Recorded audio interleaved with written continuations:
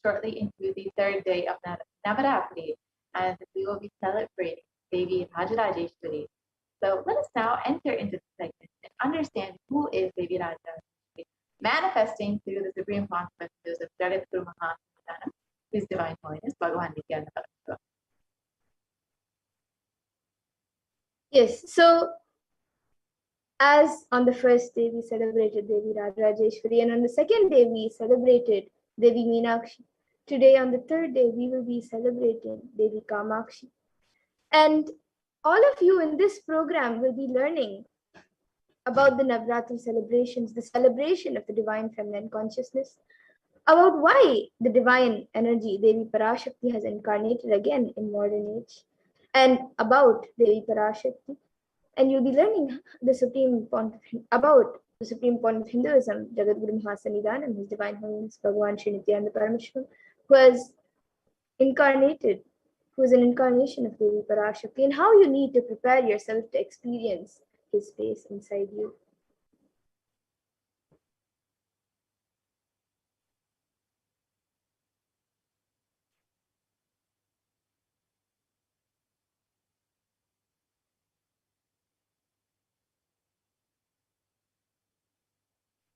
So, in this program, you will be experiencing the extraordinary compassion of Devi Paramashivoham in you. As a cosmic feminine consciousness, Parashakti liberates you, bestowing her supreme knowledge. She bestows her completion through the worship by all the gods and goddesses of Kailasa. And in the Chandi Homa, all of Kailasa request her divine presence to bestow upon you. And through her macrocosmic space, getting mirrored in your inner space, for this step, recommended that you do this exercise sincerely, and you will experience delayed gratification space. And this is the best receptor of the darshan. And you will experience her incarnation in the physical form with the Nijavatara of the Supreme Consciousness.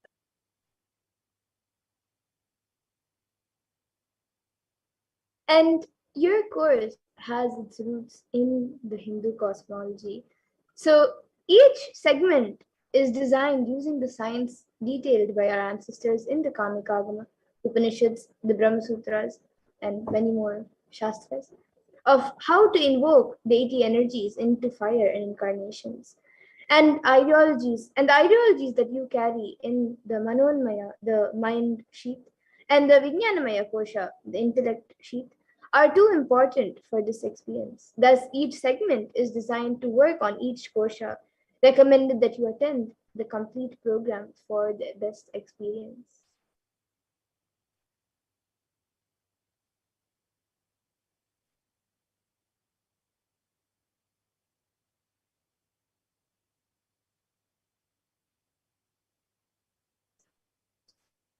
So, And now with that, of the we world, will be, how we move forward. So, sorry for the technical glitch.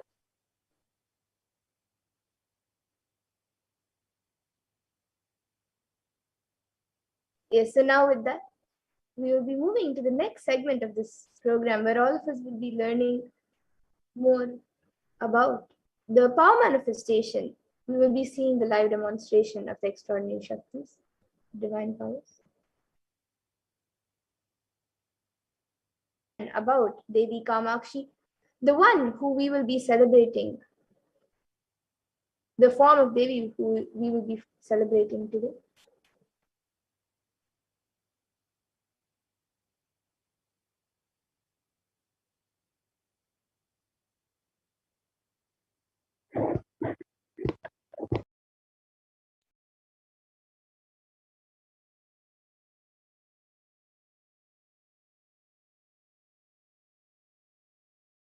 All of us will be celebrating the form of Devi Kamakshi.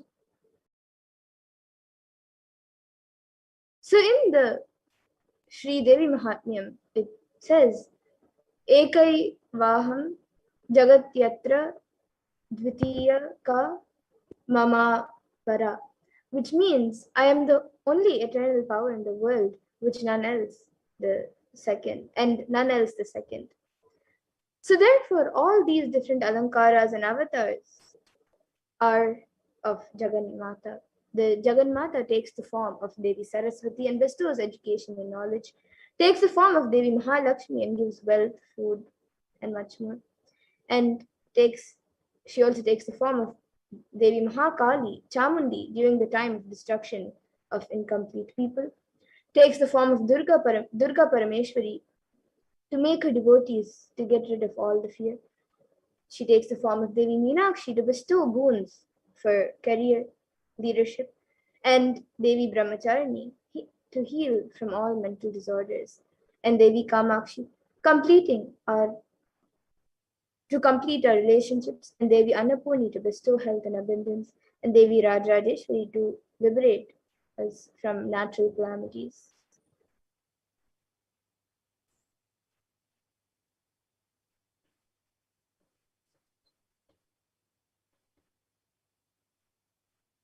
Yes, and now with that, we will be getting into the next segment of this program, where all of us will be seeing a live demonstration of the extraordinary Shaktis, the divine powers.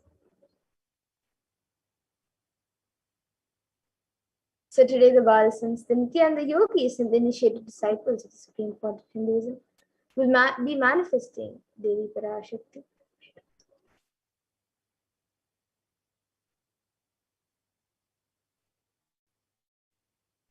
So now, the Balasans, the Nithyananda yogis, and the initiated disciples of the Supreme Point of Hinduism will be manifesting the extraordinary Shaktis awakened in us through the divine powers. Through the Diksha,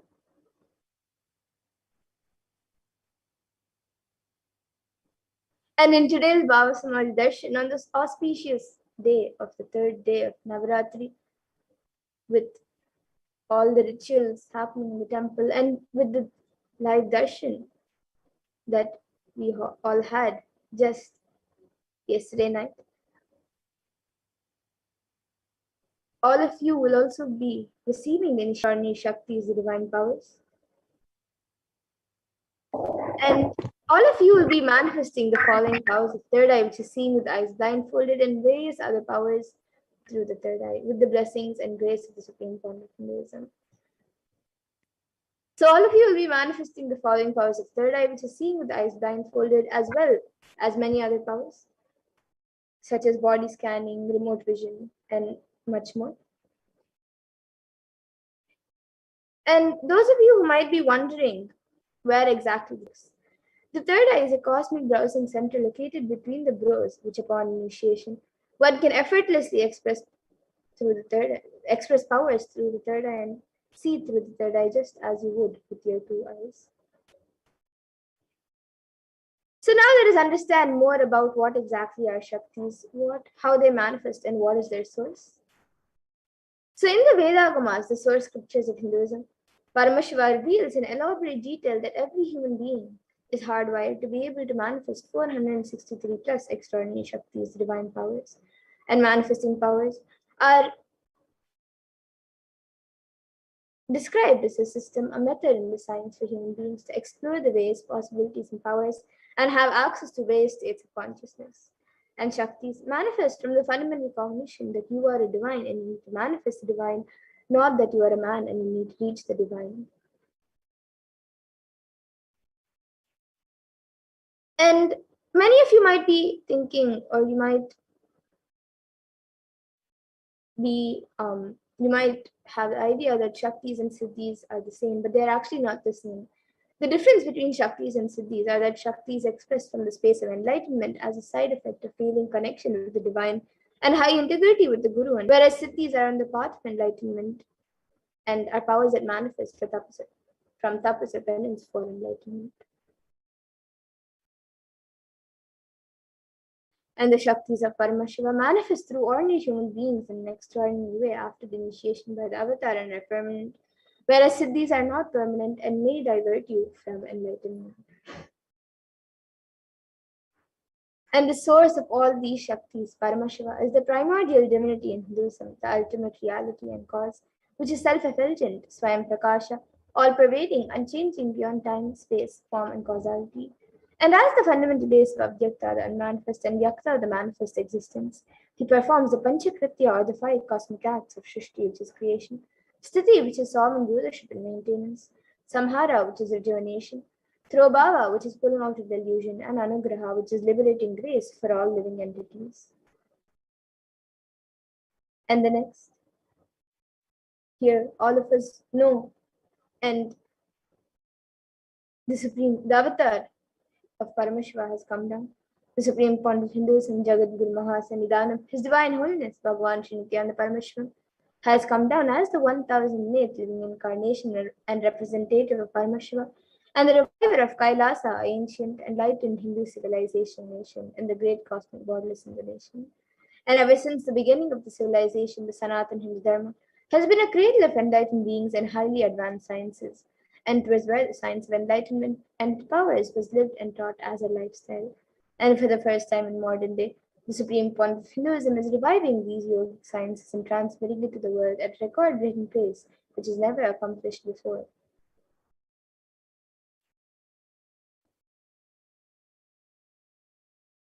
And all of this knowledge and this science of power manifestation is passed down from one generation to the next through the science of Diksha, initiation by enlightened gurus.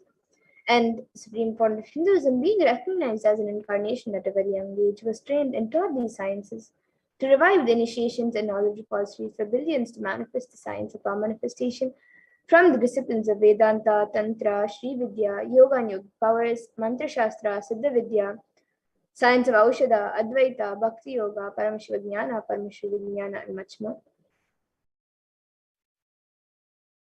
So now let's see how we can awaken these Shaktis in us. How can you manifest these Shaktis yourself? The Supreme Pontiff of Hinduism beautifully says, every ultimate truth, Jnana, is mapped into your consciousness, Prajna, and manifests as a possibility and power of every being, Prajnana. And the science of power manifestation is authenticated with 4 aspects of evidences or pramanas, as said in Sanskrit. So the first is the Shastra Pramana, which is eternal unchangeable truths revealed in the source scriptures. And then the next is the Apta Pramana, which are the experiences and results of Aptas or authorities of Hinduism, where the Vedic rishis and scientists have time tested and verified these sciences. And the next is the Atma Pramana, which is an account from the life of the Supreme Pontiff of Hinduism, this millennium's avatar's personal experience of the power manifestation. And then the Pratyaksha Pramana, which is the empirical evidence from observation and scientific experimentation. Now, some of you might be wondering, what exactly are these Vedas and Agamas? So, the Vedas are the ultimate superior authority for Hindus and are pure science where the ultimate truths are explained. And the Agamas are the scriptures where the applied technology and the applied sciences are expanded. So the Vedas and the Agamas, the Veda Agamas, are given the status of Shruti as they are directly revealed by Paramashiva. They are the ultimate, eternal, unchangeable truths. And a reference cited from these Shastras or source scriptures is called the Shastra Pramana. So now, let us all get ready to witness a very unique and very exciting demonstration of the power of third eye. After we go through the Pramanas for the power of third eye, so we will be first seeing the power of third eye, which is seeing with the eyes blindfolded. So the Shastra Pramana for this power of third eye comes from the Vijnana Bhairava Tantra. Kapalantarmanonyasya tishtanmilitalochanaha kramena manasodadyat lakshaye lakshyamuttamam. And the translation for this verse is, by fixing the mind on the inner space within the crown center and sitting stably without any movement, having the eyes closed in succession, by that stability of the mind in inner space through the power of the third eye, one directly sees the ultimate goal Lakshyam by having the vision beyond the sight that reveals any object or place, attaining the space of oneness with the source Paramashiva.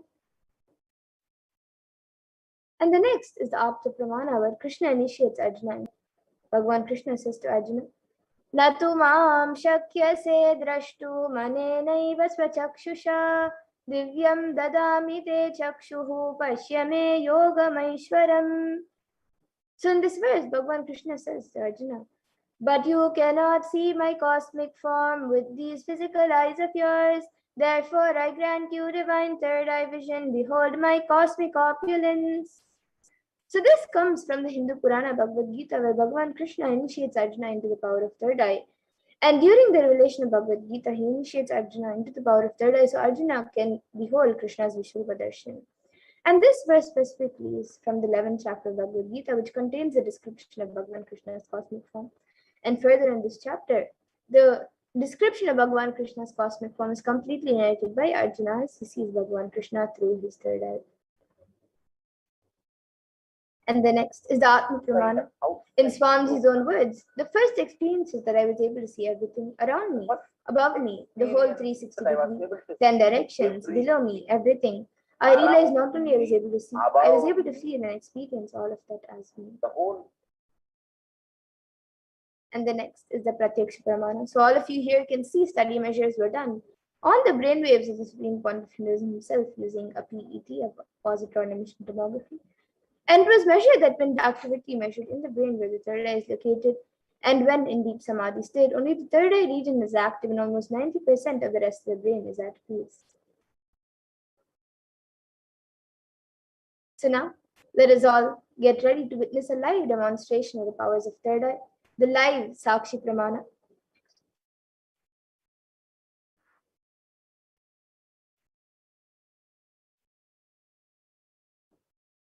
So here with me, I have this eye band, which in front is a thick opaque plastic sheet. And in the back, there is thick black sponge, which will not allow any type of light to enter around the eyes. And now this eye band will be put on my eyes by a volunteer. And once that is done, any of you watching us live on YouTube, you can put your live comments in the YouTube comment section. And this eye band will be put on my eyes. And actually, this eye band is certified by ophthalmologists. It is usually given to people who are suffering from insomnia so they can have better sleep. So this eye band will now be put on my eyes. And once that is done, as I said earlier, you can start, any of you watching us right now, you can put your comments in the live YouTube comment section and I will be reading it through the third eye. So now the eye band will be put on my eyes and all of you can see as it is being put.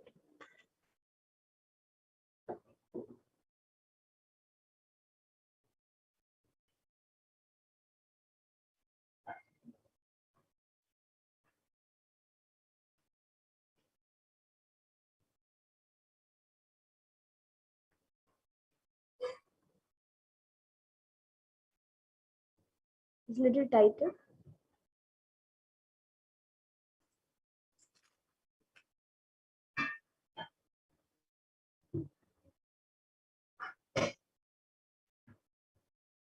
Yes. So now the eye band has been put. Can you move a little to the right?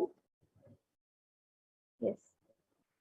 So now the eye band has been put. I will be turning to my right, left, up, and down. So now all of you can see that there is no gaps anywhere. And now the YouTube comment section will be projected in front of me and we'll also be projecting it for all of you.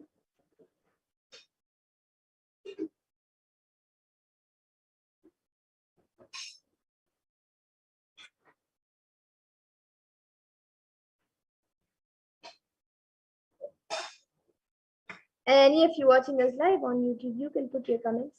Yes, we already have a comment from Aina Zaya who's put Nithyanandam, and then he has again put Fruchsia, Fuchsia. And yes, we'll be projecting the comments for all of you in a moment.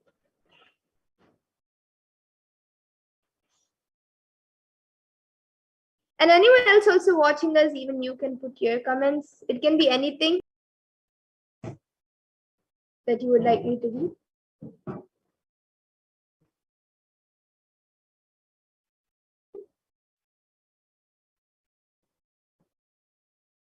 Now, the comment by Aina Zaya who has put Nithyanandam and then Fruchsia. I'm not exactly sure how to pronounce it. So it's FR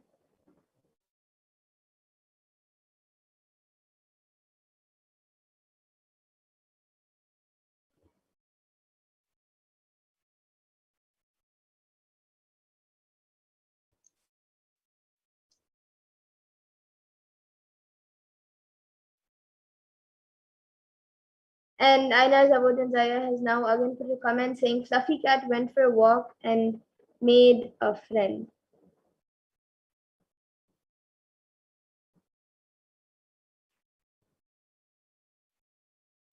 Yes, and I think this is a continuation sentence of yesterday. If I'm not wrong, Aina Zaya also put a comment yesterday, but only half the sentence of Fluffy Cat went for a walk.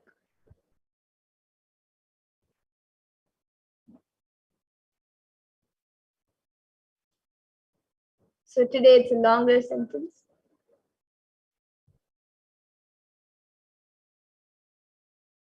And yes, anyone else also watching us right now, you can put anything that you would like me to read. You can also share your experience or what you felt about the grand and divine celebrations that we had on these first 2 days of Navratri. And today we're on the third day. Yes, now Aina Zabotinzaya has put I am Fluffy Cat and then smiley emoji.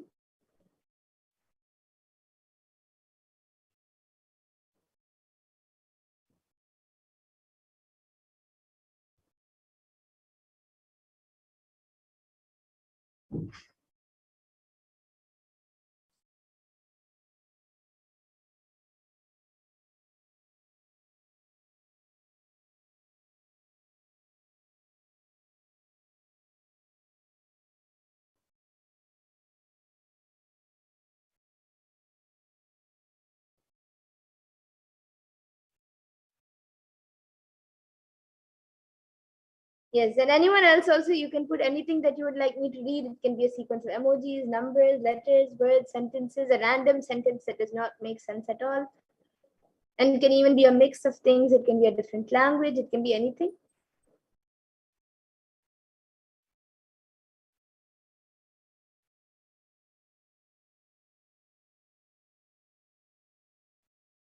Okay, so now we will be moving on to the next power. For that, I request the volunteer to now remove the I-band. All of you can see as the I-band is being removed. And yes, I think we have another comment from Aina Zabotinzaya who has put aphidoistomatitis, which is a scientific term, I guess. So it's APHTHOUSSTOMATITIS. Yes. Alice has put hello, how is everyone doing? And then she has put a colon and then a bracket which makes a smiley face. And we have another comment from Ajni who has put a cat emoji.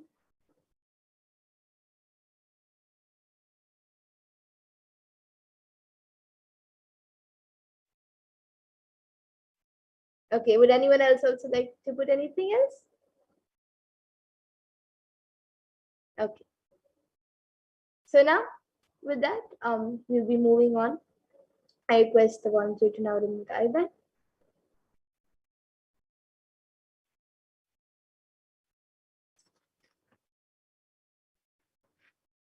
So all of you can see the I-band as we are removing it. There's nothing added or removed from it.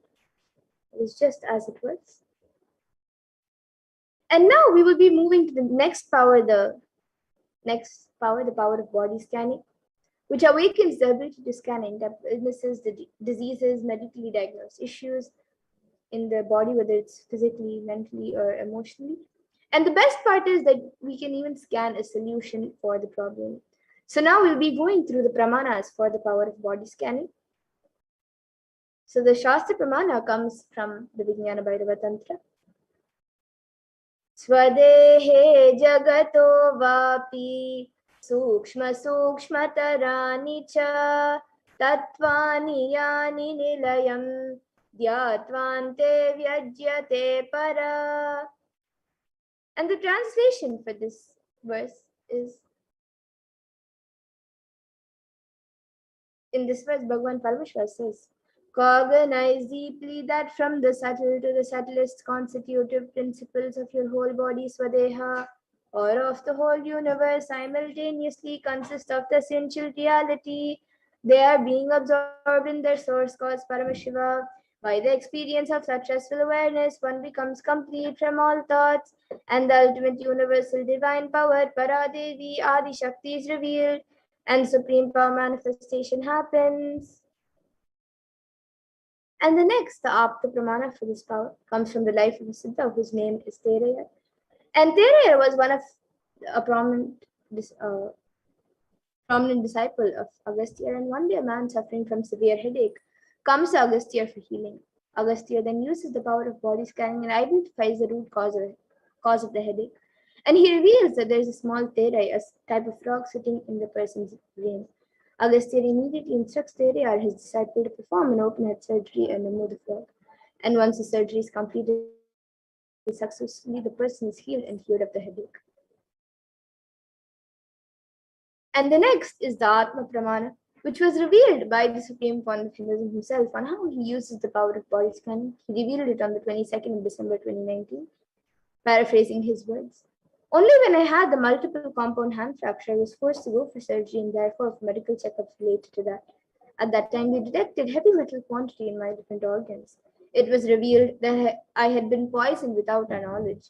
I immediately used diagnostic methods instead of medical facilities to study the body condition due to the poisoning. Through body scanning, I found out what the imbalances had happened and where balances had to be done. I used allopathy as a second opinion to verify my findings. And the next is the Sakshi Pramana. So all of you here can see just a few sharings, but around the world, thousands have shared their experience of this power of body scanning, how they have successfully manifested this power after being initiated. And now each of you will be witnessing a live demonstration. You'll also be able to manifest this power yourself after the initiation. So now anyone who would like a body scan, you can put your comments in the live YouTube comment section.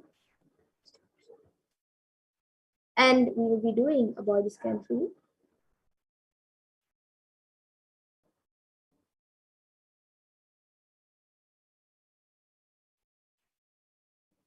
Yes, so we have a comment from Ainar Zavotanzaya who has put, I have temples and swelling lymph nodes also around head. What could be best way to detox my brain with supplement or some specific herb? Paramashivoham can be a technique.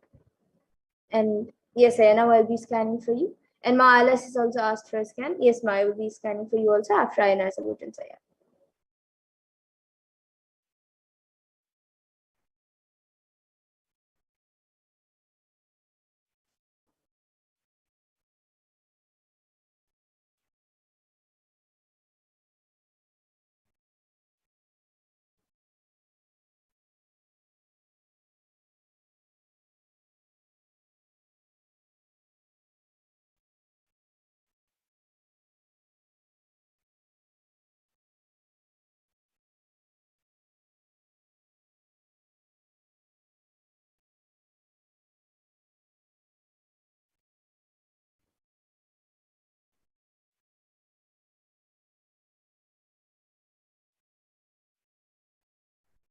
Yes, so Aina Zavotanzaya, what I was able to see for you is the reason for the headache and for the pain in your head was that it does all the problems in your head and actually above in your upper body, all the problems that you have mainly is any like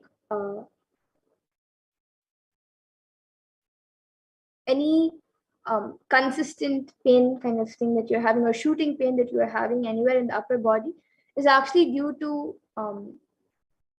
the blood circulation not being as it's supposed to. The blood circulation is not proper. And right now, especially for your head, the blood circulation, it is happening, but not properly as it should.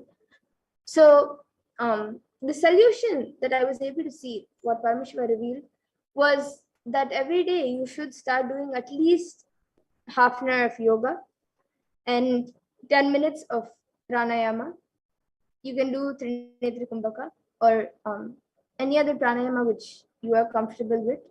Do the which out of the 108 kriyas and that Swamiji has revealed, whichever you can see and do that.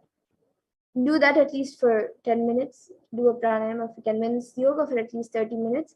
And if you have basma, you can apply basma on your forehead in the nights before you sleep. And even throughout the day, at least 2 or 3 times.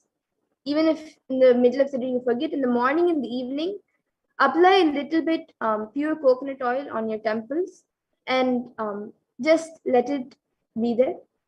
And that will help in healing you, Aya. So this is what I was able to see for you, Aina, as a Votan Aya. And Ma Alice, now I will be scanning for you.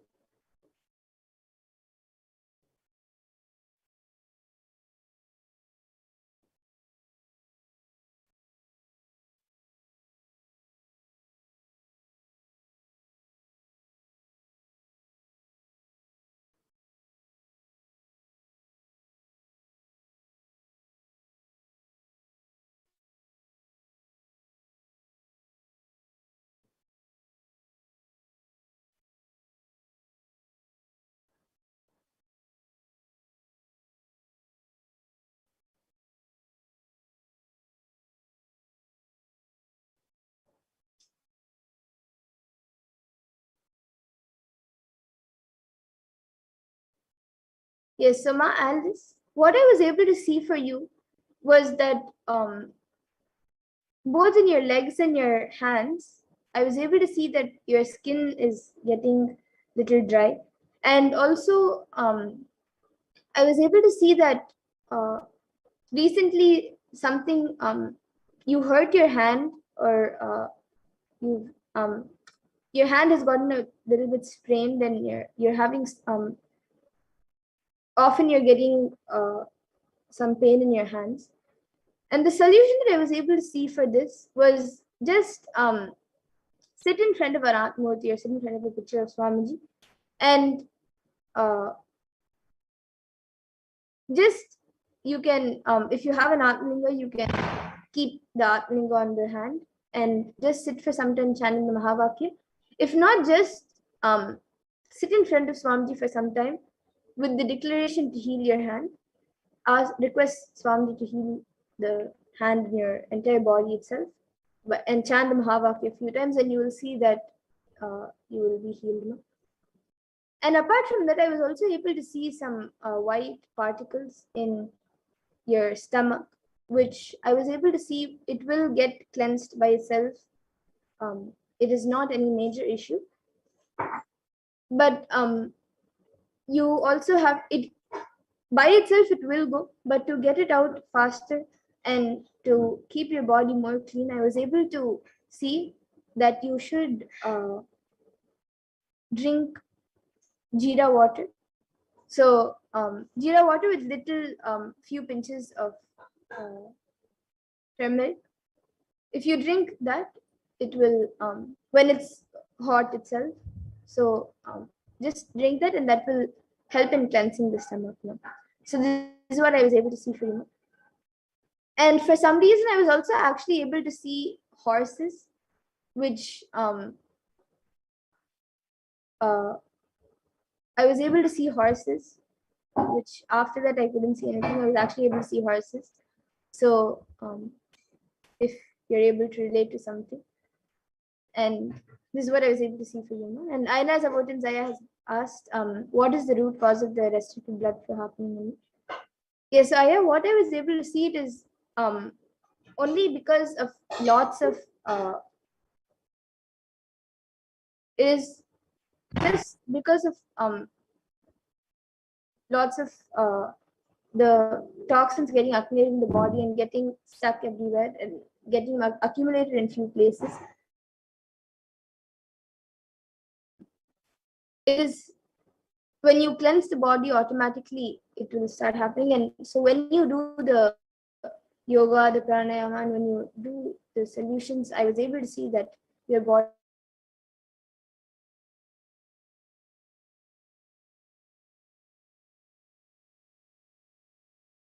coconut oil, doing yoga 1 hour per day, and 108 Nithyananda also. It's around 10 minutes maybe. Yes.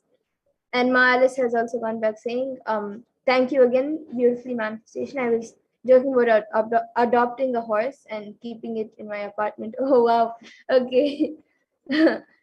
That's great, ma. And this happened a few days ago. Okay. So yes, that was revealed by the third eye. So maybe in the near future you maybe actually be getting a horse. You never know. So yes. Now with that, I thank all of you who have joined us for this power manifestation segment. And we will now be moving to the further segments of this program where all of us will be continuing to learn about how the world is today and Kailasa, how the world is today and how Kailasa is today. And we will continue to learn about Devi Kamakshi.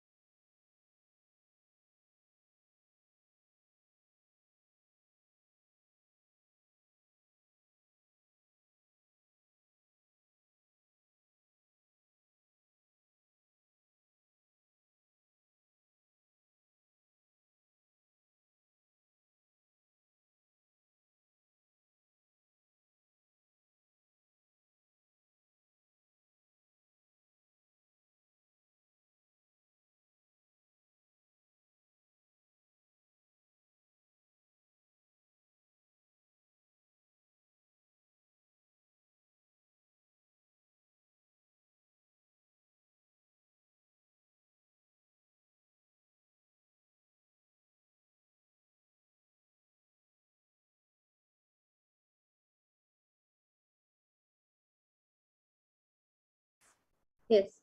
So now, in this next segment, let us learn about the world today and the way forward.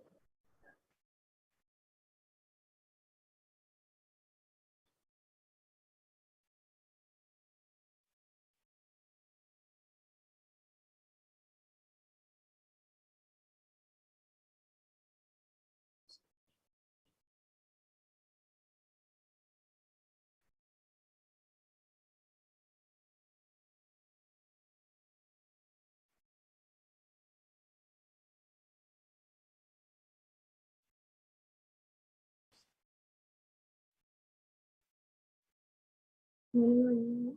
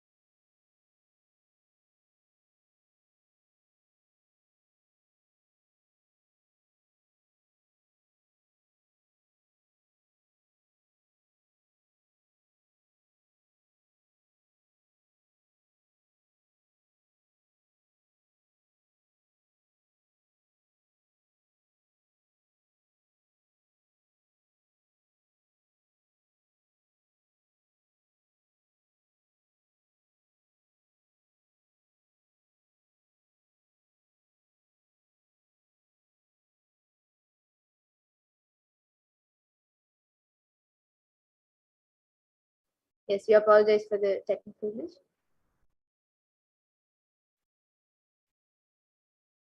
So now let us learn about the world today and the way forward. So per day, additional 0.002% of population is getting infected by COVID-19 around the world. And the facts are that total confirmed cases of COVID-19 cases is 233 million, which is 3% of the world as of 5 by 54 CEST on the 1st of October 2021, including 4 million, 4.7 million confirmed deaths. And Healthline.com states that new COVID-19 cases have risen to more than 150,000 per day in the United States, and an average population increases per day is the average population increase per day is 175, 100, 174, 893 per day. So the rate of those getting infected is almost an average rate of population growth.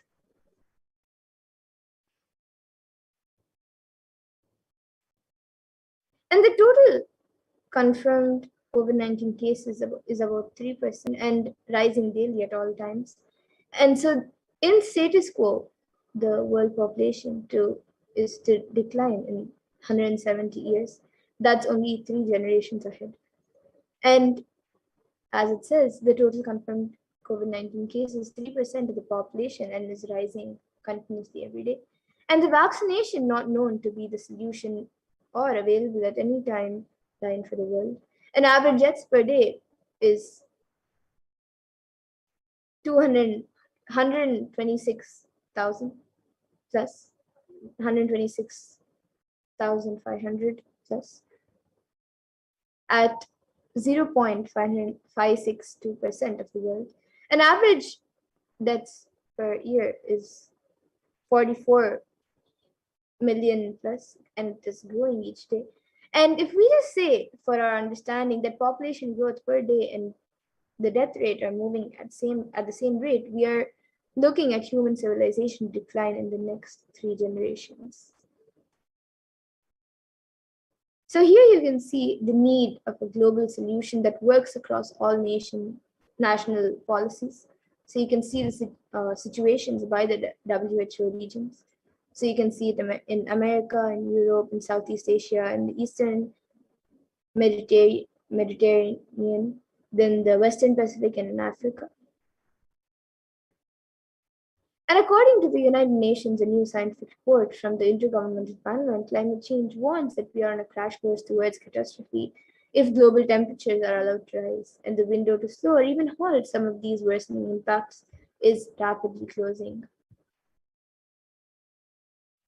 And immediate precautionary methods is to protecting ourselves, follow the local government's guidelines and regulations, but effect on our survival needs like food, clothes, shelter, and especially the less privileged, whom we call poor, for whom resources are not immediately available, is unknown.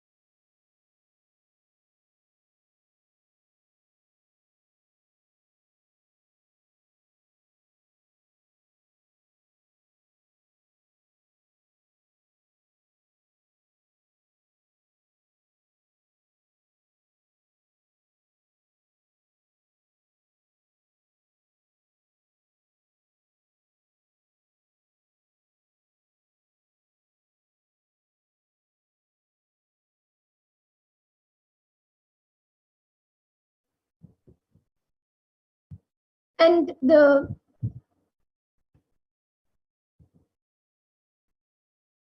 bereavement, isolation, loss of income, and fear are triggering mental health conditions or exacerbating existing ones. And many people may be facing increased levels of alcohol and drug use, insomnia, and anxiety. So these are the immediate precautionary methods. So as we said earlier, the immediate precautionary methods that you need to take is to protecting yourself by getting into quarantine, following the local government's guidance and guidelines and regulations. But even then, the effects of our survival need like food, clothes, shelters, and especially the less privileged, whom we call poor, for whom resources are not immediately available, is unknown.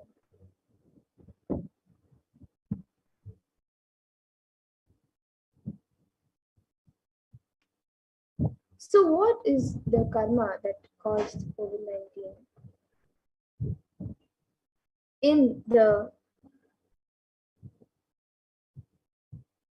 In the Brihadaranyaka Upanishad, 4th Adhyaya, 4th Brahmana, and 5th mantra, it defines karma as it does. It becomes by doing good. It becomes good by doing evil. It becomes evil. It becomes virtuous through good acts and vicious through evil acts.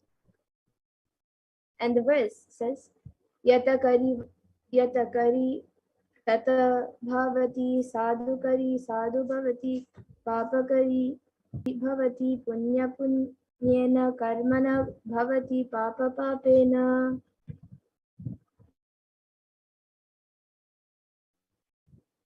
So here you can all see the statistics also of mental spike amid pandemic fears.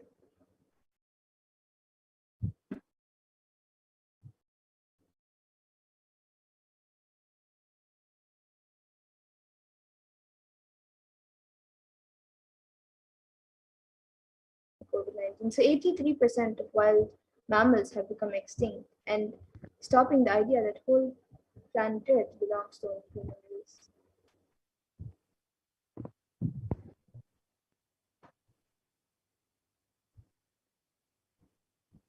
And the second is that we forgot to share the world with others. So let us set a trend of moving to nature-based lifestyle. Let us stop torturing, killing animals, and drop the idea that planet Earth is exclusively for us. And let us set a trend of moving to nature-based lifestyle. And let's stop torturing, killing animals, and let's drop the idea that planet Earth is exclusively for us.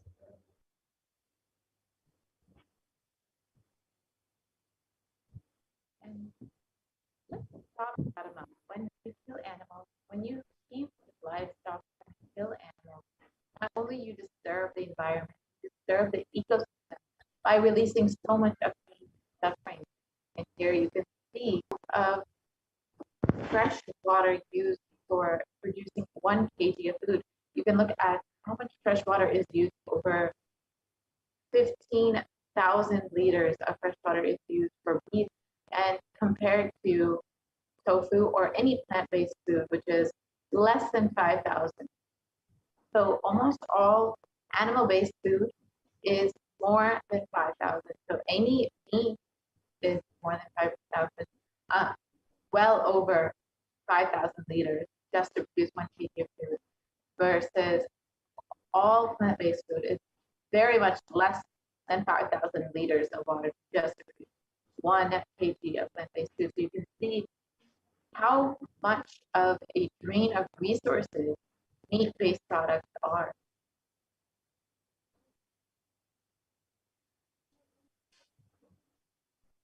And is the permanent solution for this pandemic. As per Hinduism, the purpose of the world and the primary the primary principle of the universe is let us all coexist and celebrate our life. Ahimsa Paramo Dharma. Non-violence is the ultimate natural law of life.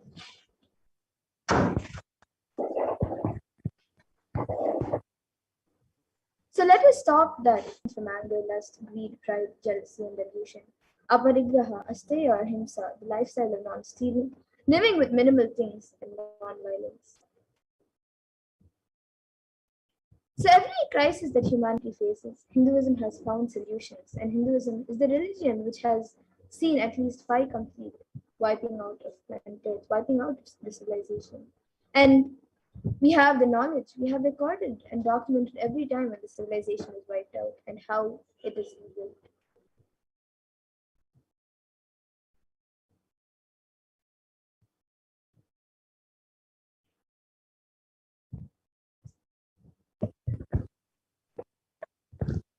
And the world pandemic history and the Hindu solutions, here are a few, where Bhagavan Vishnu incarnated to bring the Vedas and Agamas back from the dark energy during the manifestation of the universe in the form of a fish, the Matsyavatara, and landed it on the planet Earth to give it to Brahma. And after that, after the great deluge, Bhagavan Vishnu brought Manu's book and the Vedas and Agamas, the whole thing, and restarts the civilization. That is why the Pandya kingdom, the earliest kingdom, has a fish as their emblem. And Karikal is the place where the boat was brought to the land by the Matsyavatara, from where the whole Pandya civilization. And during King Ravana's reign, 7 crore people, Bhagavan Sri Ramchandra incarnated to save the 54 deshas from the evil reign of the king, and that is detailed in the Ramayana. And King Duryodhana, who almost led the world to a nuclear collapse, and Bhagavan Sri Krishna incarnated to end the apocalypse, and it is detailed in the epic poem Mahabharata. And Bhagavan Mahadeva, Paramashiva himself, protected the city of Varanasi and said, I will hold these people, protect them even during the Pralaya. Even when the whole world is destroyed during the Great Deluge, I will hold these guys in the tip of my Trishula.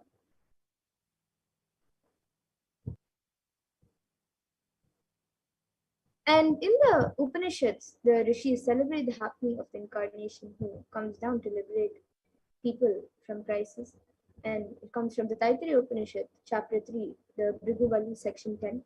And the rishis sing and dance in the ecstasy of enlightenment and Kundalini awakening. They say, Ha, ha, ha, ahamannam, ahamannam, ahamannam, ahamannado, ahamannado, ahamannadaha.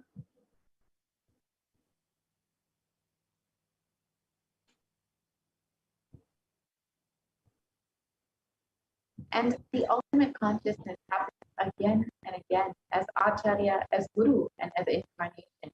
Paramashiva reaching out to liberate individual souls from bondages through knowledge is Acharya.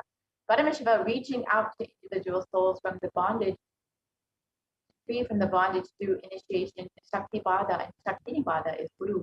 And Paramashiva reaching out to the individual souls and intervening in their karma and deleting it, completing it, and changing it. The happenings of the past, present, future is Leela, and the manifestations who do the Leelas are incarnate.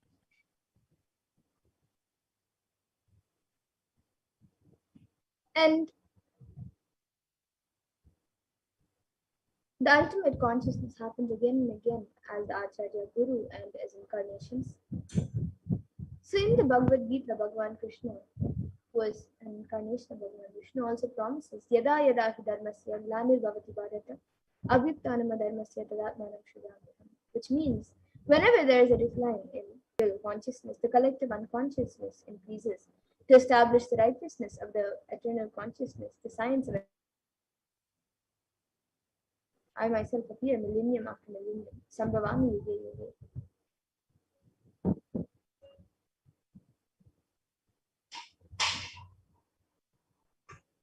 So let us understand now the significance of Navaratri during this deluge, during Pralaya.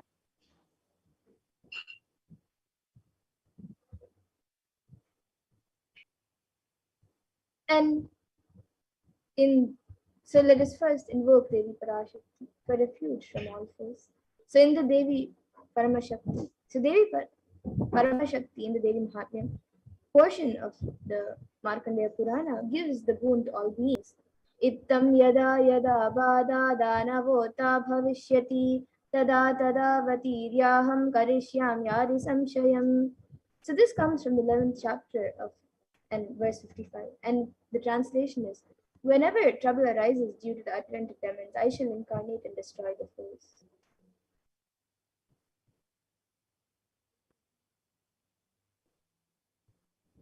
So let us celebrate Devi Paramashakti and invoke her blessing.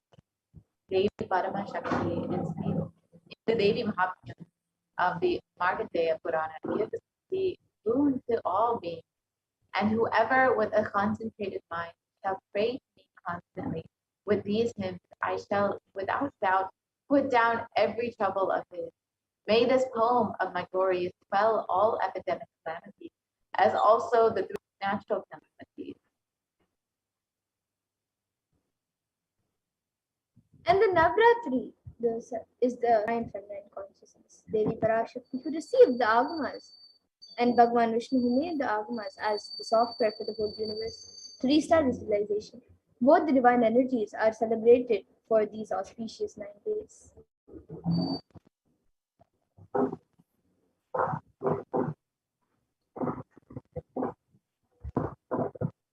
So now there is the significance of Kailasa's Navaratri revealed by the Supreme Court of Hinduism.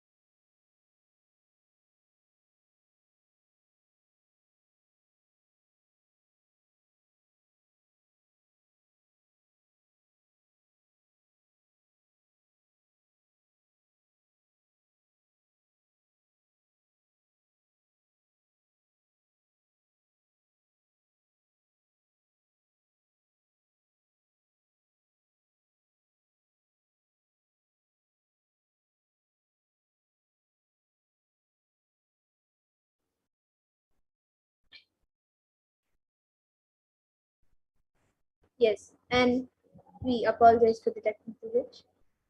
You can watch, you can always watch the video on YouTube. The video is available on YouTube, and Swamiji has spoken elaborately on celebrations of Navaratri and on Devi Parashakti. So Parashakti is the source Shakti, the source energy, and the divine consort of Bhagwan Parameshwara, and the source power from which all of us came, in which all of us are in even now, and in which all of us are going to merge. And it is like how the wave starts from the ocean, raises from the oceans and stays in the ocean and merges with the ocean. The same way we all start from Parashakti, raise in Parashakti and merge in Parashakti.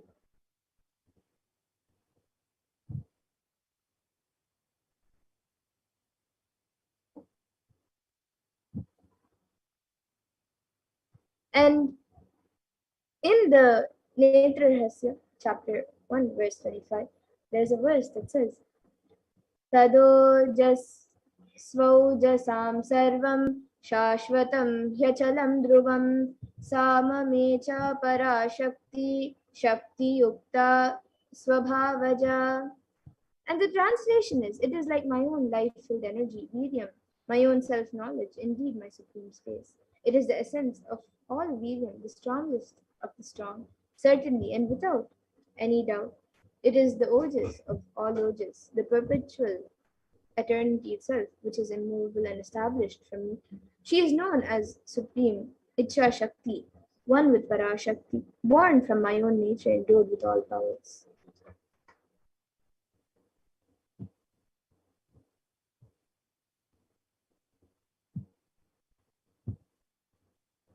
And during Navaratri, awaken the sacred feminine consciousness.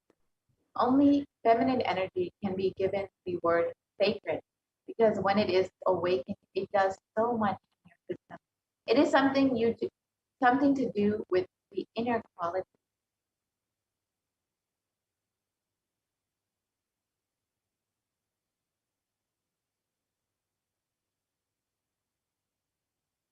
So the definition of feminism, as per Vedic tradition, is not giving up.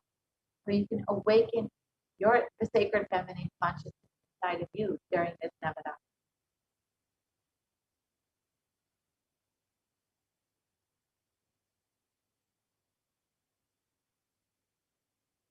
Chandi is the Stotra form of Devi. Chandi Mahadevi, Maha energy, Paramashakti.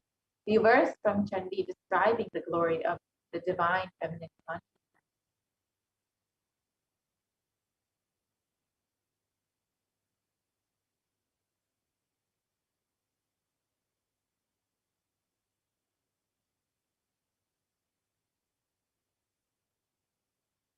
The divine feminine consciousness exists in all.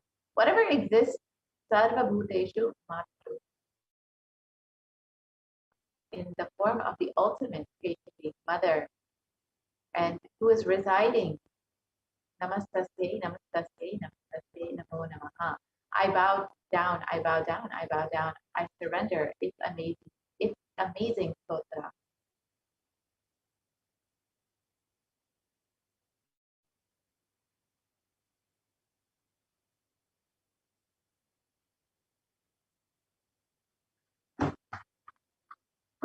The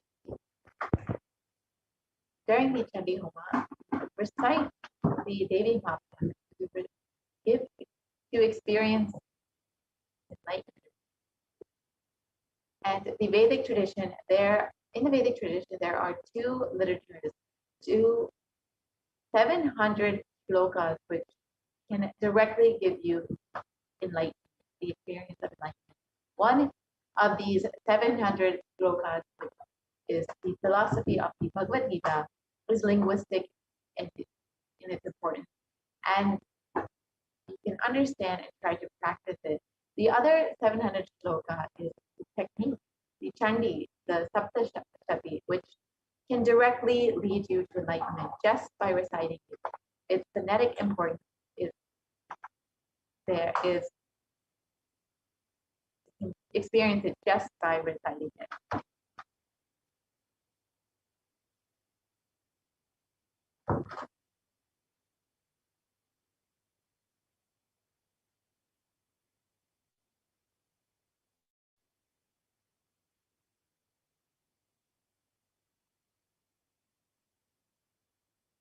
The Chandi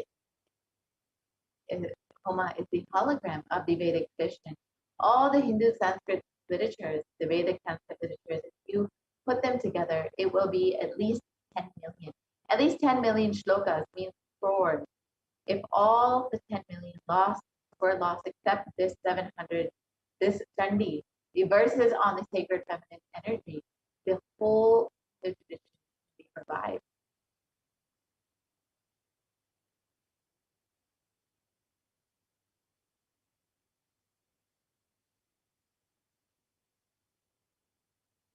And in the Chandi, there are two ways to enlightenment. One, you can remember constantly you are Devi, the cosmic mother.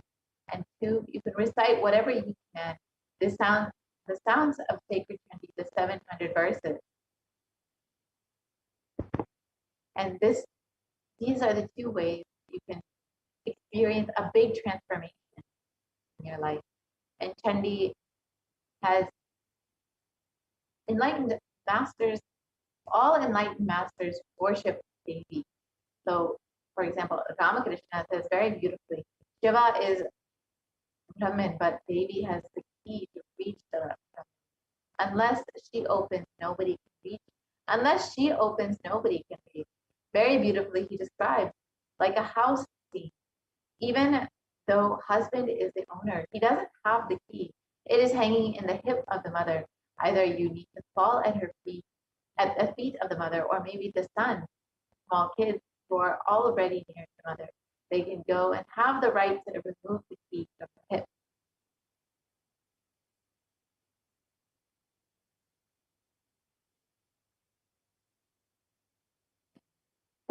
Kailasa's Stigma is the direct way to praise the Mother Goddess. The 9 days are the 9 expressions of Devi Paramashivoham, the energy of Devi, and the energy of Devi will be gracing us, manifesting in the Nijavadara, the green font of baptism, Jagat Guru Mahasannidhanam, His Divine Holiness, Nithyananda Paramashivam. Kailasa's Chandi Homa, personally being conducted by Devi's divine energy, makes you awaken yourself to the knowledge, the science from the Agamas, the Chandi Homa, the science from the Rig Veda, and the initiation, the Darshan, science from the Agamas.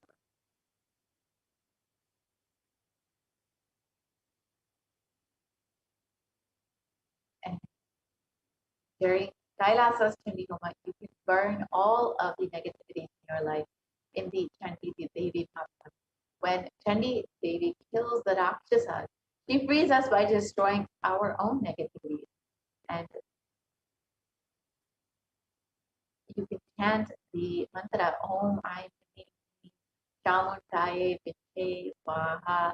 It will simply awaken the Kundalini Shakti, the vital energy which lies dormant in the base energy center of the bottom of your spine. It will transform your whole being, raise you to a different frequency of consciousness.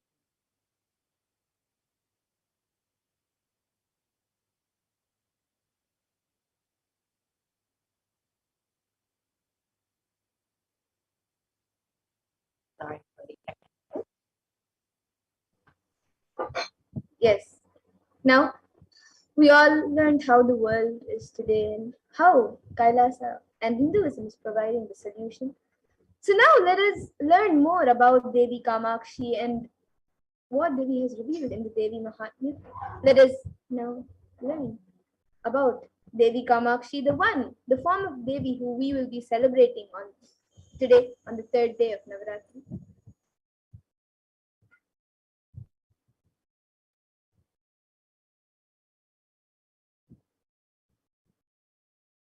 So in the Devi Mahatmyam, the Sri Devi Mahatmyam says, Ekai Vaham Jagat Yatra Vitiya Ka Mama Para, which means I am the only eternal power of the world and none else, the second.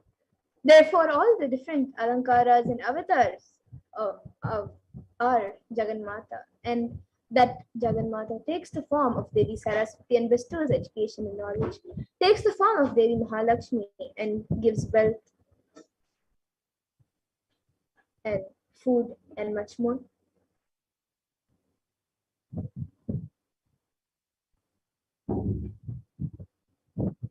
Yes, we can go to the previous slide.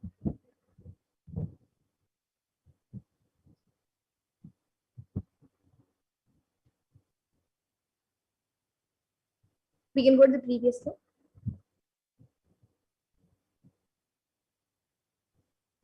Yes, so to take form, she takes many forms, and she takes the form of Devi Mahakali, Chamundi, during the time of destruction of incomplete people. She takes the form of Durga Parameshwari to make her devotees to get rid of all the fear. Devi Meenakshi takes the form of Devi Meenakshi to bestow boons for career and leadership, shield from all mental disorders. She takes the form of Devi Kama to complete our relationships. She takes the form of Devi Annapurni to bestow health and abundance, and takes the form of Rajrajeshwari to liberate us from natural calamities. And in chapter 11 of verse 35, Devi Kamakshi graces us to and grants boons, and it says, Pranata Pranatanam Prasidatvam Devi Vishvarti Harini Trailokyavasini Midye Lokanam Varada Bhava. And the translation is, the Divine Mother says, O Devi, you who remove the afflictions of the universe, be gracious to us who have bowed to you. O you worthy of adoration by the dwellers of the three worlds, be a boon giver to the worlds.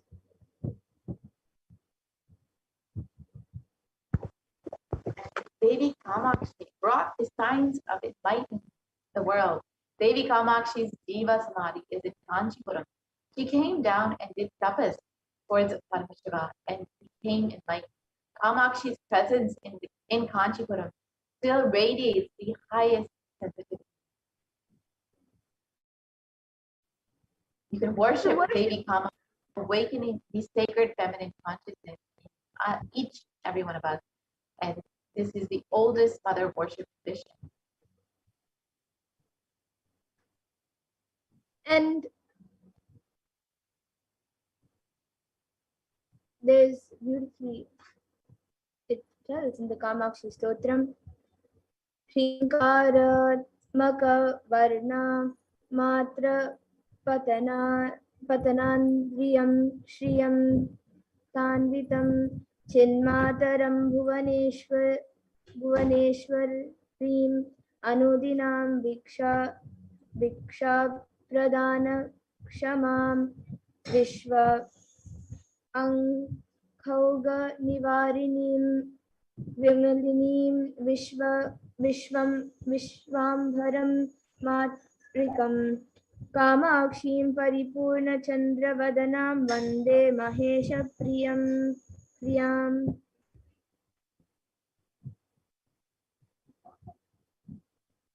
The meaning of the stotram.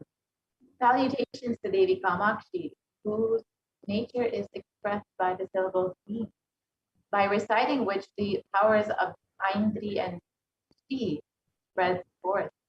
Who, as Devi Bhuvaneshwari, the embodiment of pure consciousness, is always showering boons and forgiving sin.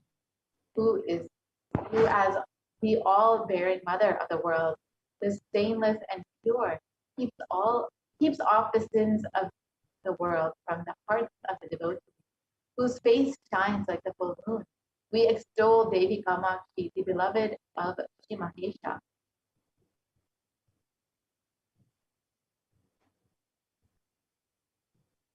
And the next verses are Vagdevi cha yam vadanti munaya Kshirabdi Kanyeti cha Kshoni Tanayeti cha Shruti Giroyam Amananti Sputam Eka Aneka Palapradam Bahu Vidakaras Tanus Tanvitam Kamakshim Sakala Vanjana Param Vande Mahesha Priyam. And the meaning of the verse. Salutations to Devi Kamakshi, who is called as the goddess of speech, Devi Saraswati, and the daughter of the milky ocean, Devi Lakshmi, and the earth-born daughter, Devi Sita, who is the voice behind the Shrutis, and manifesting out of her own will, who is the one bestowing many fruits and manifesting in various forms, and who is the destroyer of all suffering and transcendental in essence. We extol Devi Kamakshi, the beloved of Sri Mahesha.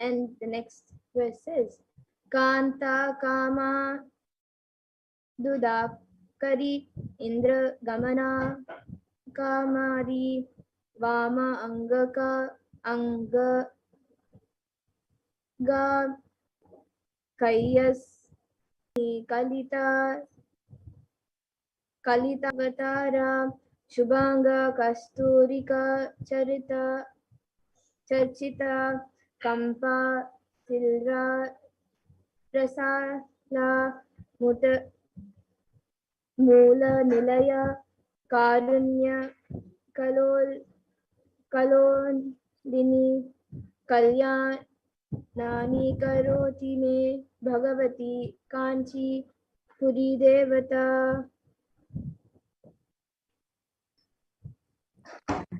Meaning of the verse, salutations to Devi Kamakshi, who is the beloved of the devotees, and like a milch cow, fulfills their wishes, whose movement is like the king of elephants, and who shares the left half of the body of Sri Shiva, who is the bestower of auspiciousness, incarnated in a divine auspicious body, smeared with the perfume of kasturi, who, abiding in the banks of the Kampa River under a mango tree, Amra, surges forth her compassion. Devi Parvati meditated on Sri Shiva on the banks of Kampa River at Kanchipuram. And please make my life happy and prosperous, O divine goddess of Kanchipuram.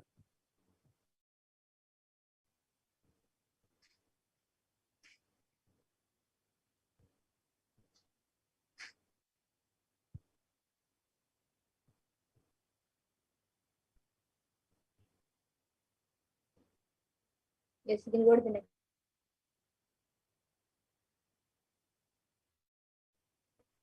Now let us look at Devi Parashakti's divine way from the Chandi Stotram, the Devi Mahatmyam Leela.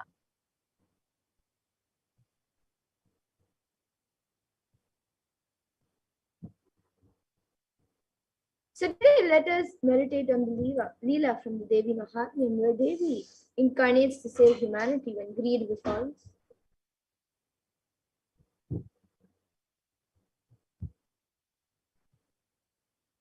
And Devi Mahatmyam celebrates Devi's grace to protect humanity when greed befalls us. The power of human nature and greed threatens to destroy everything it touches. The goodness of the nurturing earth, the stability of the mountains, the expansive beauty of the ocean, the innocence of the gentle clouds. Under Devi's attack demon Maheshasura changes the form, and from buffalo to lion to man to elephant, every time eluding her death blows.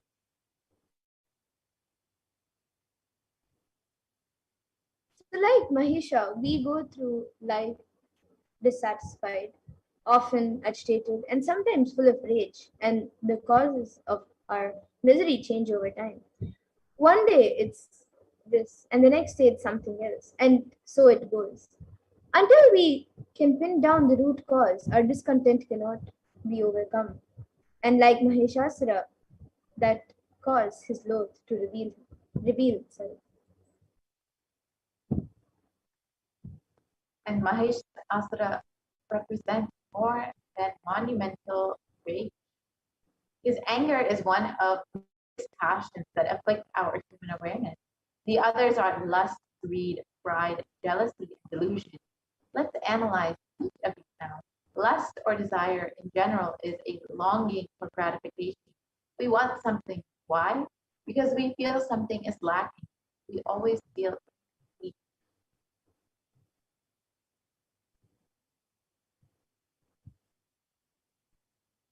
We feel incomplete, limited, or separated in some way, and when we fall to satisfy a desire, a common response is anger. Or when a desire is satisfied, a common response is greed, that we want more. And so we're caught in an ongoing cycle. To make matters worse, we can add pride and jealousy to the mix.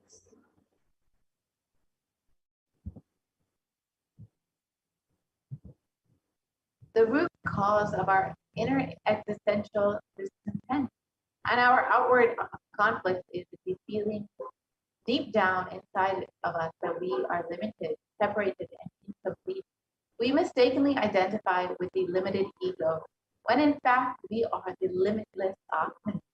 The Atman abiding in every person is the true self, the one undivided reality whose essence is pure being, consciousness, bliss.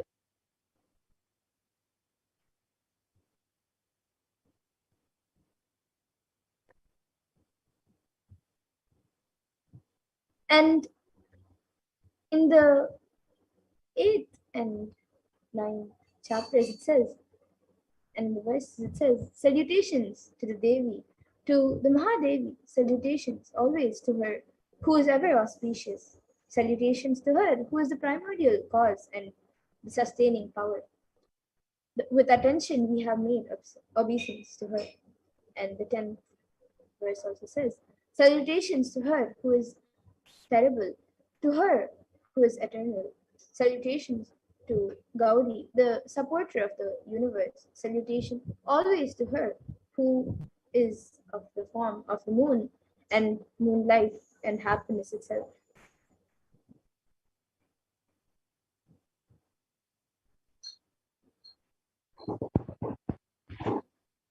In this country, most of us are Maheshasura, just operating on basic impossibilities.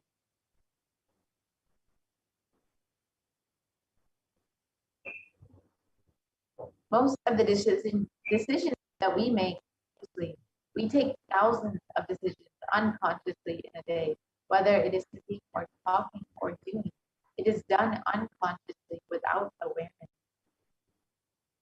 Devi happened just to liberate us from this karma.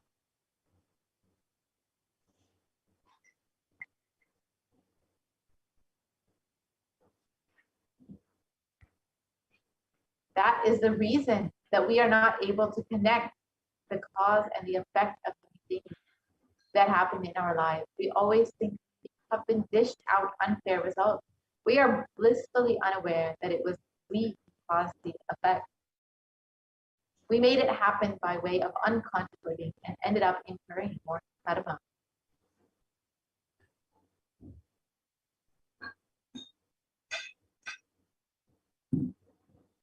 And there is a way to again and again remind ourselves not to collect karma and to live without the influence of the earlier incurred karma. The first step is to have a clear understanding that karma is powerless in the presence of an incarnation.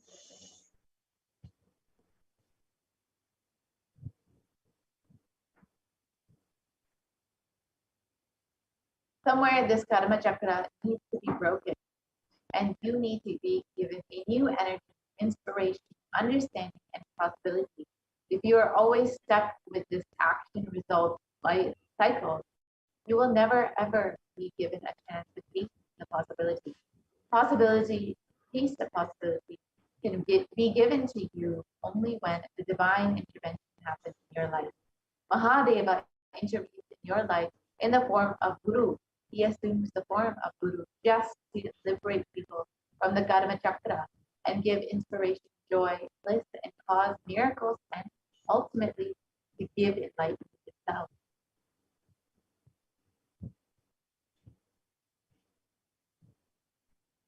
An initiation means the idea or knowledge or the clicks that bring you out of these depressive thoughts, that bring you out of the influence of your karma.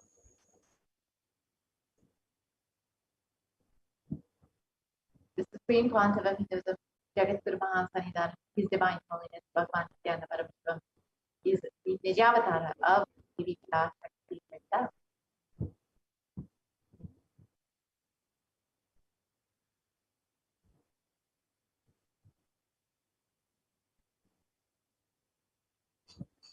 The Kailash, one of the Shamla Pitas, Sarvanya Pitas, rare and sacred lineage of pontiffs, has been systematically carried over in an unbroken progression from the ages. The chosen emissaries of Lord Paramashiva and Devi, the Guru Mahasanidana pontiffs of Kailash, one of the Shamla Pitas, Sarvanya Pitas, are the direct representatives of the cosmos.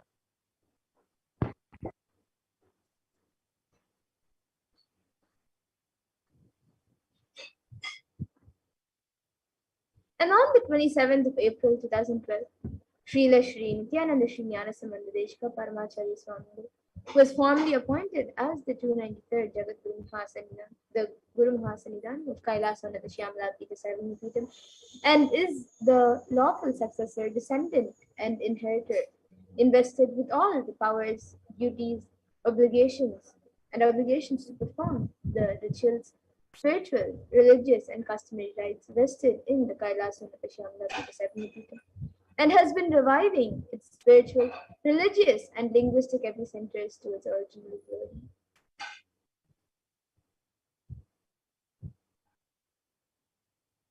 So now let us watch a small video on the history of Madurai.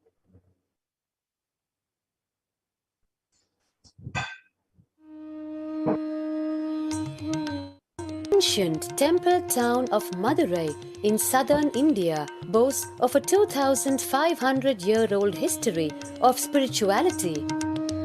Historians trace Madurai's existence back to the 3rd century BC, making it one of the oldest continuously inhabited cities of the world. Legend says that Madurai was established by the cosmic mother herself, who incarnated as Princess Meenakshi, daughter of the pious king Malayadwaja Pandian. An able queen and a fearless warrior, Meenakshi expanded her empire right up to Kailash in current China. But when she came face to face with the Lord of Kailash, Shiva himself, she recognized him as her eternal consort and dropped her arms to become Shiva's companion for life. Along with Shiva, also known as Sundareshwara or the beautiful Lord, Meenakshi reigned over her kingdom for a glorious 166 years. In course of time, with the rise of Jainism as a religious force, Madurai too fell to its powerful influence, and Shaivism all but vanished from the sacred kingdom where Shiva himself had once walked the earth. The renaissance of Shaivism in Madurai was the sacred task of a child incarnation, Tirunjana Sambandar, one of the 4 visionary saints of Shaiva Siddhanta tradition.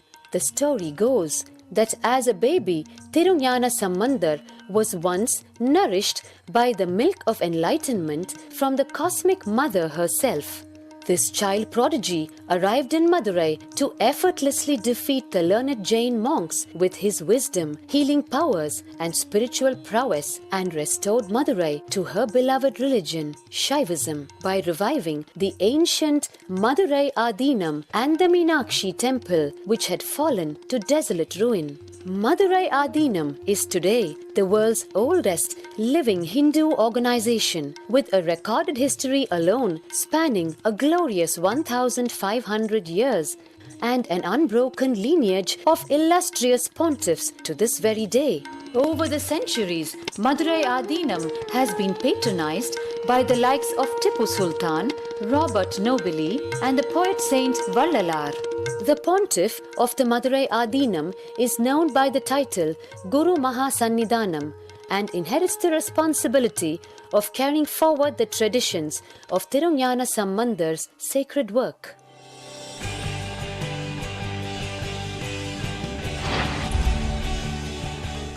On 27th April 2012, a new era began in the history of Madurai Adinam. The 292nd Pontiff, Srila Sri Arunagirinatha Jnana Sambandha Desika Paramacharya Swamigal, guided by intuition and inducement by Lord Shiva, coronated a charismatic young saint as the 293rd Pontiff of the Madurai Adinam. An accomplished yogi, a pragmatic social visionary, and an adept in mystical sciences. His Holiness Paramahamsa Nithyananda is revered as a divine incarnation by millions worldwide. Within weeks of his ascent to the sacred throne, he brought about sweeping changes to the Adinam, including the renovation of the ancient monastery, Annadan, free food for thousands every day, free medical camps, yoga classes, scriptural study, spiritual healing, and meditation programs. The traditional Adinam now has a website, and thousands participate in the morning worship and spiritual talks via live streaming and two-way video conferencing. Vast properties belonging to the Adinam are being reclaimed from illegal encroachment. Its numerous temples are being to sanctity, and the neighboring villages are being adopted, with basic amenities, education and medical care being provided for all. His Holiness dreams of an authentic Vedic Renaissance, for which India has already waited too long. Here, I take the commitment of making Madurai Adinam as an international religious organization.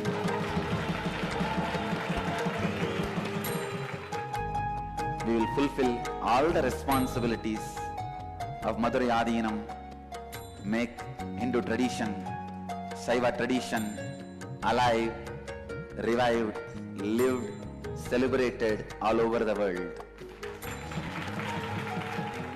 With a brand new pontiff at its helm, Madurai Adinam promises to be more than just another traditional monastery. As a whole generation turns to spirituality for answers, the changes at Madurai Adinam mirror the changing role of spiritual organizations today as power centers and guiding forces, forging the enlightened government of the new world.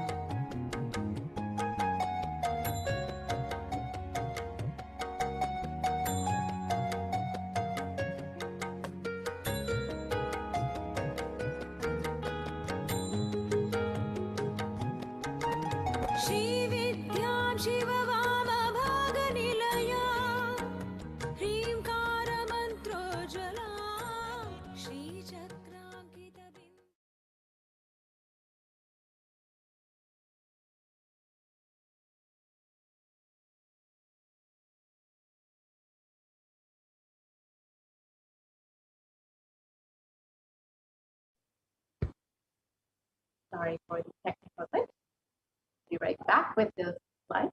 Now that we've seen the history of the Madurai Shamla Pita Satyam Pita, the Kailash Shamla Pita Satyam Pita, which Swamiji, as the 293rd Guru Mahasanidhanam, is the head of currently.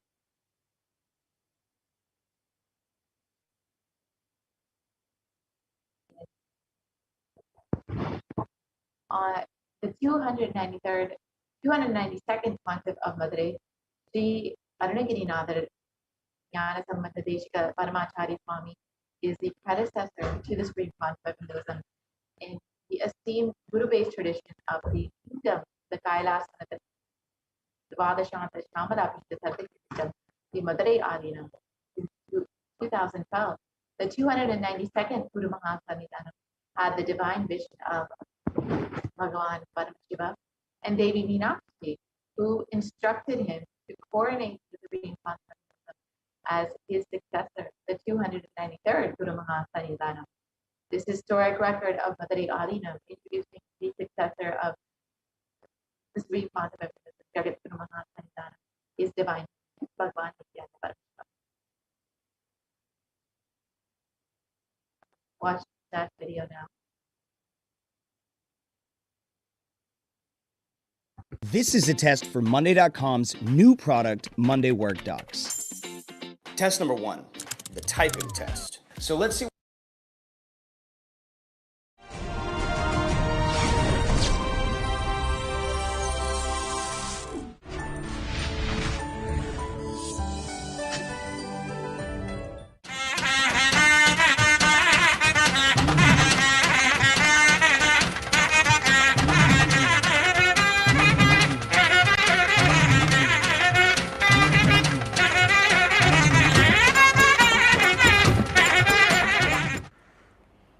Second Guru Mahasannidhanam, Srila Sri Arunagirinatha, Sri Jnana Sambandha Desiga Paramacharya Swamigal also explained his choice for 293rd Guru Mahasannidhanam. Our beloved disciples, the delegates, the head of the branches of in various centers in Tamil Nadu and India, we are very glad and proud that we were finding out a successor should be appointed for a long time. But as far as Madhuri Adinam is concerned, the 291st Guru Mahasannidhanam, the 290th Guru Mahasannidhanam, the 289th Guru Mahasannidhanam, all were genius and sages and saints. Therefore, we thought we had a great mind that our successor should be a genius and a saint and sage.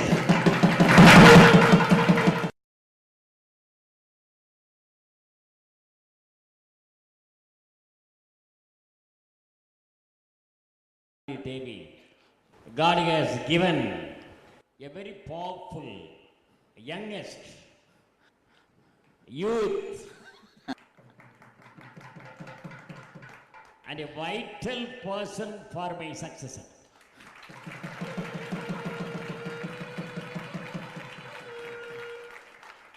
It is a noble gift of Lord Shiva. The Thirujnana Sambandha Swamigal Adinam. It was the very, very oldest and ancient mutt in India, which was established in the 6th century by Saint Thirujnana Sambandha of Sirihari, Tanjavur district in Tamil Nadu. He was not only propagating the Saiva religion, he was not only propagating the Saiva Siddhanta philosophy, he not only sang 4,000 odd Devaram songs, but also he was striving for the upliftment of the downtrodden people, and he was propagating the praise of Tamil language. He ordered the people to call him as only Tamil Jnana Sambandha, Chandamil Vella Jnana Sambandha, Nattamil Vella Jnana Sambandha, Arumare Vella Muniyaga Jnana Sambandha, Nattamil Veragan, Vilayudaya Arundaman, and so on. Many people, many genius people are our disciples of Mother. For example, Vadalur, Vallal Ramaliki Adigal, who visited our Adinam several times, and he wrote 3 pages songs about the praise of the Madhuri Adinam. He was blessed by the 288 Guru Mahasannidhanam, Sri Swaminatha Sri Jnana Sambandha Desiga Paramacharya Swamigal. And the Bhaskara Sethupathi of was a disciple, and he constructed a bungalow for the stay of Guru Maga Sannidhanam in the Madurai Agana upstairs. And then the Pasumbar Muthuramalika Devar also, our disciple, he was given a honor that Sanmarka Sanda Maranam by our Guru, 291st Guru Maga Sannidhanam. And the Pandithurai Thevar, 4th Tamil Sangam in Madurai. And the king of Thurayur, Veera Martanda Mannan, Dudley,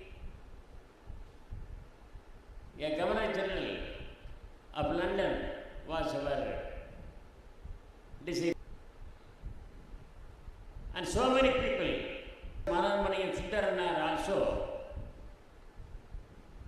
are our disciples. Not only that, the Mananmani and Siddharanar, the professor of a college, who came to our Adinam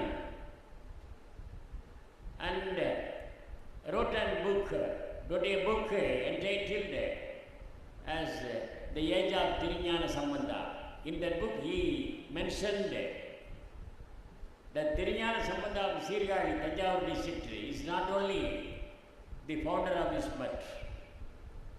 He is not only the one of the Saiva Sabhaya Nayanamars. He is not only the popular leader of Tamil Nadu, but also the champion of social equality, who expelled the untouchability even in the 6th century. Therefore,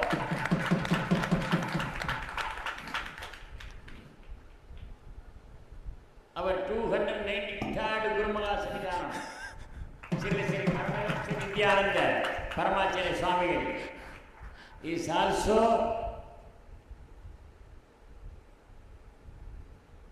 a deepest disciple of Saint Thirignana Sambandha. Not only that, he may be called as the Avadara of Thirignana Sambandha.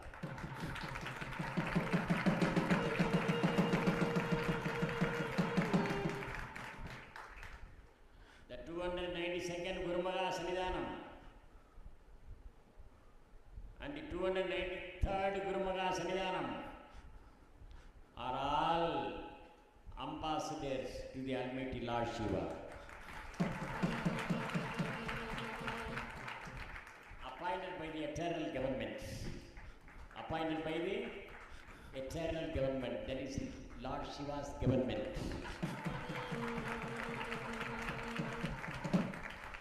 There is no any tenure of period. Up to the end of our life, we will be the ambassadors. That's the most important one. So according to the Saiva Siddhanta philosophy, according to the Hindu religion, we have come to this earthly world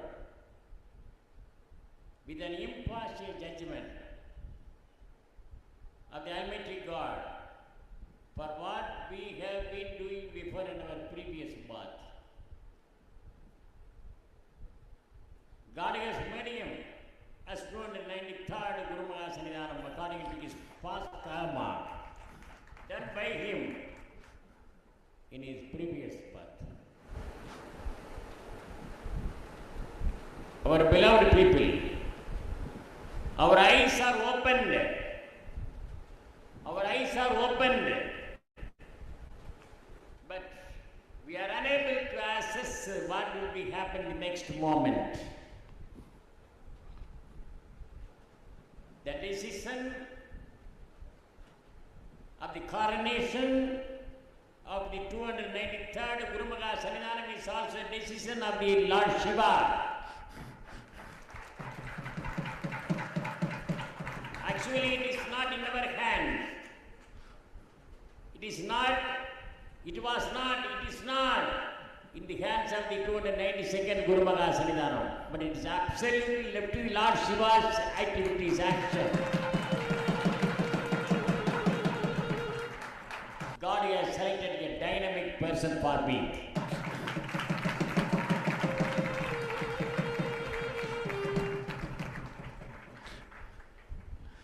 Dynamic, not only dynamic person, but also gigantic person.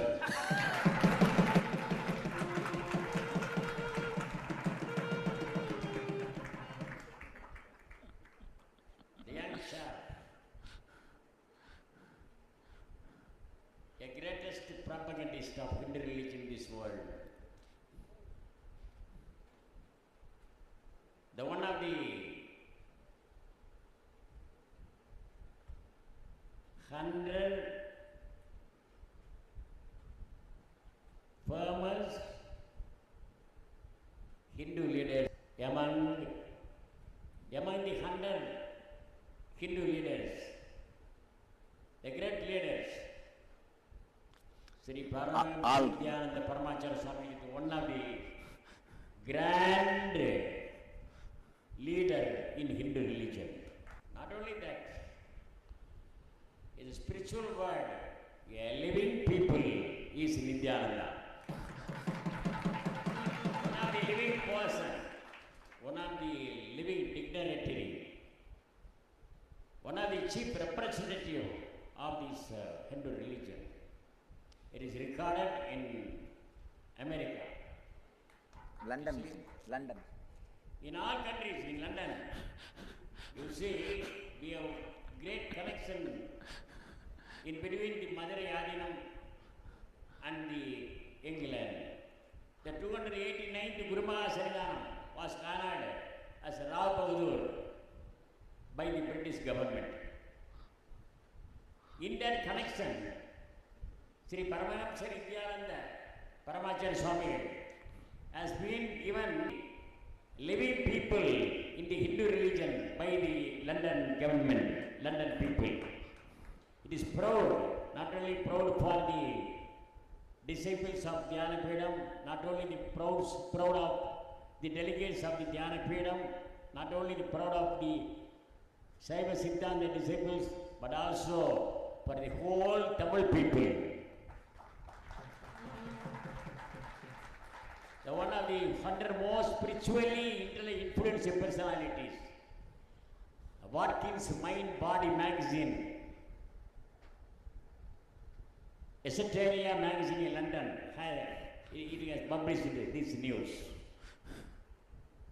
Therefore,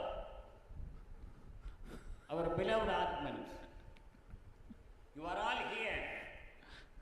You are all seeing this grand function according to the great grace of the Lord Shiva. The press people are all watching. The news is spreading out all over the world.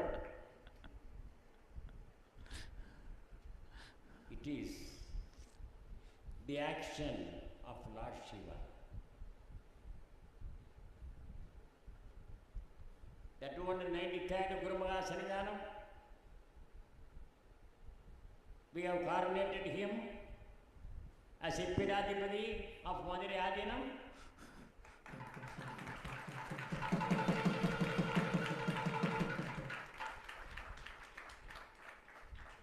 He will be not only the 293rd Guru Maha Sannidhanam, but also he will be treated as Tirunjana Sambandha.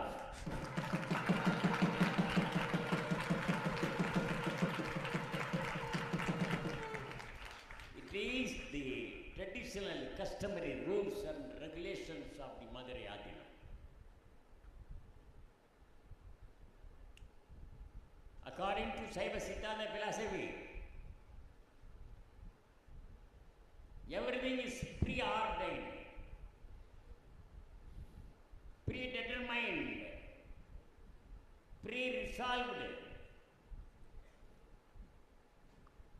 as per the impartial judgment of the Almighty God, because the Lord Shiva is delivering judgment to all the people in this whole world. irrespective of caste, creed, nationality, and language. Because he is the director of directors.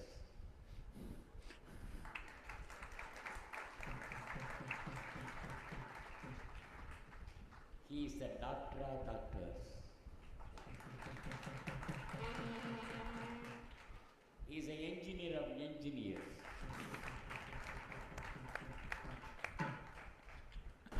He is a software engineer of software engineers.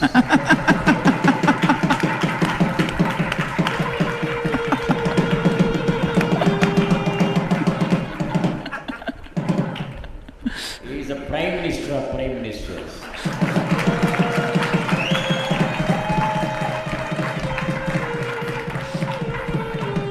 He is the president of presidents.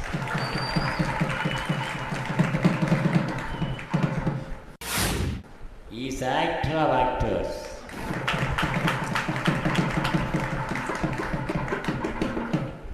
The saint, the goddess Parvati Devi, is the actress of actresses.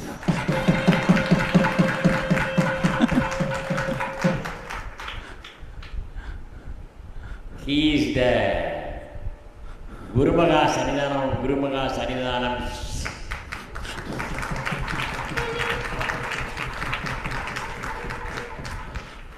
He is all in all powerful, omnipotent, omniscient, and omnipresent. The Lord Meenakshi Sundareshwara is here. He is all. He is dwelling. He is showering his choice and blessing.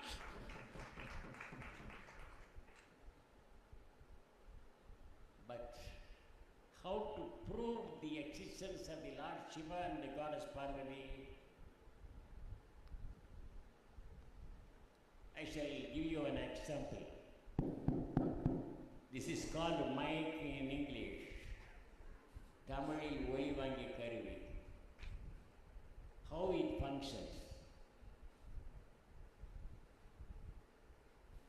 As per the connection with the electricity, it functions. But are we able to see the electricity through our eyes? No. We are unable to see the electricity through our eyes. But actually it is functioning. Likewise, the Almighty God is everywhere.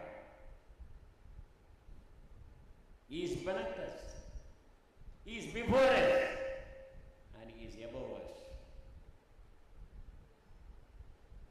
That is called in Tamil Thondra Thunaivan. Therefore, we are all here. So many people are here. Foreign people are here. But every individual is ordained. We are unable to create even a nail or a hair. By Him.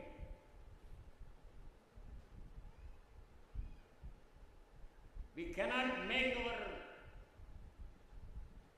body brilliant, or we cannot make our face, our hands, our legs, or our chest colorful through going to the beauty care center. They are giving creams, they are giving talcum powder, and all, and so on. But blacks will be black. Well, colorful people will be colorful. We cannot make us height taller than others. We cannot make weight and height. Everything, whatever may be. We cannot make our weight. We cannot create our wife. We cannot create our husband. We cannot select our place to live, our profession, our bodily structure, our speech, our voice, our hands, our ears, our mouth, our nose, all are given by the Almighty Lord Shiva. We are all receivers.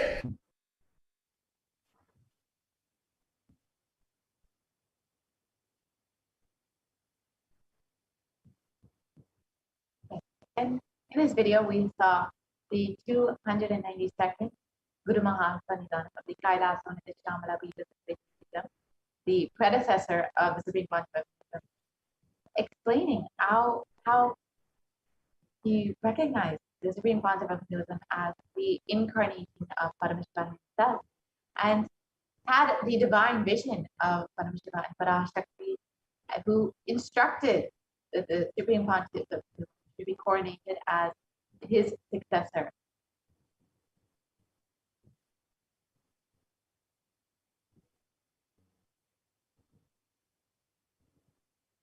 And here is the coronation of the Supreme Panchavakkya as the present 293rd Jagat Guru Mahasanidhanam of the Kailash Nithyananda Paramashivam.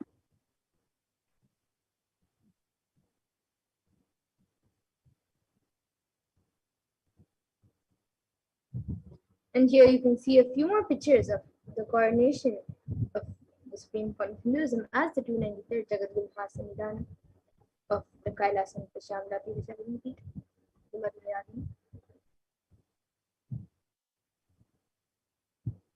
The Supreme Panchavakkya was declared as the successor of the Arunachala Sarvajñapita by the Guru Parampara at the mere age of 16 on the 24th of May 1994.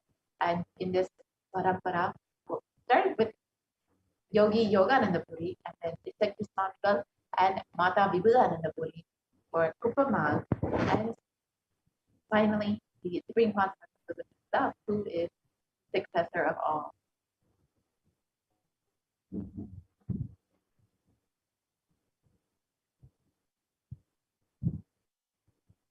And the Supreme Court of Hinduism founded the mission of Nithyananda Sangha to revive Kailasa internationally at the age of 21 in 1999.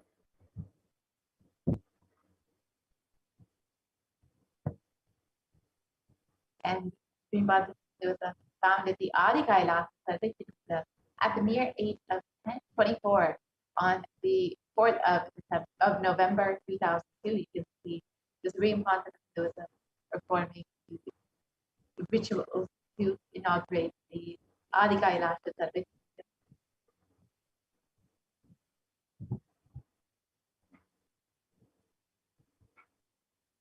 And the Supreme Court of Hinduism was declared as the successor of the Bhagyanagara Sripura Sarvajñapitam at the age of 26 on the 1st of January 2004.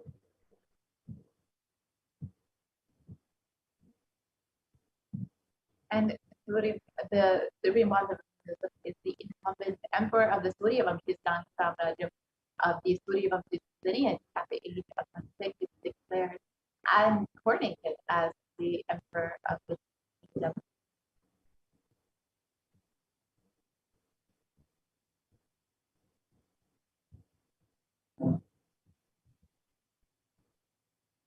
And at 29, the Supreme Panchavakkya revived the Adi Pallava Sarvajñapita in 2007.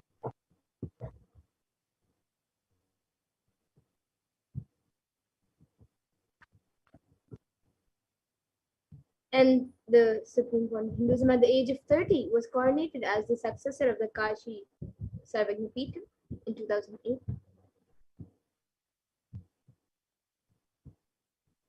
And the Supreme Panchavakkya was officially coronated as the Mahamangaleshwara, the supreme spiritual head of the Mahanirvaniya Pala, the largest apex monastic order, and the youngest Mahamangaleshwara at the age of 25, 2013. Age of 35. 2013.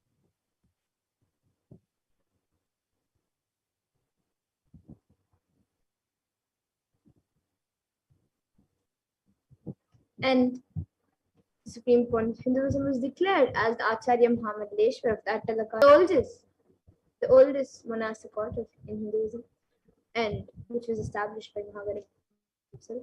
By the Acharya Mahamandeleshwar, Sukadevanandaji, the then incumbent spiritual head at the age of 35.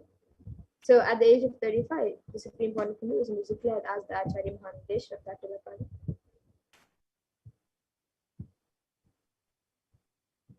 And the Supreme Pontiff has been coronated as the Guru Mahasantanam of the Tanjavur Adinam at the age of 36.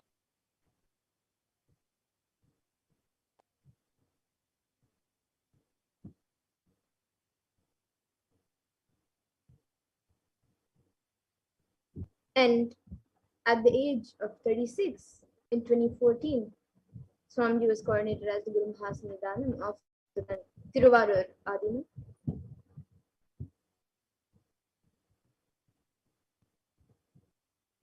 And the Supreme Pontiff of Hinduism was coronated as the Guru Mahasantanam of the Vedaranyam Adinam at the age of 36 in 2014.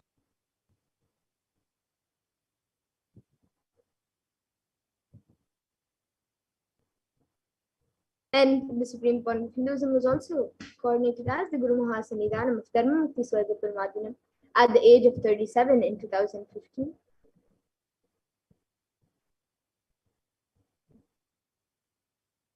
And the Supreme Pontiff was coronated as the Guru Mahasantanam of the Adi Pita Kolara Math at the age of 37 in 2016.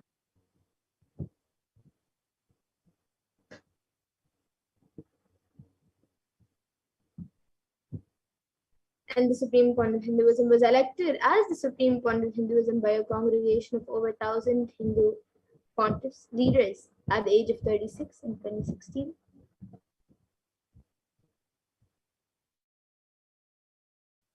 And the Supreme Pontiff of Hinduism is revered as the most prolific and most used guru in the digital world, and as well as the most read, watched guru across the globe, followed by 1 billion people across the globe.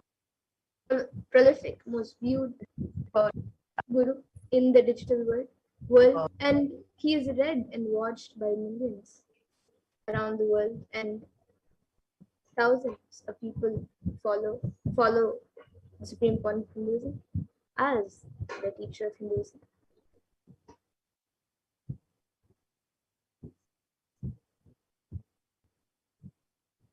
And the world's greatest digital Hindu nation with over 1 billion views is Kailasa. And Kailasa has over 1,100 Facebook pages, over 50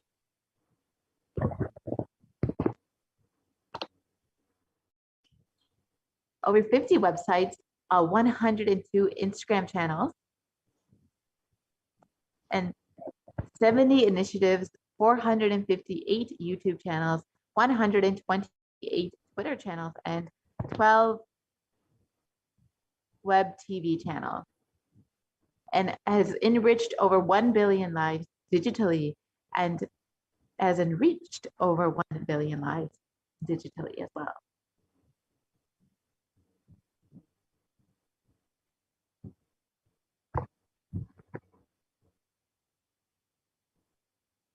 And 26 years of relentless humanitarian services and initiatives, including free vegetarian food banks, medical services, natural disaster reliefs, women empowerment initiatives, conflict resolutions and peace initiatives, sustainable Hindu practices through various international agencies and bodies. So throughout these 27 years, the Supreme Pontiff of Hinduism has worked relentlessly and intensely, and his hard work throughout these years, has contributed a lot to humanity.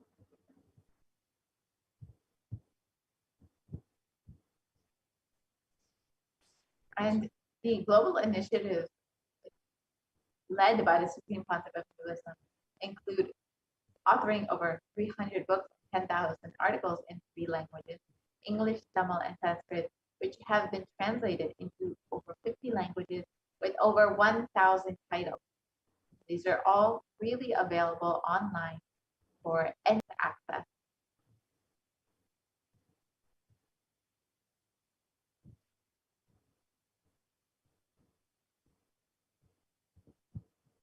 So here you can see a few more languages. So just as the Supreme Court of Hinduism has authored 300 books and 10,000 articles in 3 languages, which are English, Tamil, and Sanskrit, and which are translated into languages with more than 1,000 titles. So here in the previous slide, all of you saw English and French.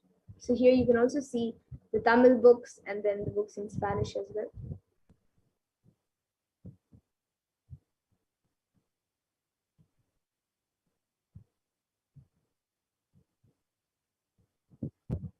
And over 20 million copies of books and articles sold, read, and downloaded. You can see the Supreme Concept of Hinduism gifting these wonderful books to the world and releasing these some of the books, over 300 books that have been written by the Supreme Concept of Hinduism.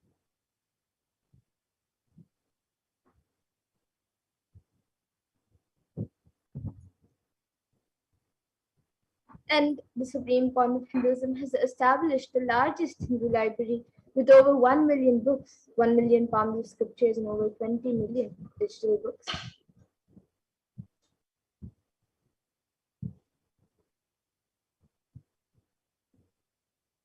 And the Supreme Concept of Hinduism has over 10,000 hours of discourses delivered and over 1 billion views on all the social media platforms.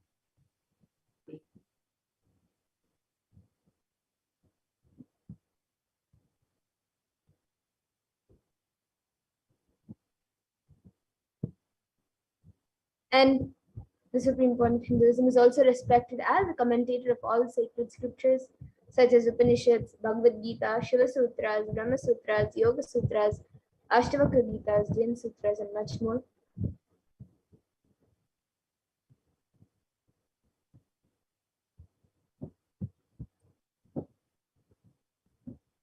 The Supreme Concept of Hinduism is honored as the leader of Hinduism, the most awarded, internationally recognized leader, and the Supreme Concept of Hinduism has been recognized by state governments, legislatures all over the globe, recognizing his contribution to humanity and Hinduism.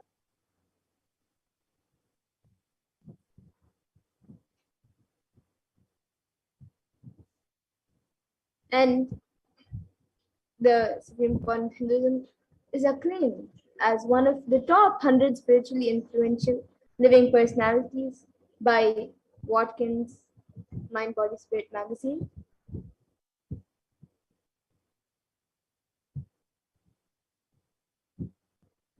And Supreme Concept of Hinduism is the reviver of the sovereign order of Kailash, led by the Supreme Concept of Hinduism, and the order of monks, nuns, and the Hindu diaspora who are working for global peace and to give these super conscious breakthroughs.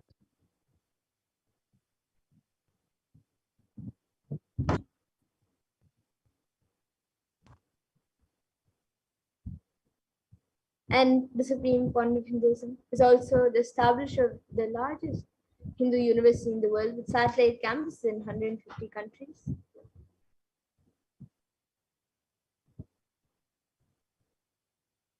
The Supreme Concept of Hinduism is the establisher of 1,000 plus Kailash and ecosystems.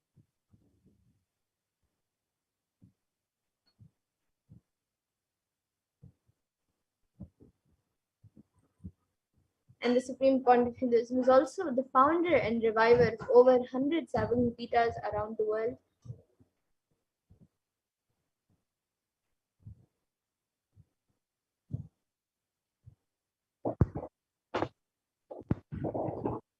And the late Mahant Narendra Giriji, the the president of the largest apex body of Hinduism, the Bharatiya Akara Parishad. The group of 13 Akaras and over 2 crore sadhus, monks in India, welcomed the Supreme Concept of Hinduism, Bhagavan Nithyananda Paramashivam, as one day the Supreme Concept of Hinduism, Jagatguru Mahasanitanam, Bhagavan Nithyananda Paramashivam, Swamiji is going to be called the Vishwa Guru, the Guru of the whole world. And he is going to be the spiritual guide for the whole world. And peace will spread in the whole world. People are not yet aware of the energy of Swamiji. In reality, Swamiji is the Svarupa, the form of Bhagavan, God himself. And we are offering prayers not just to a Guru, but to an embodiment of Bhagavan.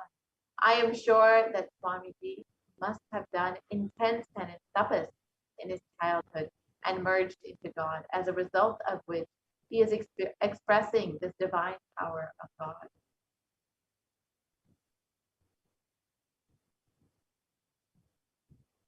And Narendragiri Maharaj, the late Mahan Narendragiri, has spoken elaborately has spoken about the Supreme Form of Hinduism. And this video is available on YouTube, and you can watch it at your own time.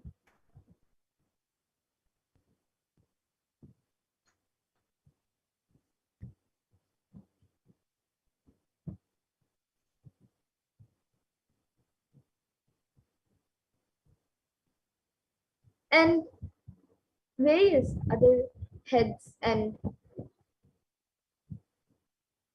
Mahants of various Akadas have spoken about the Supreme Point of Hinduism. So we also have Sri Shantivira Mahaswamiji, who is the head of the Mata, the oldest recorded Mata in Karnataka, dating back to more than 6,500 years ago, declares with his authority, whenever humanity falls into suffering and pain, Ishwar, the divine himself, does austerities, tapas, for their upliftment. Ishwar is the embodiment of the divine light. Nithyananda Maharaj is seated as the embodied divine light, spreading world peace and serving the whole of humanity from India. Nithyananda is a treasure house of jnana, sacred knowledge. So this is what Sri Shantivira Mahaswamiji has said about the Supreme Point of Hinduism.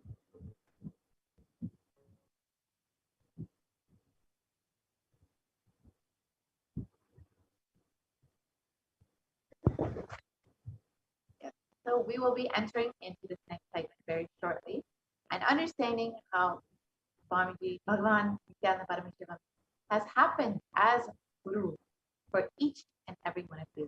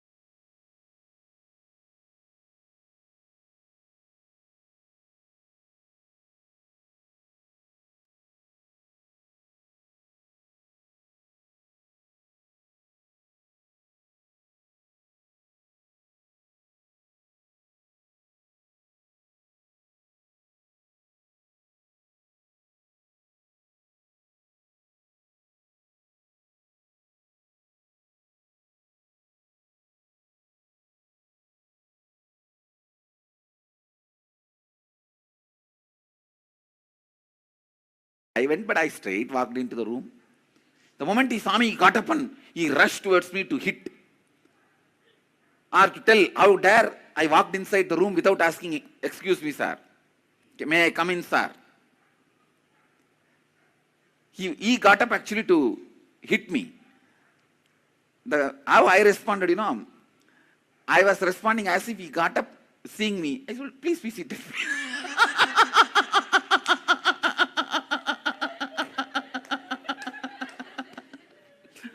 உட்காருங்க.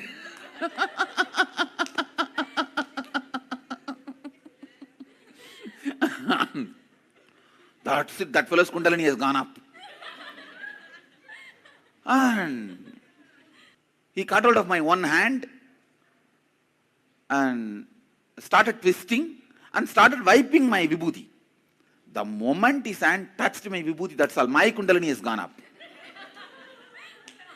And I just held his one hand with one hand. That's all. At least my 10 teeth has gone into his hands. And he's screaming, hey, leave me, hey, leave me, hey, leave me. And real bite. Not ordinary, real bite. And it took at least 2-3 minutes for him to get released. I bit him in the right hand. And nicely. And finally when he released his hand, he saw it's bleeding. And all 5-6 teeth mark. And I was nicely wiping my mouth and cleaning with my hand key. I had a small hand key in my trouser. With that I was cleaning and all that. And this fellow started screaming, hey, I will go and tell the headmaster and throw you out of the school. I just looked up and told him, if you go, in Tamil I said, வாத்தியார் headmaster போய் சொன்னா உன் மானம் தான் போகும், ஒரு சின்ன பையன் உனக்கு கடிச்சு வச்சிட்டான்னு. I told him, if you go and tell the headmaster, it is only shy for you, shame on you, because a small kid has bitten you.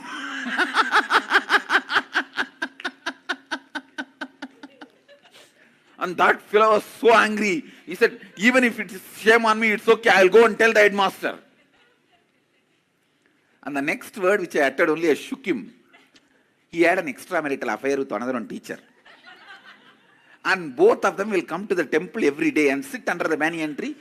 And that usually I used to sit on that. So I've heard about them, but I never thought I will go to the same school and same teacher. And there only. It's a remote area in the temple. I usually used to sit on that banyan tree. I'll sit on the banyan tree playing, and we will be playing around in that area only. Because we were kids and these two will never bother about us. And they would have never expected I will come to the same school and under them. And I told him, okay, I told in Tamil, வாங்க headmaster போலாம், நீங்களும் Lakshmi டீச்சரும் daily ஸ்கூலுக்கு வந்து என்ன பண்றீங்களோ, கோயிலில் வந்து என்ன பண்றீங்களோ நான் சொல்றேன், நீங்களும் சொல்லுங்க நானும் சொல்றேன், ரெண்டு பேரும் வாங்க போலாம்.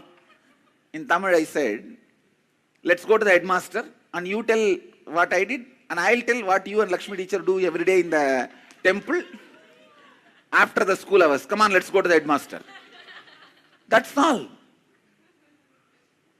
That's all. That fellow took his kerchief and wiped his hand and he told me in Tamil, Sari po, nee sollada nanu sollala. Means, all right, go. You also don't tell, I also won't tell. That's all. After that, he never bothered about my vibhuti. My sakradash, he never interfered.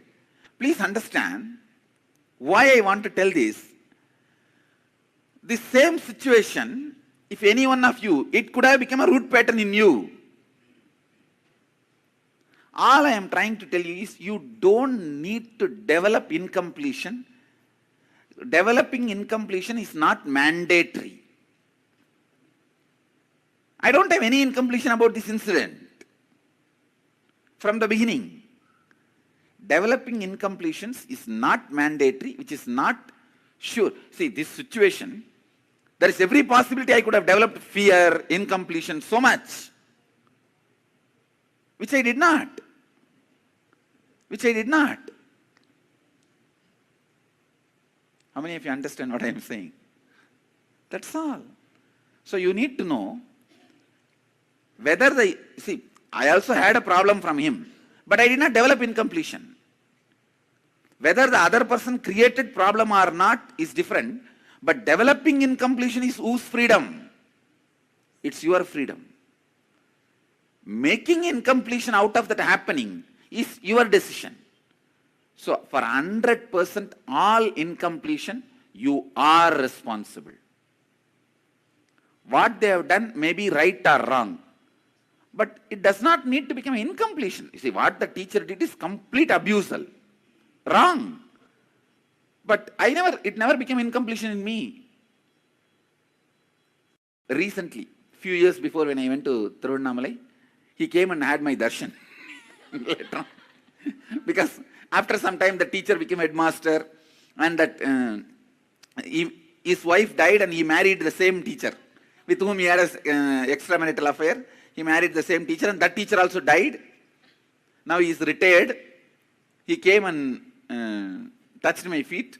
I picked up the same right hand and touched him. He said, "You leave me." Leave my hand. I said, okay.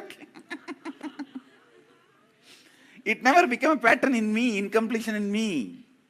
Even though what he did was completely wrong, I never created an incompletion in me. So what others may do right or wrong, but that does not mean you have to develop incompletion. So any incompletion you have developed, who is responsible? You. So who is supposed to do completion? You. Make them understand about completion, the other person, then explain incident by incident and listen to their response also. Most of the time, it will be it would have been misunderstood by you. My world is completely wrong. So listen. And finally, complete. Tell them clearly, whatever is right or wrong, now I am dropping it, I am completing with you. Over. With this, I am not going to carry any more powerlessness. Incompletion with you. Over. Declare completion. Do this with every relationship, whoever is alive and reachable. If they are not reachable, not alive, do it only with the mirror and the other person.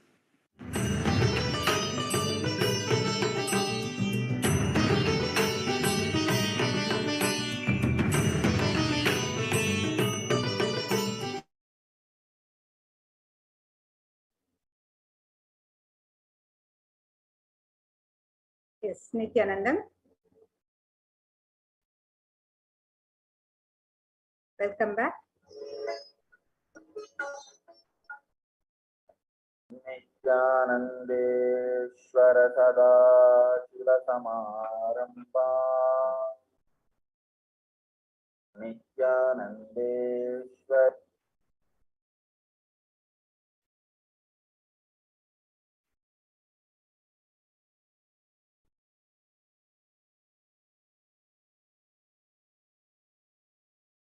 Yes, welcome back.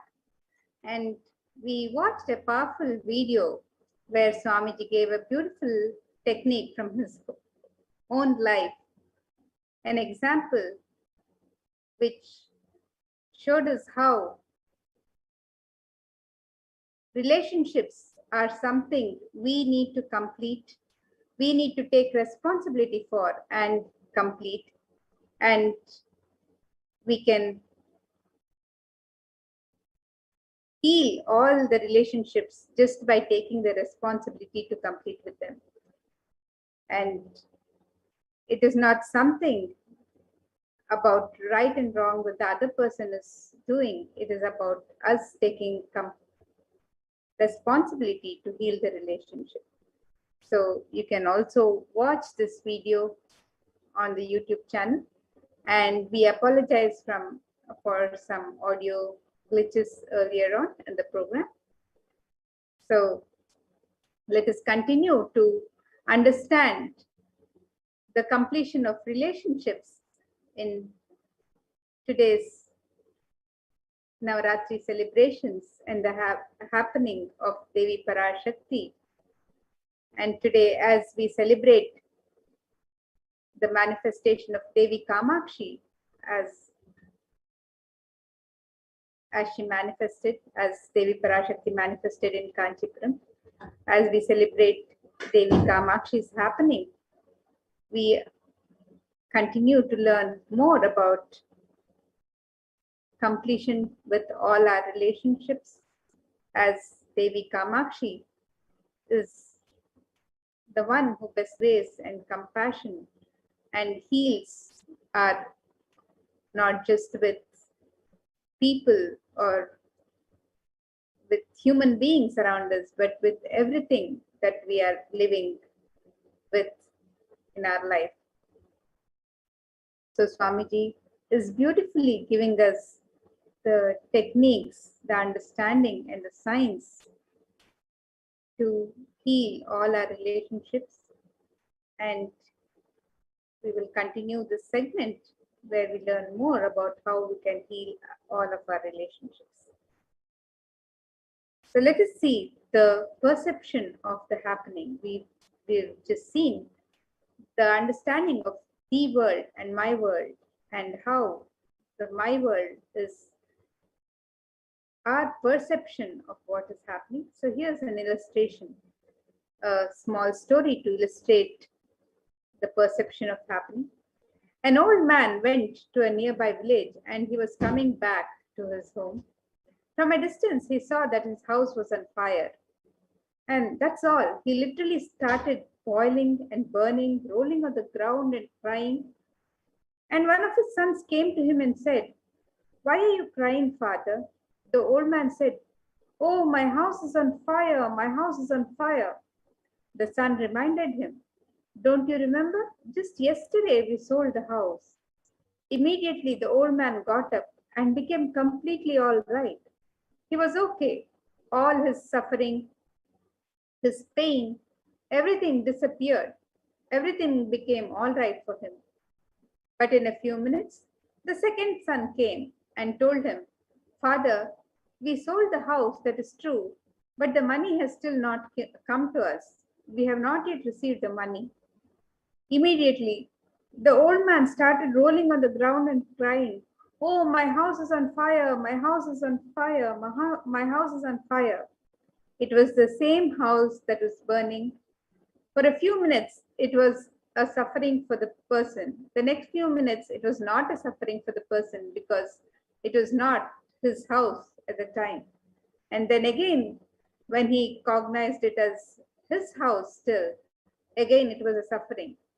So it is nothing but his perception, how his patterns cognized the happening of the house burning. So now let us take a few minutes to do a small exercise where we internalize this understanding of the world and my world. Please take a notebook or a paper where you can note down 3 columns with the titles. On the first column, note down what is the situation or incompletion that is occurring to you in your world as an incompletion in your relationship, in your life. And for that incomplete situation, in the second column, write down all the facts related to the situation. These facts are the world. So write down the world facts for your incomplete situation. And in the third column, pen down your my world perception of the situation. Whatever your emotions, incompletions, memories, cognitions, anything that are your cognition of the situation, of the incompletion, please pen them down in the third column, which is my world. So let us take a few minutes to do this exercise so we can internalize this truth and understand deeper and be able to complete all our relationships today as we get ready to receive the darshan of the Devi Parashakti, Devi Kamakshi. So please take a few minutes. We'll be playing the Mahavakya. Please take a few minutes and pen down these 3 columns in your notebook.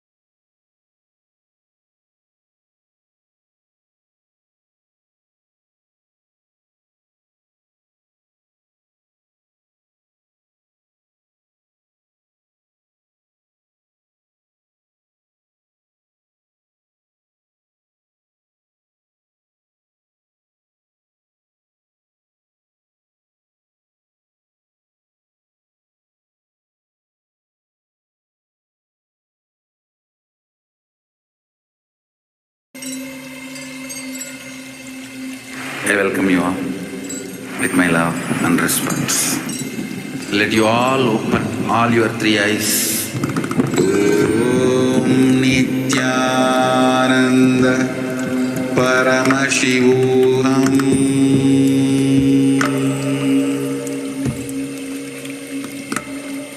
Om Nithyananda Paramashivoham.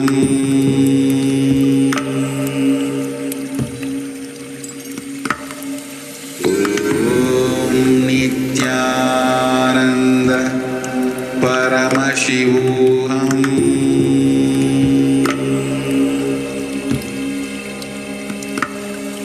Om Nithyananda Paramashivoham.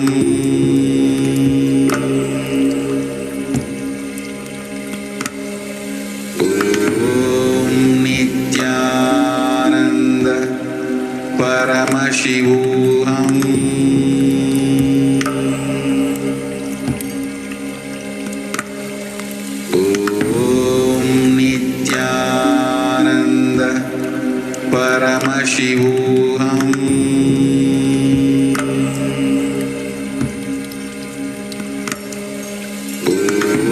Om Nithyananda Paramashivoham.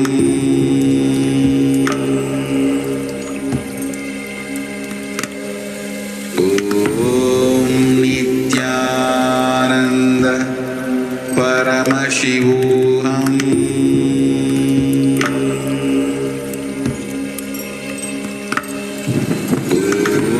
Om Nithyananda Paramashivoham.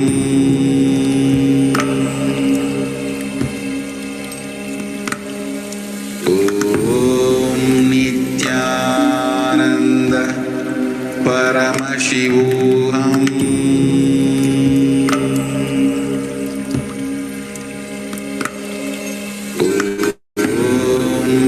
Nithyananda Paramashivoham.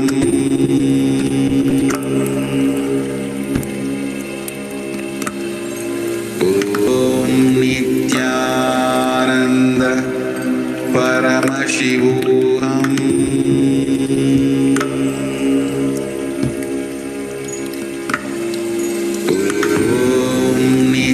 Nithyananda Paramashivoham.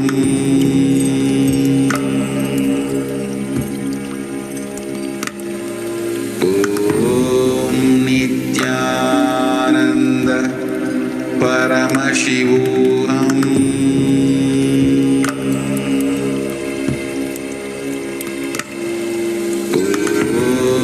Nithyananda Paramashivoham.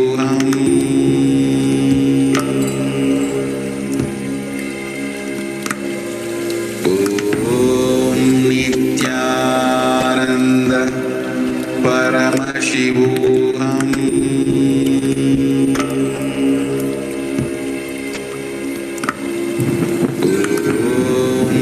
Nithyananda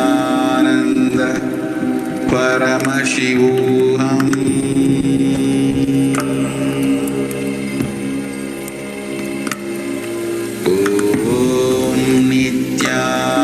Nithyananda Paramashivoham.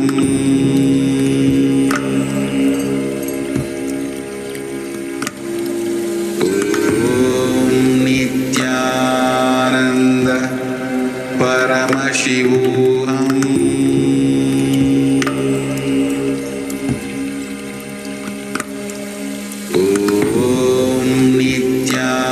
Nithyananda Paramashivoham.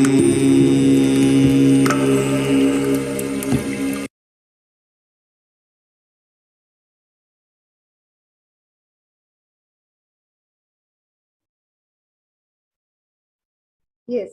So now, with this, we hope all of you have penned down at least a few situations in your life where you're feeling the situation is incomplete for you, and you've penned down the world facts about the situation and the my world perceptions, the happenings as you perceive it, your emotions, your incompletions about the situation, and anything as that you perceive about the situation.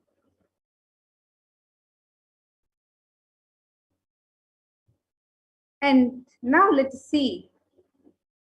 us look into how we can complete with this incomplete situation for you. So Swamiji explains further. He says, first, you have to take responsibility for everything happening around you. You have to cognize that you are the source of everything happening around you. The purpose of completion is not just healing of relationships. Your whole energy and consciousness will be different. Please know that what happened was not wrong and what is happening is right. Completion is right. Past is not wrong. You're not blaming, you're only completing and dropping it from your inner space. Now let us watch this video where Swamiji explains further the signs of completion with others.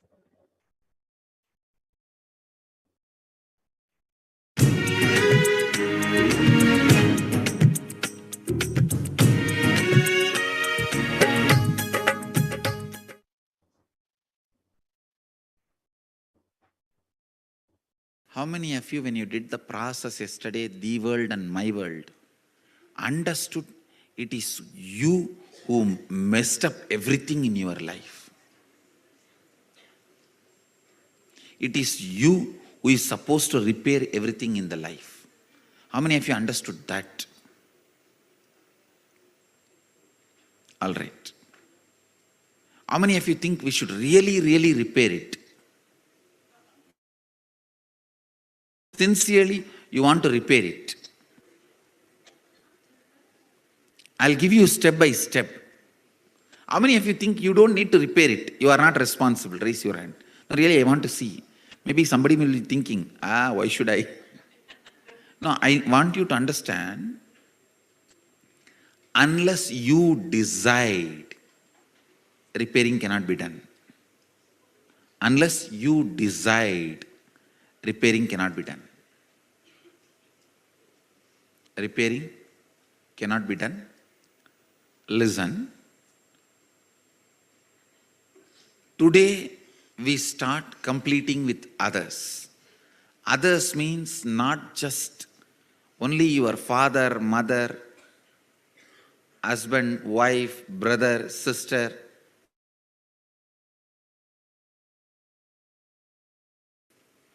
We will start the completion with everything with which you are living.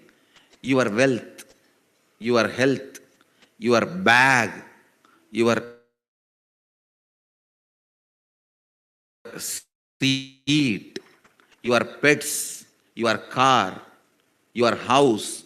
Please understand, all this are living part of your life.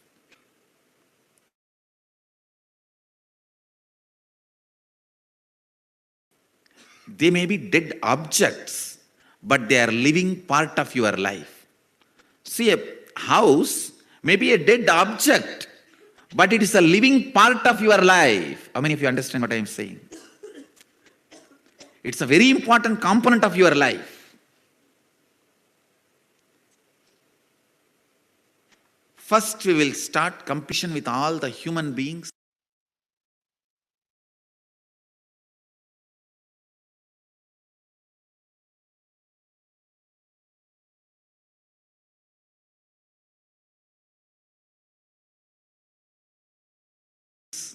With whom we are living. First step, completion with everything. With every human being. First thing you need to do is deciding, I have to bring completion with others, with whoever I am living. I have to bring completion with whoever I am living. Even if they don't want, I will stretch my best and I will decide I am in the space of completion. Whenever they want, I am open to have them. I am open. I am going to be in the space of completion. Whenever they are also ready, it will become completely complete. Understand? Completion with others does not mean you are going to apologize to them. No. Apologizing is not completion. Asking sorry is not. So many people were saying, I want to apologize, I am sorry. No. I am sorry is not completion. I am deciding to drop hurting pattern in my life. Or any incompletion, misunderstanding, anything. I am deciding to drop and I am deciding not to bring them, not to give life to it again. See, past, you can't say you are wrong or you are right. No one can say you are wrong, you are right. It is not apologizing. It is not feeling sorry for the past. No. Deciding, I am dropping this incompletion, hangover of the past, and I will not allow this to happen once more. Is actually responsibility, not apologizing. See, apologizing or feeling sorry comes out of powerlessness, but completion comes out of responsibility. Understand? Listen. See the difference. Now when I am saying you need to complete with your mother, with your father, with your brother, with others. I am not asking you to apologize. I am not asking you to call them and say, oh sorry, oh sorry, oh sorry, bus bus. No. No. Feeling sorry comes from powerlessness. That is not completion. When you call, you explain, this is what has been perceived by me. Here, I am not interested in looking into you are wrong or I am wrong. That will only create more and more anger, hatred and suppressed violence. I am only saying one thing. I am ready to drop the past and its powerlessness, incompletion. I am declaring, dropping the past and I am complete. I don't have incompletion. And I will not create any incompletion anymore. Your decision and declaration, when it reaches them, you will suddenly see they also open up and start coming towards completion. But first, you need to be prepared. The first step, preparation for you. Sit with any one person in the hall. First, invoke your mother in that person and complete. Then go to the another participant and invoke the father in the person and complete. Don't invoke everybody in one person. No. One person, and with whoever you need to complete. Here, complete. Then, mirror and invoke that person in the mirror. Invoke your mother in the mirror. Talk loudly, not silent completion. No. Talk loudly as you are talking to your mother and complete. Invoke your father. Talk loudly as you are talking to your father and complete. Listen. First step, with the participants, you will sit and do completion. Second step, with the mirror, you will sit and talk and do the completion. Third, only you are going to call them and start talking to them. How many of you understand? First, do the first step and second step. If they are dead, by invoking in the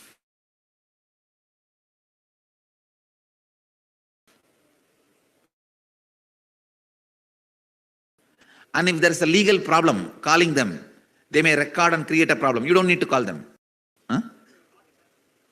Huh? If you know that they are still alive and if you have the ability to reach out to them, you should reach out. First, you don't even go to that step. Let us first do these two completion. Then you will have a lot of questions. I will answer them. I will help you to do these two completion first. That will take on misunderstandings and suppressions you have. Let that come out first. Let you be healed. All that spicy, chilly anger, vengeance, everything will come out through the words. You will be ready to complete. If you directly now call them, you will only pick up more fight and come back with more mess up and incompletion. How many of you understand that? That is why I am not going to let you call them now. You will start reasoning with them. You are wrong, you are wrong, you are wrong. End of the call, more incompletion. First,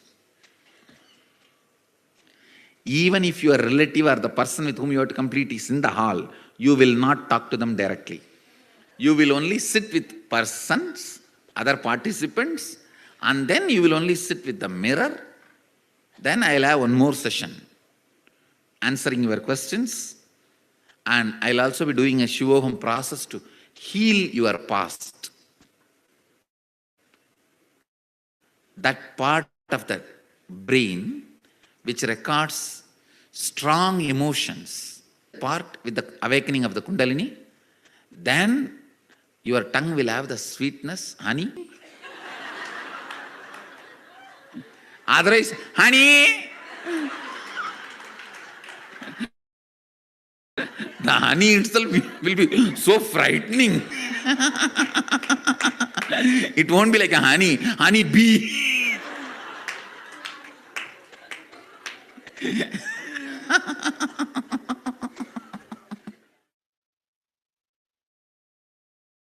Yes, go ahead.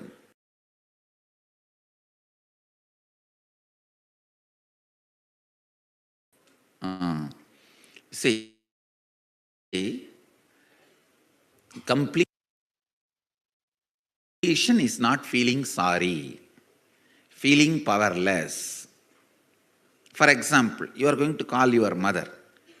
Sit with her, explain from the beginning what all incompletions you developed with her, make her understand very clearly you are responsible for it.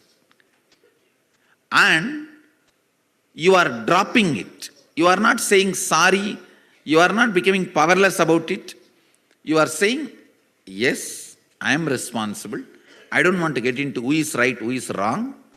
Even if you are wrong, I am only responsible. I am dropping the past. And now I want to start the new space with completion. Understand? I am dropping the past in completion and I am starting the new space with completion. See, when you call, before you call them, I will give you instruction. Simple introduction. You tell them, I am going through a meditation program where I am supposed to complete with myself and all the relatives. So, I am calling you. Just add 2-3 lines. You are important person, part of my life. So, only when we are complete, I can be complete. Now I am calling you. This has happened. Now I am realizing who is right or who is wrong is not the thing. I am responsible. So I am deciding to take the responsibility and bring completion. Understand? The other person should not feel you are weak. Other person should only feel you are taking responsibility for it. All of you are getting it? Getting it? Yes. Then, yes, when you talk to the volunteers, you talk in the when you talk to the participant, you talk in the language you are going to talk to that person, to your mother or to whoever. Talk in that same language. The participant need not understand. And even to the mirror, talk in the language you are going to talk.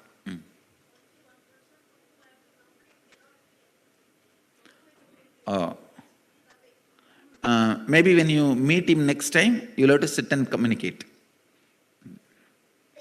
Shall we start now? Yes, any questions? Come on, answer. I'll answer. இப்போ இந்த ஒரு பர்சனோடையும் மிரரோடையும் உட்காந்து complete பண்ணுங்க. அதுக்கு அடுத்து கால் பண்ணுறது மட்டும் நான் இன்ஸ்ட்ரக்ஷன் கொடுக்குறேன்.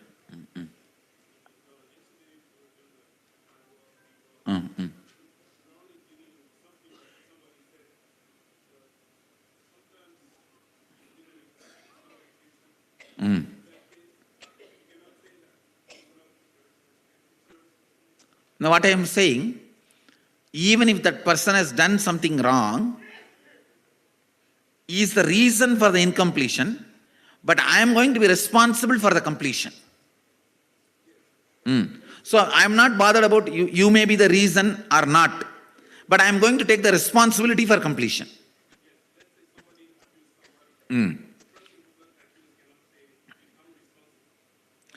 No, I am not responsible for the abusal I went through, but I am responsible for the completion which I am going to bring now. You understand? You see, I have been attacked and abused so much. I am not reason. I am the victim of the media attack, religious persecution. I am not reason for it, but I am taking the responsibility to bring completion. Same thing.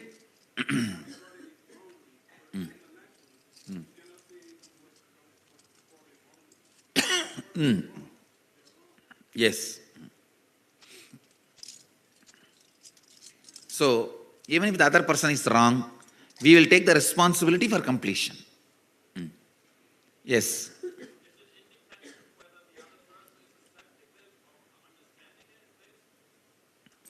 Is it independent whether we are? Yes. That person understands, accepts or not is secondary. It is you come to the completion space. It is working on you mainly.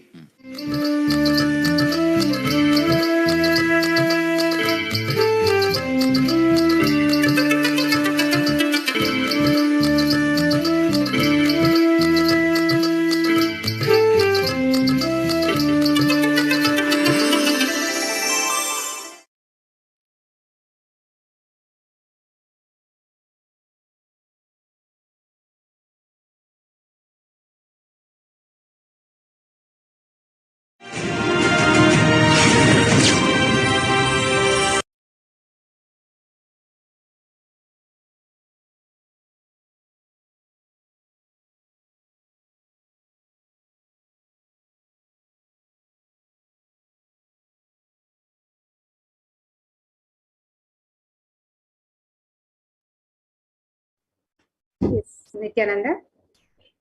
So let's see the 2 steps in the completion process with others, as Swamiji has beautifully explained the science in the video that we just watched.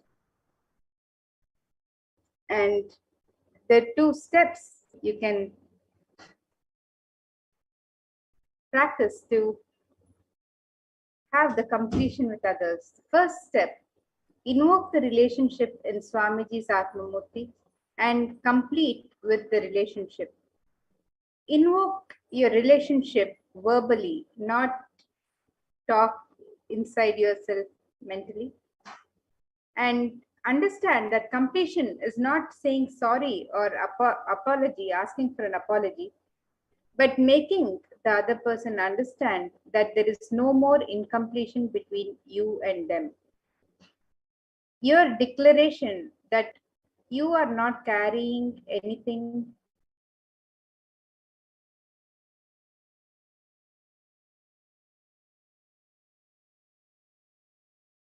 any hurt inside when you invoke your relationship, complete with the other person with this understanding that you are not carrying any hurt inside you with the other person, and you're also not asking an apology, but you're deciding to be complete with the relationship, and talk this out verbally with the other person, not just within yourself, but talk it out loud when with the Atmamurti, with Swamiji, with the Atmamurti, and when you invoke the other person in the Atmamurti, talk out the incompletions, talk them out loud, and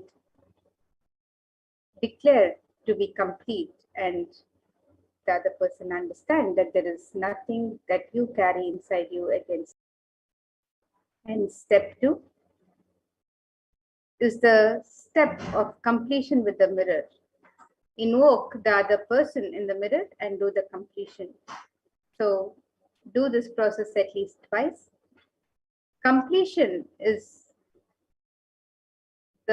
your completion is process is complete when you explain and when the other person understands that you are not carrying anything inside you against the other person. So tell the other person that you invoke in the mirror, I am not carrying anything inside me against you.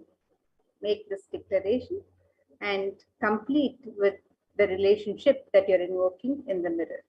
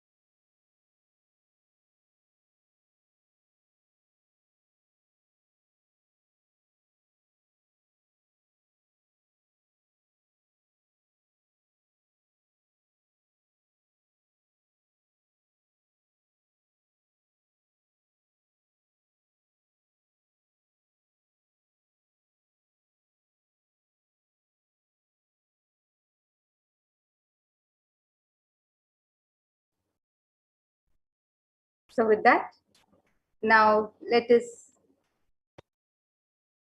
get ready for the darshan of Devi Parashakti.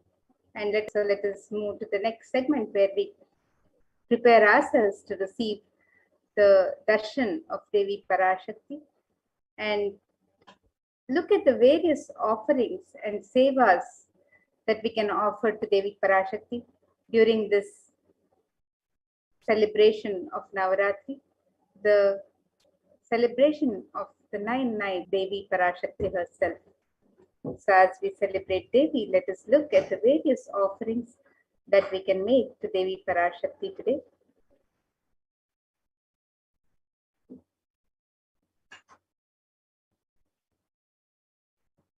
And as we celebrate Navaratri in the Kailasas around the world, we have various rituals, sevas, offerings being offered, the rituals being performed in the Nithyananda Paramashiva Devalaya to Adi Parashakti, and we have various sevas and rituals being performed by third eye awakened beings who perform these rituals with the utmost integrity to the agamic scriptures. And when the third eye awakened beings perform these rituals as per the agamic injunctions, the high integrity and authenticity with which the rituals are performed, and with all the gods and goddesses of Kailasa being installed in the sacred Kshetra of Adi Kailash by the Supreme Pontiff of Hinduism himself, the Avatar himself, the living beings, the gods and goddesses of Kailasa, they accept all of our offerings directly. And as we celebrate Navaratri in Adi Kailash and the Kailasas around the world, all the gods and goddesses Kailasa also are celebrating this Navaratri and the happening of the Avatar and the happening of Devi Parashakti during this Navaratri. So join us for the most joyous, blissful and healing celebrations of Navaratri and the blessings of Devi Parashakti showering upon the entire humanity during this Navaratri. So if you would like to offer any sevas, any rituals to Devi Parashakti during these celebrations, you can make your offerings through the website www.kailasamailer.com/sevas, where you can find the details of all the offerings and you can register for any of the offerings that you would like to register for. So on day 1 of Navaratri, we celebrated Devi in her manifestation as Rajarajeshwari, and Devi Rajarajeshwari is that manifestation which bestows the protection from natural and epidemic calamities, the removal of delusional arrogance, and bestows all boons upon her devotees.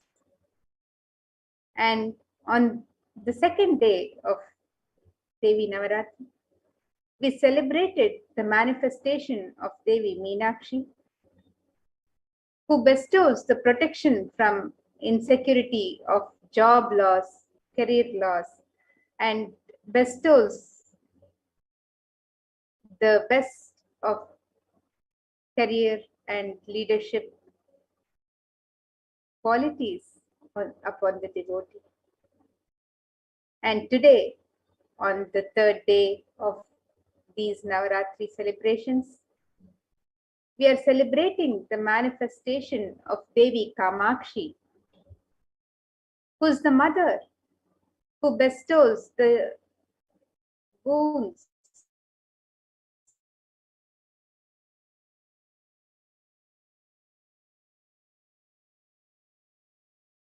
and grace and compassion from the loss of loved ones. And as we continue to celebrate Navaratri,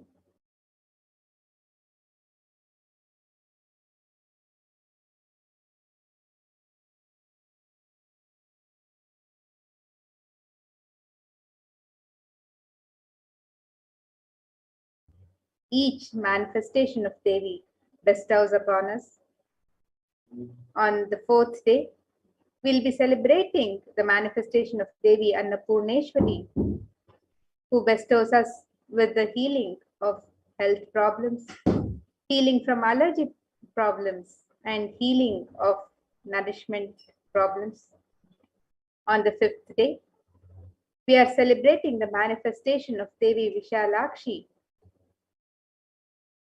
who invokes the leadership quality in the devotee and bestows protection from uncertain future.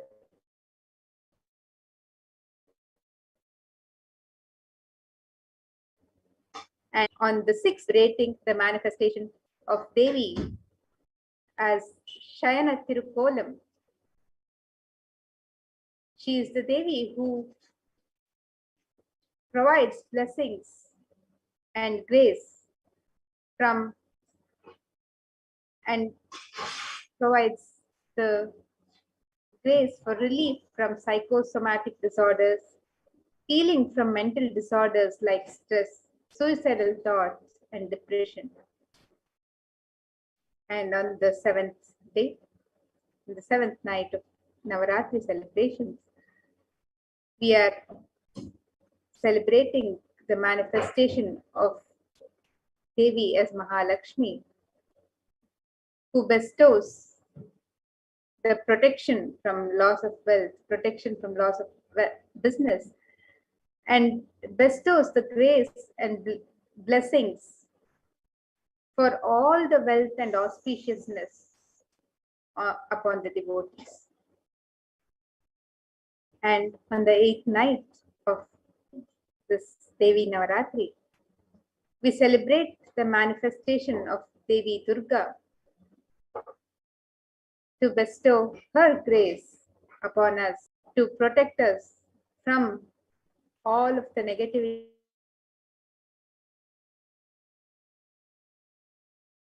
this pandemic of the corona and its side effects, its after effects, and also our prayers for her protection from untimely dangers and protection from enemies.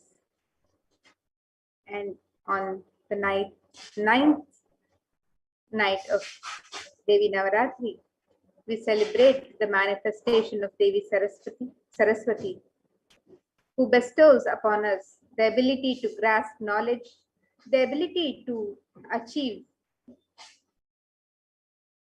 the best of performances in exams, to the ability to learn through new ways of distance learning. And she is the Devi who bestows the blessings of the ultimate knowledge and education. So Devi Saraswati, the Manasi Saraswati, we celebrate on the 9th day of Navaratri. And on all of these 9 days of celebration, if you would like to offer your love and devotion to Devi Parashakti, your gratitude to Devi Parashakti, and invoke her presence in your life, you can register for the various sevas and rituals being offered in the sacred space, the Kshetra of Adi Kailash, Nithyananda Paramashiva Devalaya. And the various offerings, here's a summary of the various offerings that are and the rituals that are being offered in Adi Kailash. So you can register for the Mahaganapati Homa, the Utsava Ambal Alankara Seva, the Vishesha Ambal Alankara Seva to the Murti of Swamiji, the Utsava Ambal Vishesha Shodashopachara Puja, the Chandi Homa with the Vishesha Dravya Homa and Purnahuti, the Dasha Bhairava Puja, Kumari Puja and the Suhasini Puja, the Durga Pratima Prana Pratishtapana and the Durga Saptami Puja.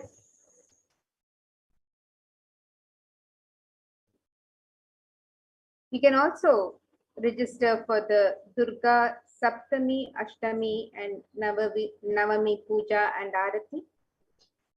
You can register for the Devi Mahatmyam Parayana. You can also register for the Durga Ashtami Puja, the Durga Navami Puja, the Durga Kumari Puja, Ayudha Puja, and the Maha Naivedya Seva on Vijayadashami, and the Pratyaksha Pada Puja on Vijayadashami, the Pratyaksha Pada Puja to the Supreme Pontiff of Hinduism himself, who is the Nija Avatar of Devi Parashakti, manifesting as our Guru.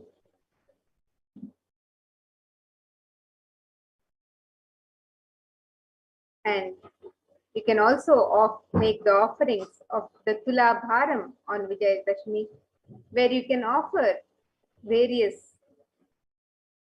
sacred items that are offered in the Tula Bharam, rice, honey, jaggery, ghee, and various other items, and even precious metals, silver and gold. So you can make all of these various offerings. You can register for the Tula Bharam on Vijayadashami.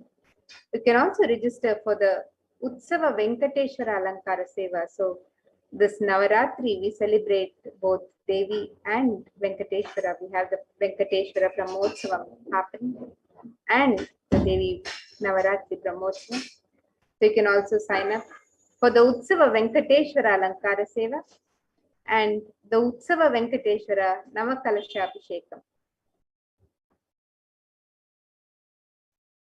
And if you would like to sign up for the Alankara Seva on any of these days of Navaratri, you can sign up for the Alankara Seva. Alankara means decoration and also that which causes the deep sense of fulfillment. Alankara, the word comes from Alam Karoti iti Alankara. So it is the decoration which causes deep sense of fulfillment in the eye of the beholder.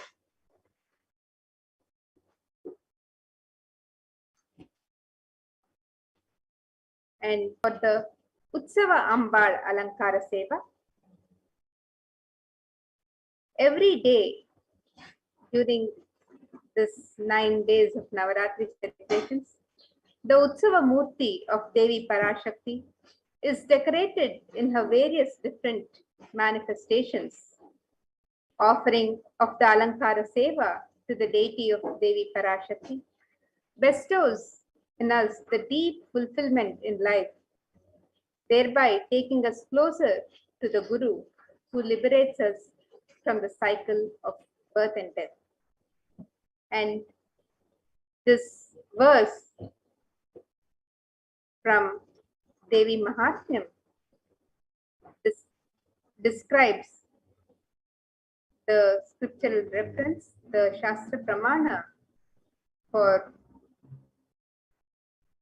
Devi's grace upon all the beings.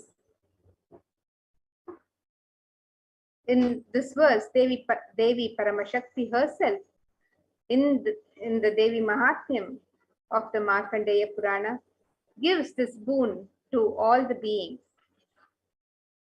She says, Om Ittam Yada Yada Bhadha Dana Vota Bhavishyati Tada Tada Vatiryaham Karishyam Yarishang Shayam.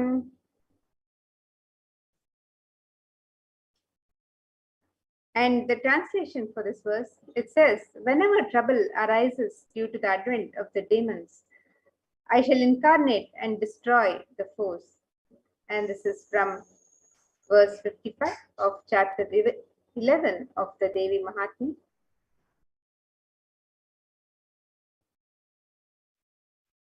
And every day, the Sachala Murti of the Supreme Pontiff of Hinduism in the Garbha Mandir of the Nithyanandeshwara Paramashiva Devalayam is also decorated in the various manifestations of Parashakti during these Navaratri celebrations, and offering of the Alankara Seva to the deity of the Supreme Pontiff of Hinduism bestows the deep fulfillment in life, thereby taking us closer to the Guru who liberates us from the cycle of birth and death. So you can also make this offering of Swamiji Vishesha Ambal Alankara Seva through the website www.kailasamailer.com/sevas. And the next offering of the Alankara Seva is the next offering of the Shodashopachara Puja to the Utsava Ambal. The Utsava Ambal Vishesh. The Utsava Murti of Devi Parashakti is decorated in her various manifestations and is worshipped with the 16 offerings that are favorite to Devi Parashakti. As a part of it, a special Samputita Archana will be offered with the 108 names of her manifestations, describing her divine qualities. Samputita Karana is unique to the Shakta Sampradaya, where two mantras are merged together to offer worship. A select verse from the Devi Mahatmyam will be merged with the 108 names, and the Archana, the Samputita Archana will be offered. So you can make this offering of the Utsava Ambal Vishesha Shodashopachara Puja on the website www.kailasamailer.com/sevas.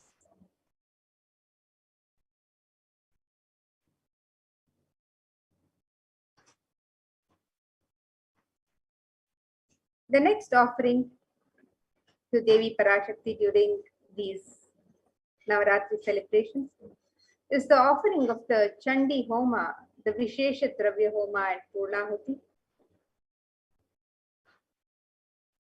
Chanting Sanskrit mantras brings out the latent powers that exist within us. Sanskrit mantras, when chanted by the power manifestors, the Dvijas, those who are reborn from the Shaktipada of Paramashiva, they manifest intense life positive blessings, literally clearing the air of any fire ritual. We have to have the cosmic permission to invoke Chandika Parameshwari in the Agni and worship her while chanting the Devi Mahatmyam. The fire ritual demands the japam or incantation of chanting of the Devi Mahatmyam to be repeated 10 times to bring a cosmic alliance to invoke Chandi Devi in the Agni.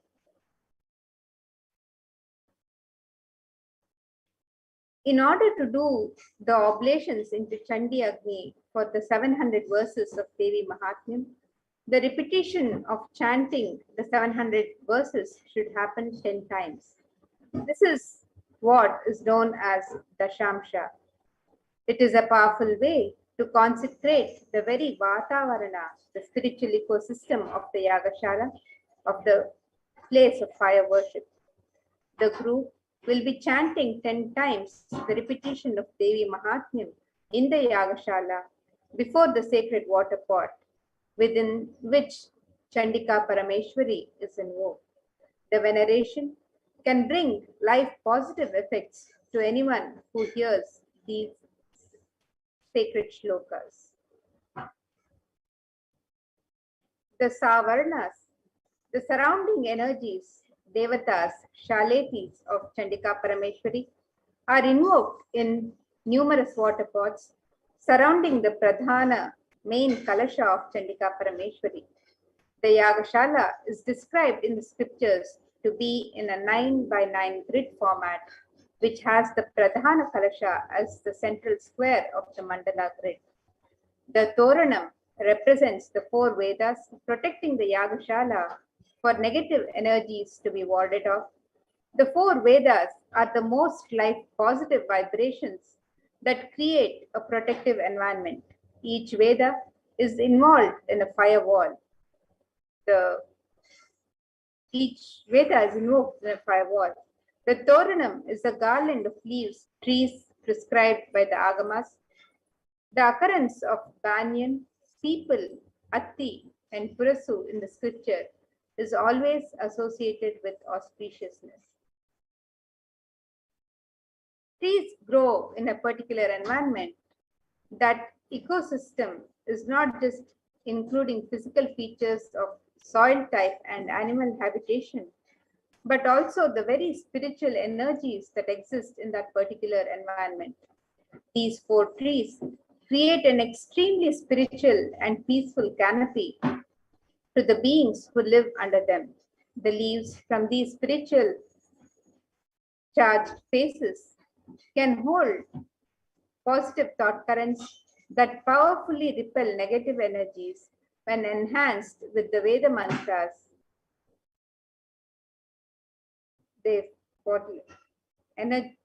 That energize the Yagashala.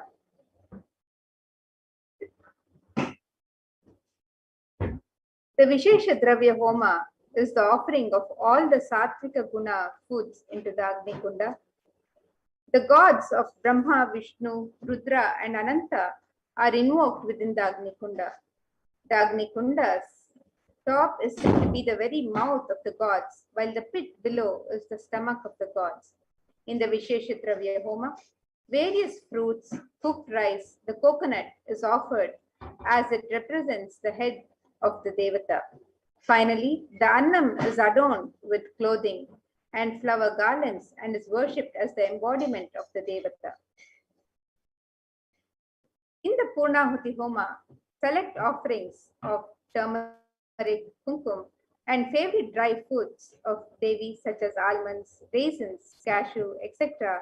are offered into the Chandi Agni right before the final offerings of Purnahuti, which includes a sari, a silver mangalyam, silver coins, flower garland for Chandika Devi. The Mangalya Sutra is the auspicious thread that is tied when a woman marries. This thread as a medallion that symbolizes the chastity and elevates the woman as a goddess, a literal embodiment of Parashakti herself. This is the offering of the silver, the highest metals that can hold and radiate energy. It is one of the rarest offerings made into the Chandi Agni when the metal itself is consumed by the Agni and given to the cosmic energy directly.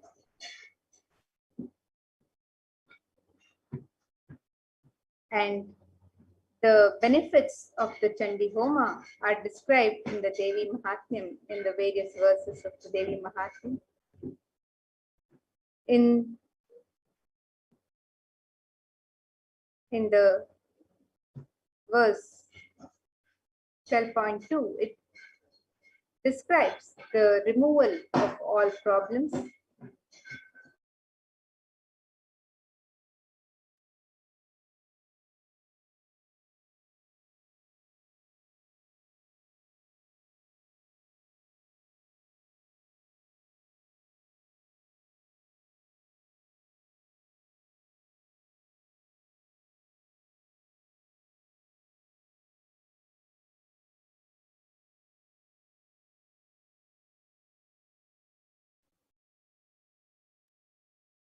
And in the 12th chapter, the verse 4 and 5 describes the avoiding of all untoward happenings in life.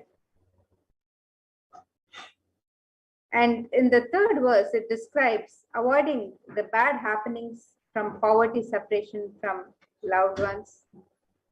The verse from the 12th chapter describes the removal of fear from enemies, robbers, and kings, weapons, fire, and flood. And the 8th verse from the 12th chapter describes how Devi saves us from all the epidemic calamities and natural calamities. And the 12th and 13th verses describe, without doubt, all troubles will be removed by Devi if this Homa is done during the Navaratri, and the participant will be blessed with riches, grains, and children. And the 14th verse describes how with offering of the Chandi Homa, one can become fearless, one becomes fearless. And the 15th verse describes how enemies perish and welfare accrues and the family rejoices with the offering of the Chandi Homa. So these are the various benefits of Chandi Homa as described of Devi Mahatmya. And the Devi Mahatmyam further describes the benefits.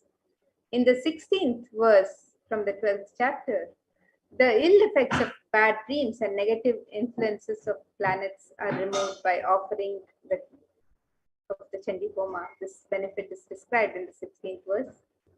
And the 17th verse describes that planets turn favorable and the results of good dreams manifest.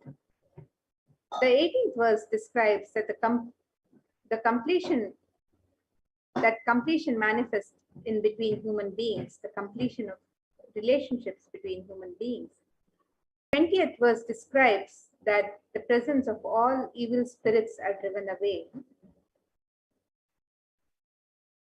And the more scriptures describe that all the world pleasures that are sought manifest, and also the supreme union with the cosmic mother happens, and one becomes a siddha, enlightened, as described in these scriptures.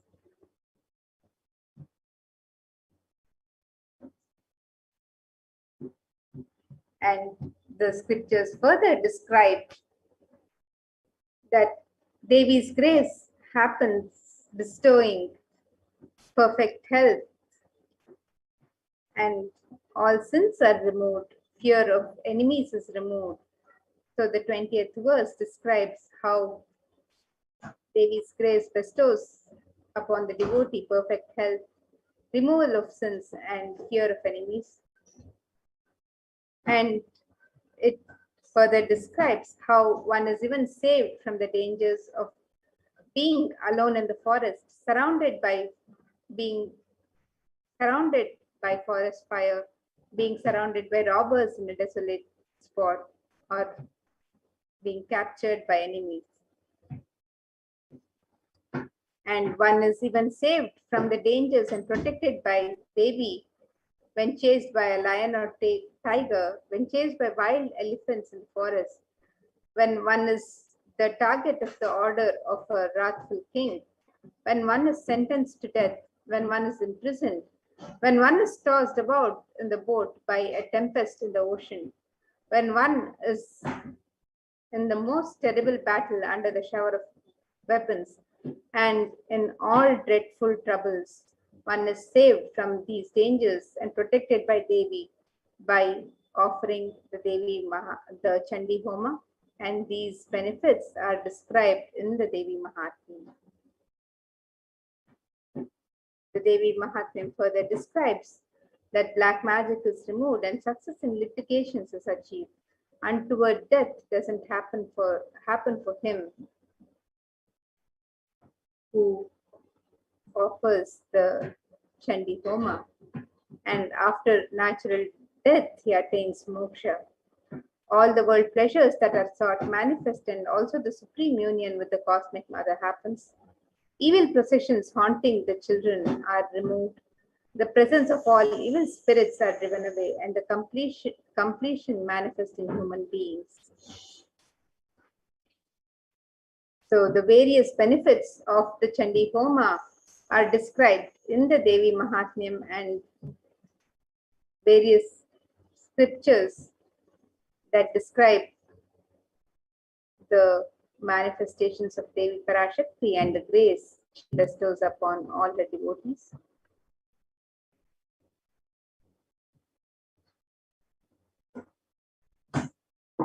And the Chandi Homa happens on every day of these 9 days of celebrations of the Navaratri. And the Rajarajeshwari Ekadasha Dravya Abhishekam and Snapana Abhishekam is also offered to Devi Rajarajeshwari during these Navaratri celebrations. This is a very special offering where, as per the Shakta Agamas, 11 types of dravyams of Abhishekam items such as rice flour, turmeric powder, Jaladravya powder, Panchamritam, milk, curd, ghee, honey, sugarcane juice, fruit juice, tender coconut water, and Gandha Jalam will be offered to the Moolavar Rajarajeshwari in the Nithyanandeshwara Paramashiva Devalayam. Finally, the energized waters of the Chandi Homa Kalashas and the Shankha, the conch, which have been consecrated during the entire day by various powerful mantras and rituals, are offered onto the deity of Sri Rajarajeshwari Devi.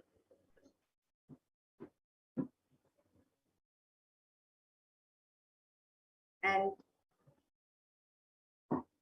for the rituals that happen every day during these 9 days of Navaratri celebrations, the Kumari Puja, the Dasha Bhairava Suhasini Puja, the rarest of rituals when Devi Parashakti is invoked in living persons and worshipped. These are the rituals that are invoked in living persons: the Kumari Puja, the Dashbhairava Puja, and the Suhasini Puja. Through the initiation and blessings of the Supreme Pontiff of Hinduism, Swamiji, the 9 forms of Devi manifest in the women and kids present for the puja and accept our offerings and worship. Hinduism is a religion where everything is auspicious and is an embodiment of Parashakti. When one witnesses the worship of a physical body in Parashakti, the highest auspicious thought currents that occur in the mirrored in our brain as well. A heightened feeling of connection to Devi Parashakti will manifest when we see her in a physical form, receiving our worship and our devotion.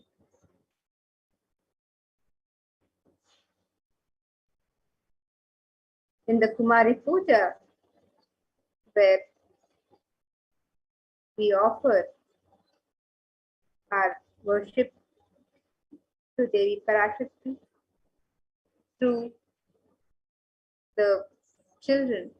Children are pure manifestations of Devi Parashakti with an innocent powerfulness through which the divine can be glimpsed. Parashakti's own extensions are the Kumaris. And the Dashabhairava Puja is offered to the young boys who are blessed and initiated by the Supreme Pontiff of Hinduism, Swamiji, to radiate powerful manifestations of Parashakti of Dashabhairavas.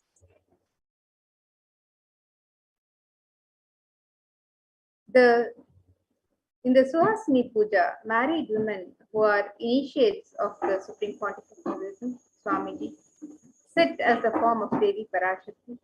This unique revival of worship is one of the rarest, where Parashakti is actualized and is an actual physical body of the Suhasini. As the Supreme Pontiff of Hinduism, Swamiji says, women are an embodiment of Parashakti. Here, is a unique ritual in Hinduism, recreating the same sacred sentiments that Sri Ramakrishna had when he offered the Jadadatri Puja to Sri Sharada Devi.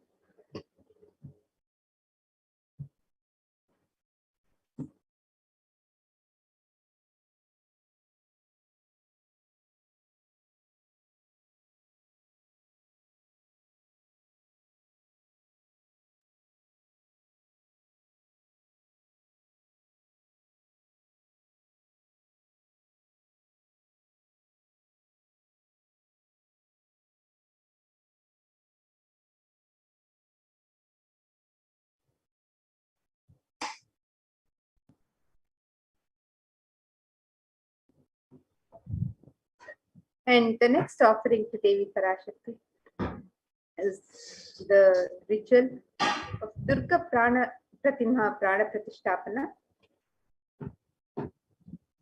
The Kularnava Tantra describes in detail the worship of Durga Devi, which is made out of clay. The Agama Kinjunctions prescribe details on the way the clay should be procured. They describe exactly from which land the mud should be procured. These grand deities are made with the exact proportion as per the Shastras and are colored and decorated in the exact depiction of Durga Devi slaying the demon Mahishasura.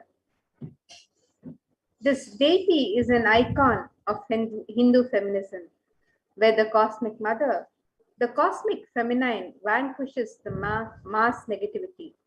Tremendous amount of energy lands when Durga Devi receives Prana Pratishtapana by the Supreme Pontiff of Hinduism, Swamiji himself. And during this Navaratri celebrations, we'll be having this sacred ritual of Durga Pratima Prana Pratishtapana in the sacred of Adi Kailash Nithyananda Paramashivam Devalaya. And you can register for this offering of the sacred ritual.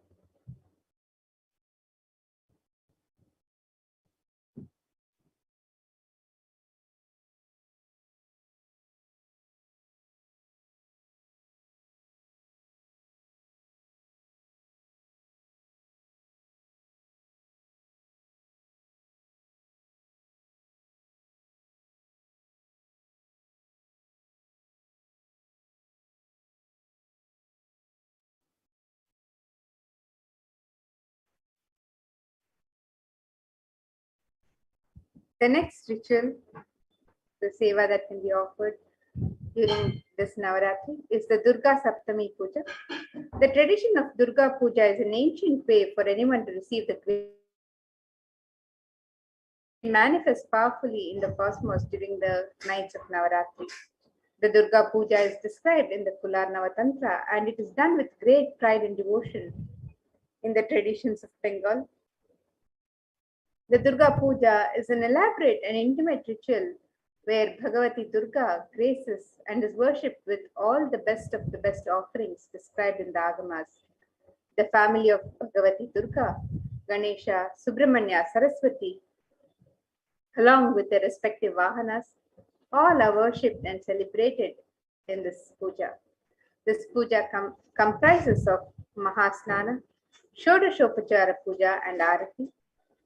These are the sacred bath, the elaborate and grand offerings, and the grand waving of lamps, lit lamps. This puja is described in such detail, and the preparations are made all year for this puja.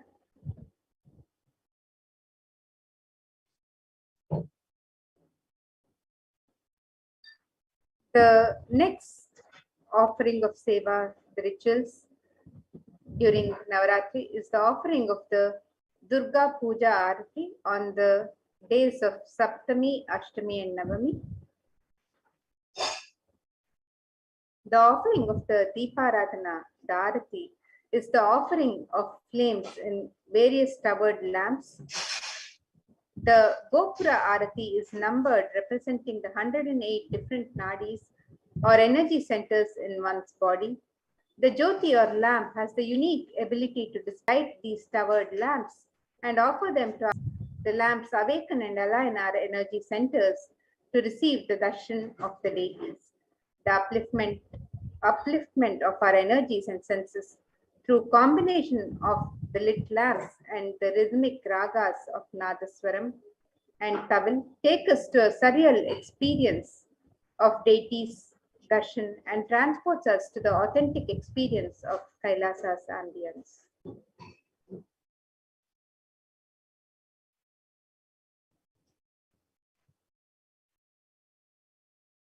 And the next offering of the sacred rituals in Adi Kailash is the offering of the Devi Mahatmyam Parayanam. The Devi Mahatmya, or the glory of Devi Durga, is also known as the Durga Saptashati or the Chandi or the Chandi Pata.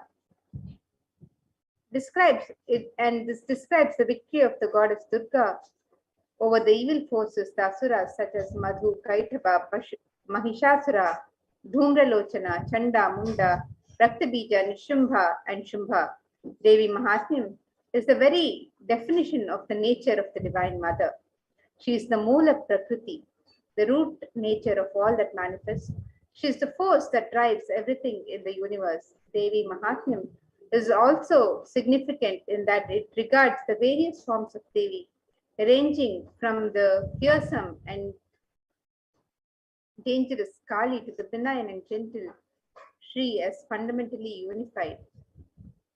And 10 priests will be chanting the Devi Mahatmyam, which makes it a total of 7,000 verses every day.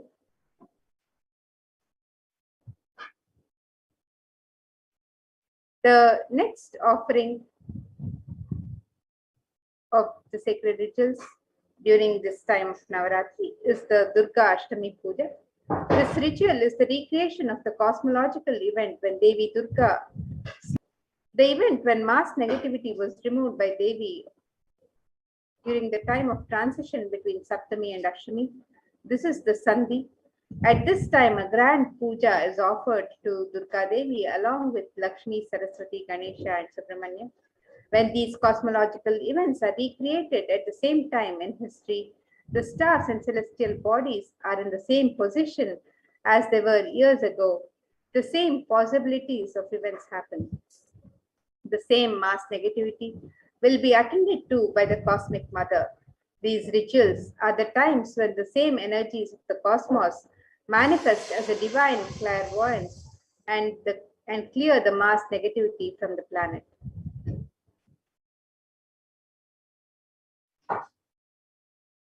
And the next offering of the sacred rituals during this time of Navaratri is the offering of the Ashtami Kumari Puja. Kumari Puja is the ritual done before Devi Durga when a young girl is decorated and worshipped as the embodiment and representation of Durga Devi. This is one of the rarest pujas when the cosmic mother comes in the form of a young child to accept our worship and devotion. This is one of the sweetest and most beautiful rituals to witness, especially after the powerful Sandhi Puja. The ferocious energy of Durga Devi is pacified as she appears as a young child, accepting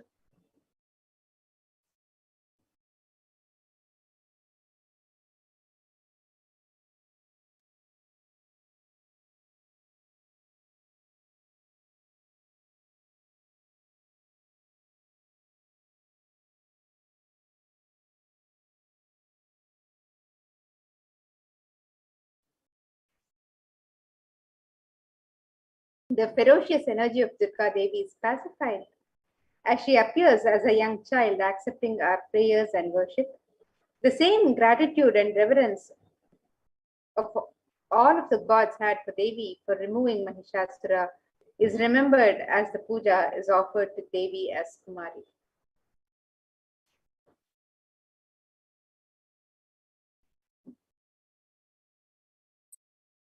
And another sacred ritual offered during this time of Navaratri to Devi Durga is the Durga Navami Sandhi Puja and the Navami Homa. This ritual is the recreation of the battle and victory of Durga Devi over the demons Chanda and Munda. The event when mass negativity was removed by Devi on the time of transition between Ashtami and Navami. This is the Sandhi of this event. At this time, a grand puja is offered to Durga Devi, Lakshmi, Saraswati, Ganesha, and Saraswati. Or are you all in this step in your right? And the Navami Homa is a unique fire ritual done before Devi Durga Pratima, chanting a unique mantra for Devi Durga, who is invoked in the form of Agni. And another sacred ritual that is offered on these during 9 days of celebrations is the offering of the Ayudha Puja on the day of Navami. The auspicious day of Navami, or the 9th day of Navaratri, a special puja is done for all the tools, vehicles, and goods. This is known as Ayudha Puja and is offered in every Hindu home. All the tools are washed and kept in an altar. All the cars are also washed and fresh sandalwood paste is applied on them and puja is offered. Special naivedyams and sweets are prepared for the occasion. On this day, Paramashakti, who is present in all the tools and vehicles that help our lives, becomes don't click the pro worship. It is a day of rejuvenation when all the homes are cleared and all the corners of the home and all the doors are refreshed with fresh incense and wood. No, don't do any of those. Don't do any of those. Just okay, we are. Sorry, go ahead.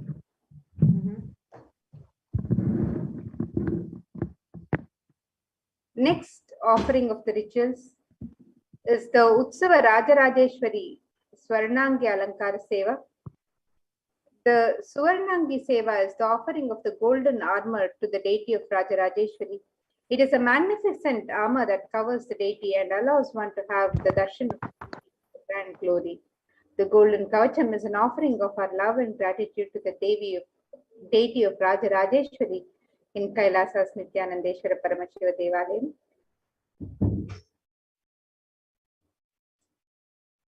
And the next offering during these celebrations of Navaratri and Vijayadashmi is the Mahanaivedya Seva on the day of Vijayadashmi. On the auspicious occasion of Vijayadashmi, the Annalayas of Adi Kailasa and the devotees of Nithyanandeshwara Paramashiva Devalaya offer the Mahanaivedya Seva to our beloved Supreme Pontiff of Hinduism, Jagadguru Mahasannidhanam, His Divine Holiness Bhagwan Nithyananda Paramashivam. This grand offering is an offering of 1008 varieties of food. The celebration is an offering of our deep love and gratitude to our beloved Swamiji. We celebrate this Mahanaivedya Seva only 4 times in a year.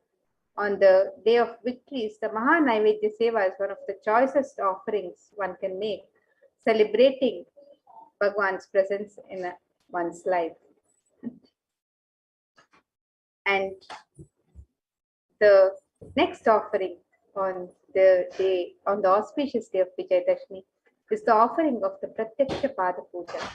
In Hinduism, the traditional way of offering our gratitude to the Guru is the Pratyaksha Pada Puja. And this verse describes the glory of worshipping Guru's feet.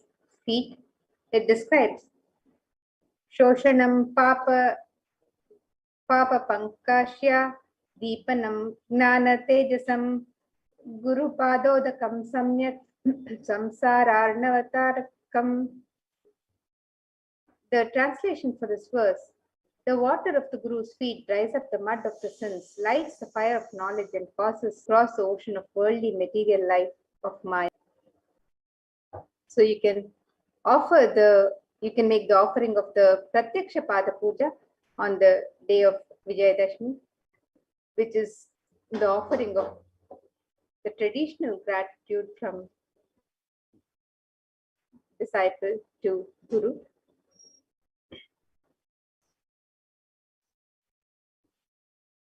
And the next offering on the day of Vijayadashmi is the offering of the Tulabharam. Tulabharam is a ritual where material donations are made to the Supreme Pontiff of Hinduism against the weight of his deity. The scriptures describe various items that can be offered, from jaggery to sugar to silver and gold. Tula means scale. It is a scale where the donations are made against the weight of Swamiji's deity. In Hinduism, the traditional way of offering Tula is any material offerings is known as Tulabharam. It is the sacred act of offering an item equal in weight of the deity or Guru or God that we are offering to. Offerings can be various. It can be flowers, bilwa, tulsi, dates, bananas, books, silver, and gold. Tulabharam is an intense offering of gratitude for your prayers to be answered and giving just for the sake of giving. Opens up to receive Paramashiva and Parashakti. Hindu giving is about offering with gratitude the highest that we have.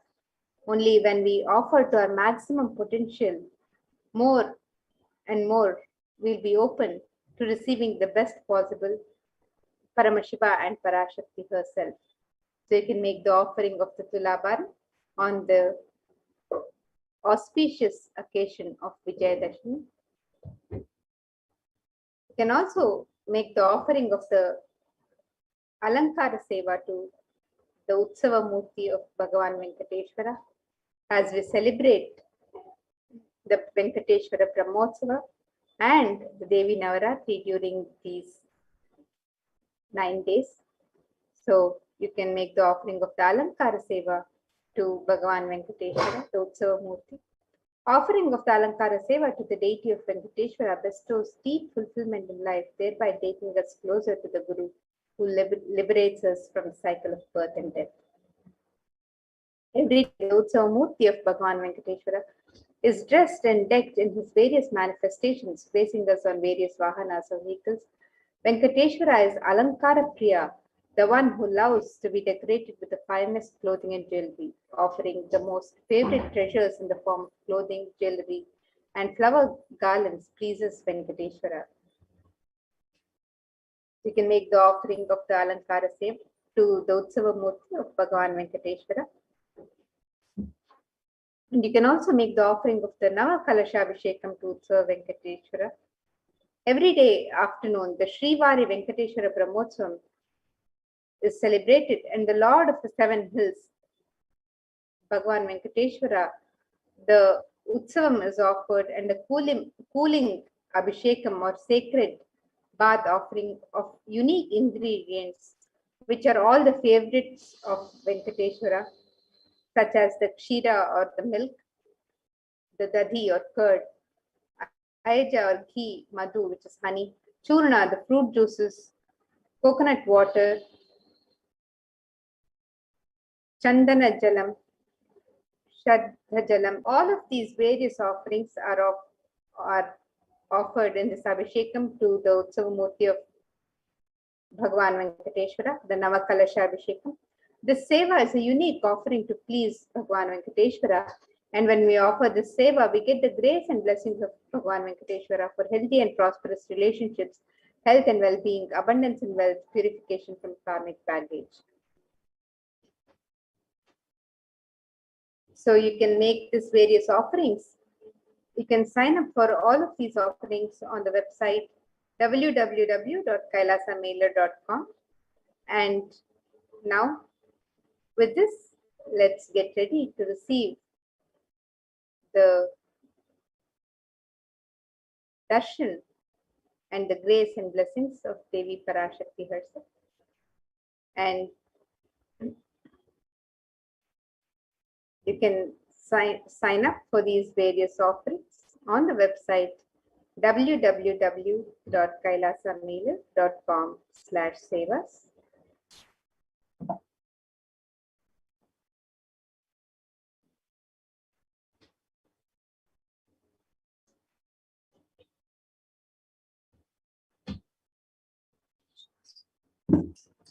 So here is the website www.kailasamelia.com/sevas, where you can learn more about the various sevas and offerings being offered during this auspicious time of Navaratri in the sacred Kshetra of Adi Kailash Nithyananda Paramashiva Devalaya. So you can visit the website www.kailasamelia.com/sevas and learn more about all of these offerings and the sevas and rituals that can be offered during this time of Navaratri as we get ready to receive the grace and blessings of Devi Parashakti herself during these 9 nights of celebration. With that, let us now get ready for the darshan of Devi Parashakti. We'll be right back in just a few minutes as we prepare ourselves to receive the darshan of Devi Parashakti.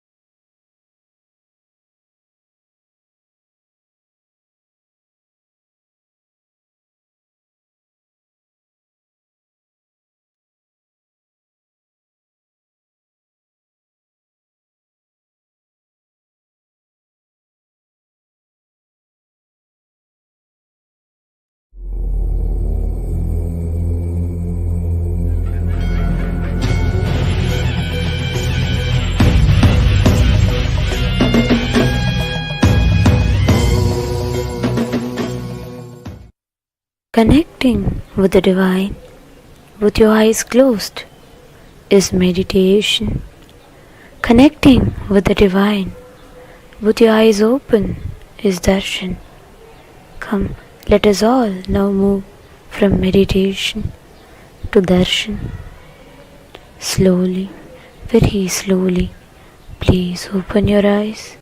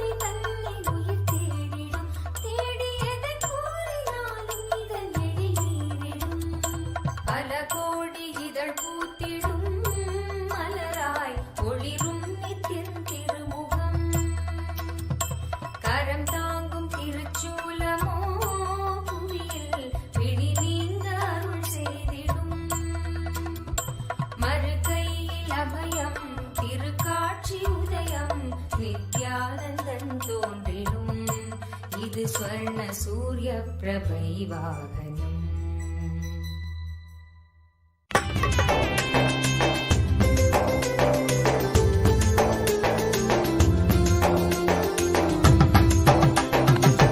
உன்னாடும் மனசத்தா தான் காட்டி அனுப்பதா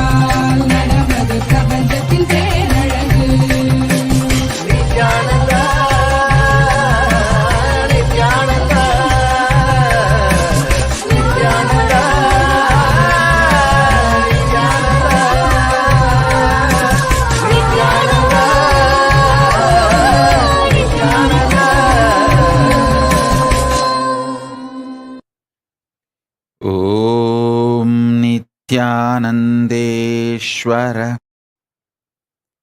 परमशिवसमारम्भाम् नित्यानन्देश्वरि परमशक्तिमध्यमाम् अस्मदाचार्यपर्यन्ताम् वन्दे गुरुपरम्पराम्.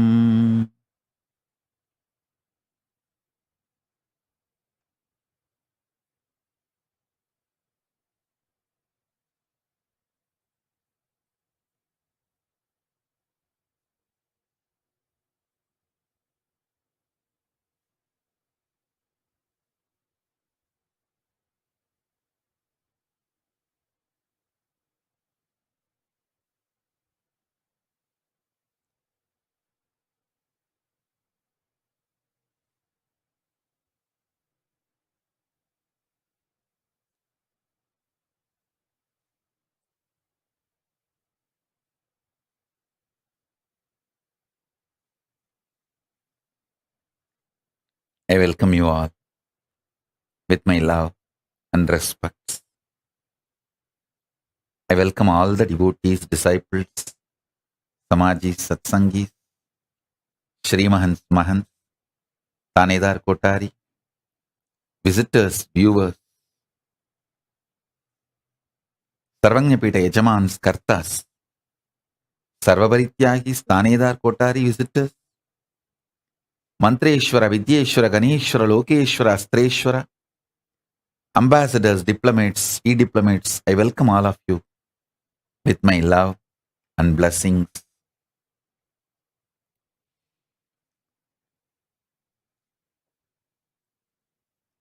Paramashiva's message directly from Kailash. Listen.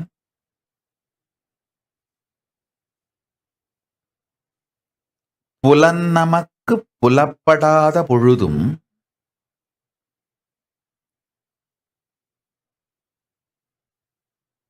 உயிர் உயிர்த்திருக்கும் உத்தமத்தன்மைக்கு நம்மை புலப்படுத்திக் கொள்ளலே சத்திய பிரத்யாகாரம்.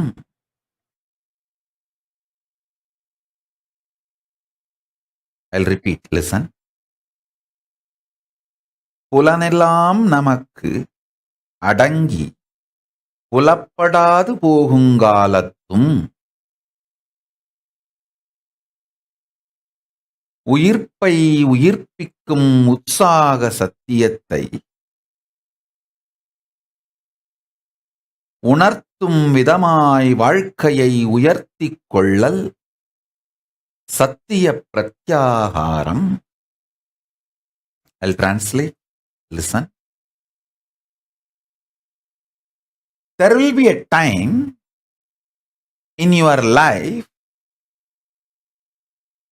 where your senses will not be active.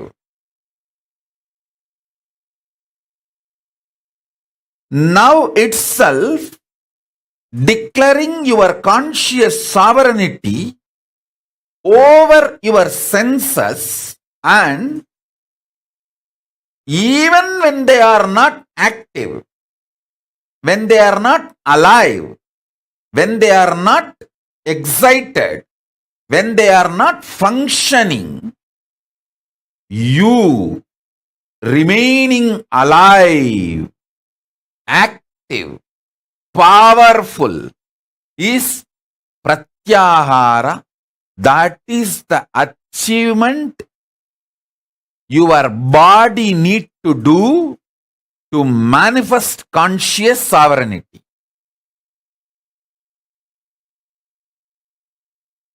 This teaching I directly received from Arunagiri Yogeshwara, Paramashiva himself.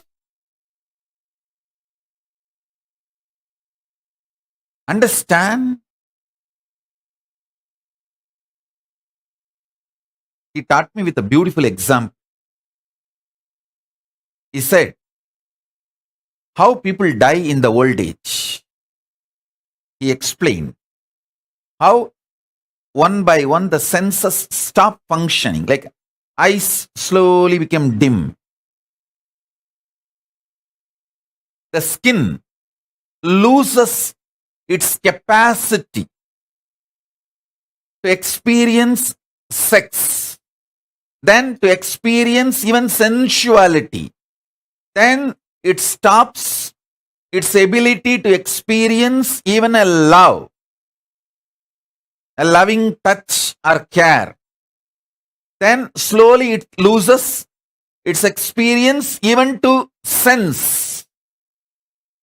Then tongue, how it loses its ability to taste and its ability to verbalize what goes on inside you. Ears, how it loses its ability to receive sounds or information and process. Listen, even while all these senses don't function well, are excited, active, inspired to be alive, if you are alive, that is what is power of conscious sovereignty, preparing your body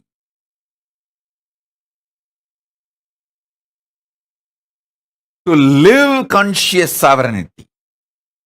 See, when your senses are active, alive, declare your conscious sovereignty over them so that they will continue to be your obedient servants, the place they are supposed to be. And they will not fail you even when they are slowly settling down. This is the right science of pratyahara. I'll give you simple tips. Start with, see, all of you are addicted to some habits, some things. Some people will be addicted to coffee. At particular time, they have to take coffee, only then they will be active in the office. If you are addicted to coffee, just one day try the time you are supposed to take coffee, use Mahavagya inside you to create the energy, excitement, inspiration you need to carry on with your life, which you get only from coffee. One day, without coffee, just through Mahavagya, try to have. If you are choosing to be my disciple, it means if you are choosing to connect with the introduction I am giving about me, then the best Mahavagya for you is Om Nithyananda Paramashivoham, because it directly connects you with the living manifestation, like live spiritual umbilical cord. If you are not that connected to me and you are like a visitor or a viewer, suddenly my satsang appeared in the Facebook and you feel like, okay, let's see what is he doing, what is he trying to tell. He's wearing so much gold. Come on, let me see what he is trying to convey. For some reason, if you are watching the satsang but not disciple, then use Om or Aham Brahmasmi, Tattvamasi, Shivoham, any one Mahavagya which you feel connected. Try to replace Mahavagya instead of coffee. Same way, if you are addicted to your gadget, you can't be without your gadget, that nudge, then just one day and try to sit with Mahavagya. Just one day. I tell you,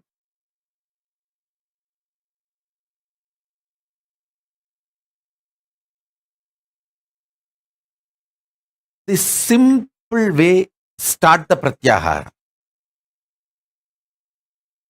If you are absolutely addicted to this comfortable cushion bed, just one day, try to sleep on the floor. Wherever you feel uncomfortable, try to use Mahavagya to make you feel comfortable. If you are addicted to some music, keep that music aside.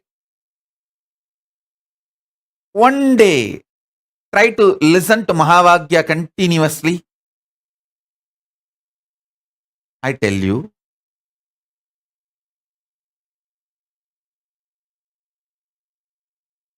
just replacing few of your addictions with Mahavagya and feeling the freedom will give you tremendous strength and power. You will be able to replace even your food with Mahavagya. I did it. Practically last 3 years I am doing it. You can see how healthily I lost 30 kg.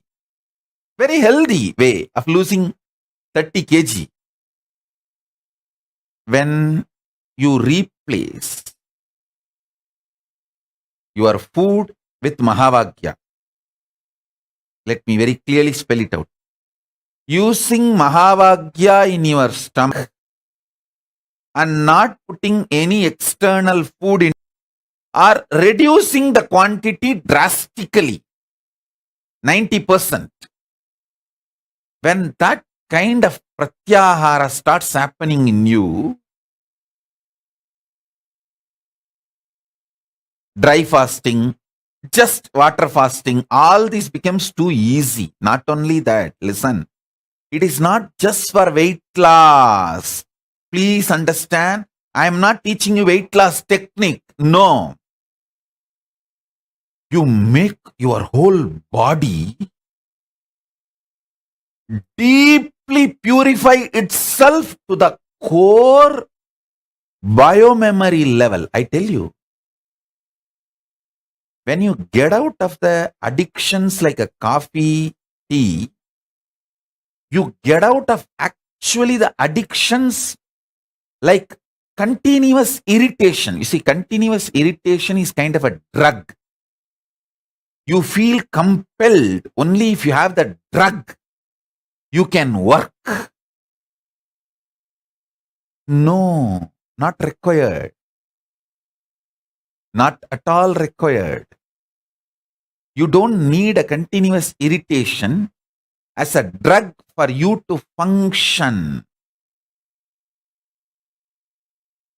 Understand very clearly. So when you break one addiction, you break multiple addictions.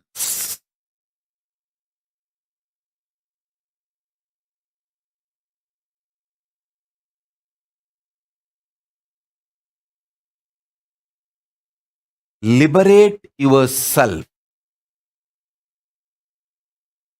from all addictions by declaring your conscious sovereignty over your senses. I tell you, betel leaf and betel nut can be a powerful de-addicting herb. People try to tell, oh, betel leaf and betel nut is addictive. No. Cigarette is addictive.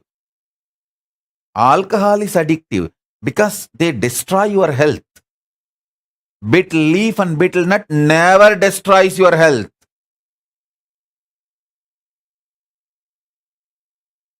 Don't add any items like lahiri or the other drug type of items. No. Simple betel leaf, betel nut is highly healthy. It is actually de-addicting substance.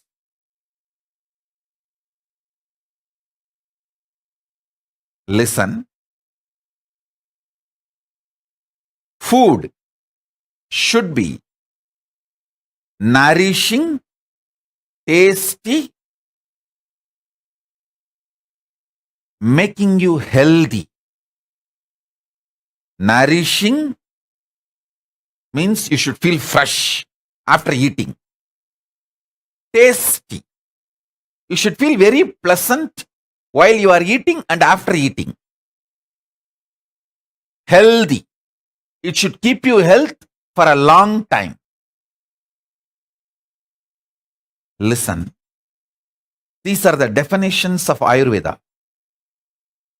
Don't eat which is not nourishing after eating.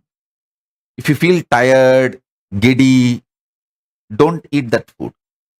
Same way, don't eat which is not tasty. Because you will not continue the diet. if it is not tasty. Nourishing, tasty, it should keep you healthy for a long time, long-term healthy. Betel leaf, betel nut and all will fall in this category. Nourishing, tasty, keeps you long time healthy. Listen.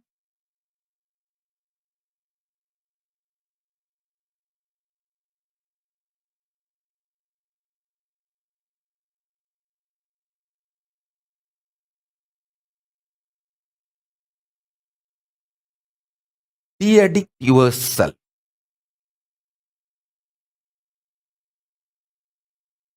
From all the sense-based addictions.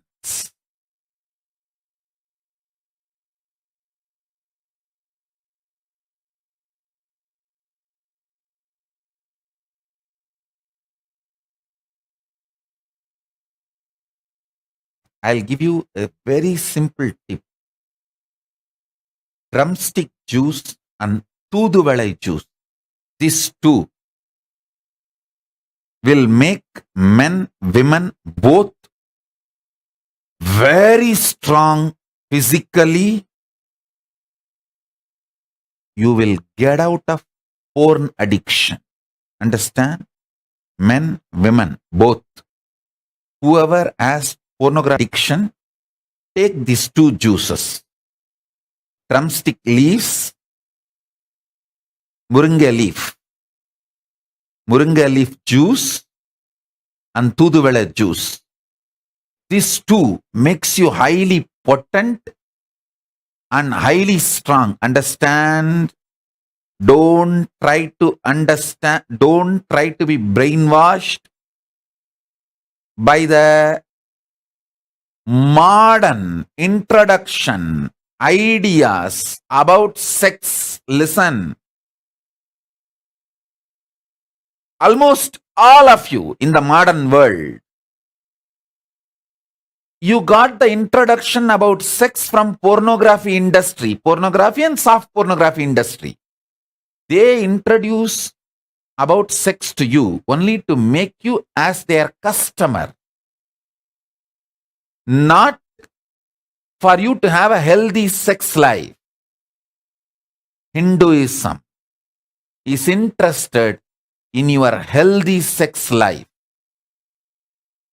Neither it addicts you using sex, nor it gives you wrong introduction about sex. It gives you enlightening ideas about sex. A person with high potency and stamina will not be addicted to pornography. Listen.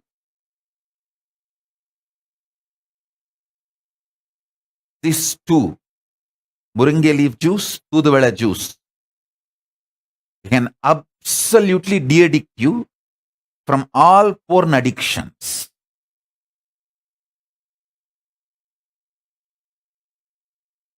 Soon I'll speak, at least for selected group, detailed understanding about the Hindu biology.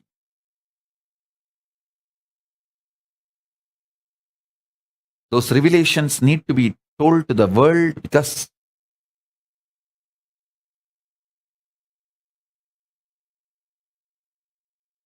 world needs to have right knowledge from Paramashiva himself directly.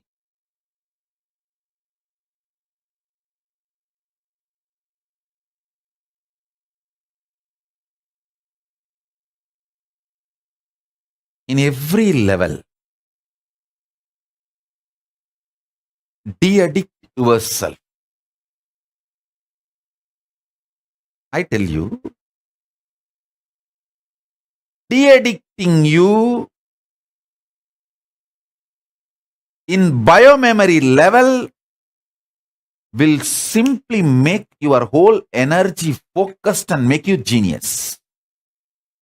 To become genius, you don't need to do anything special. Just if you de-addict yourself from all the addictions, your whole energy will be so focused alive, awakened, you will simply become genius.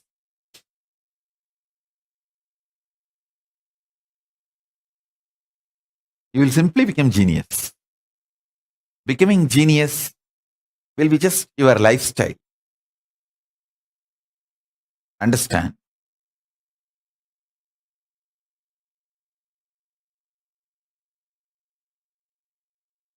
I'll give you now one simple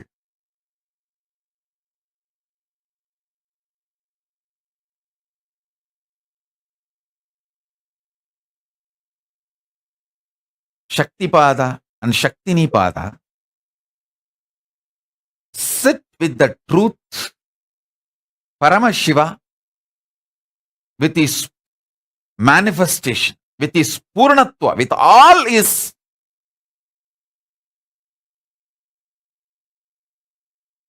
auspicious, with all his manifestations. He is sitting inside you and celebrating himself, enjoying himself. Listen. Listen carefully. Listen. Listen carefully.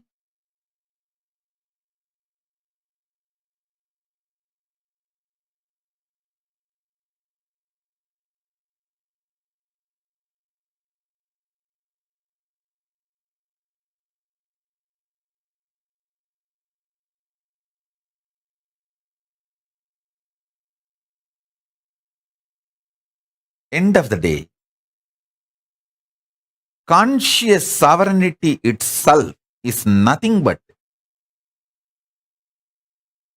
de-addicting you from whatever can be taken away from you. See, whatever can be taken away from you, you don't need to renounce them, give up now itself. But don't be addicted. So when they are removed, you won't have any problem or difficulty. Listen.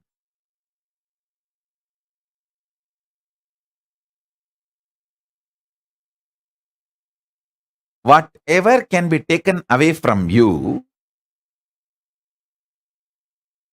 only remove the addiction.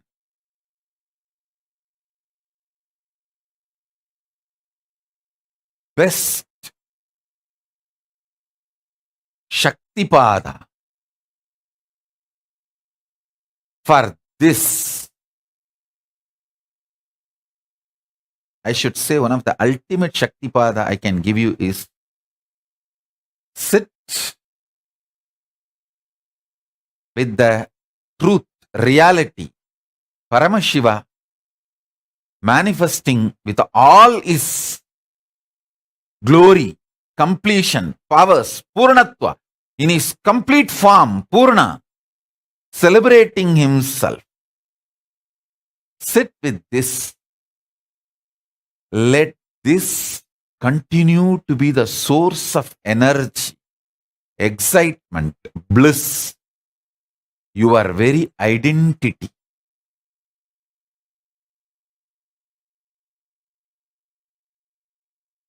You will manifest conscious sovereignty.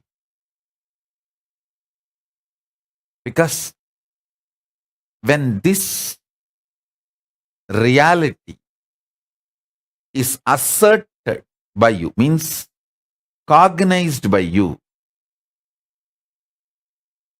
everything else drops automatically. They lose its power over you.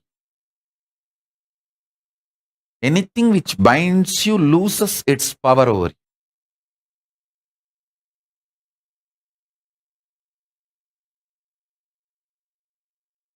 And I have seen how people get addicted,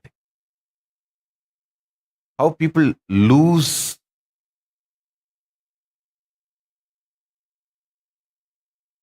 themselves, how people get disturbed from their existence. how people rise or fall.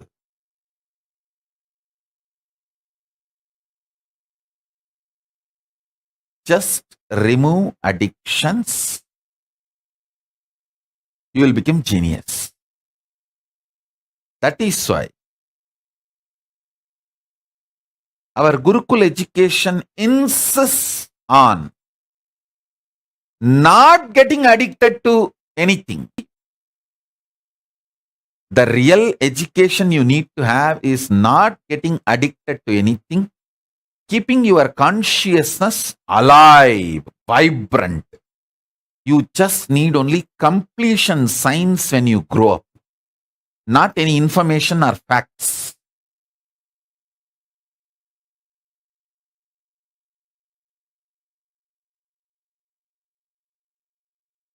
You only need conscious sovereignty, nothing else.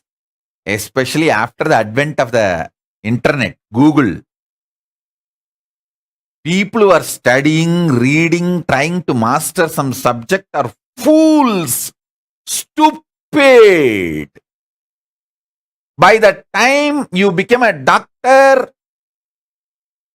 MBBS, MS, all these, that, bus, and ready to do open heart surgery, that science is outdated. You don't even need to open the heart. Just through laser, you can finish any surgery without opening the heart. So the whole 15-20 years you spent, you mastered the whole science is in every field. This is the way the future is going to be. 20 years you study. Somebody was asking, I saw which engineering college I need to go and join. Fool. To become a fool, any engineering college is okay. In India, everyone becomes engineer first, only then they think what they should become. And India has more number of engineering colleges and engineers than the rats and cats. Go and join anyone, which is all now empty after all. And many colleges are paying you to come and study engineering. You study for 20 years and master the science of making roads. Suddenly the cars which can fly 20-30 feet high is invented. Over. The whole idea of the roads will become useless in next few years. And you will put your 20 years to learn how to make roads. I'll actually prove to you guys how I will make my Balasans as best doctors and powerful surgeons.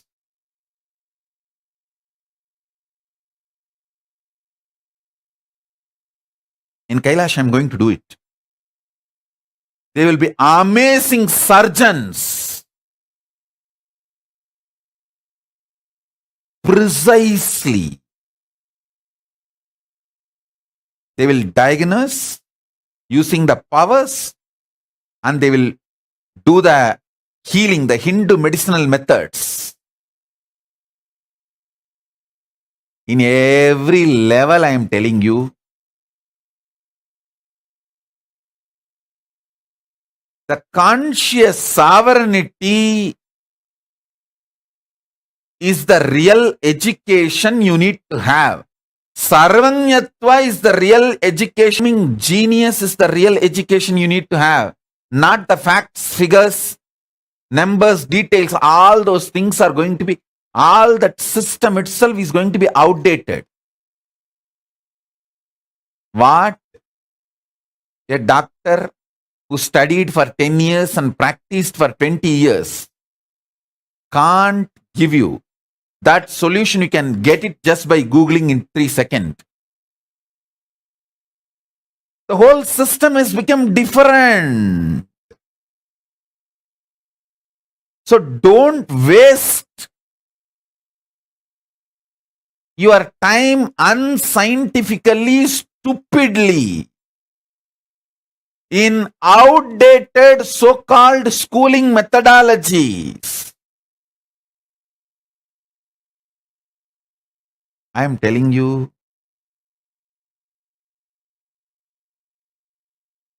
see, I'll give you one example.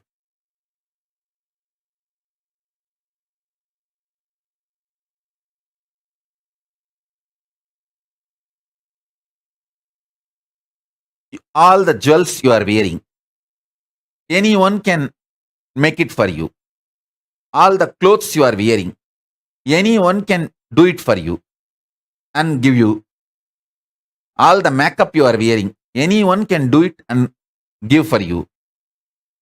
But the internal organs you are having, keeping them healthy, only you can do it for you. Building your body healthy, muscled, the way you want, only you can do it for you. Focus on that which only you can do it for you. Everything else will be easily, freely available to you. This is the core value of life.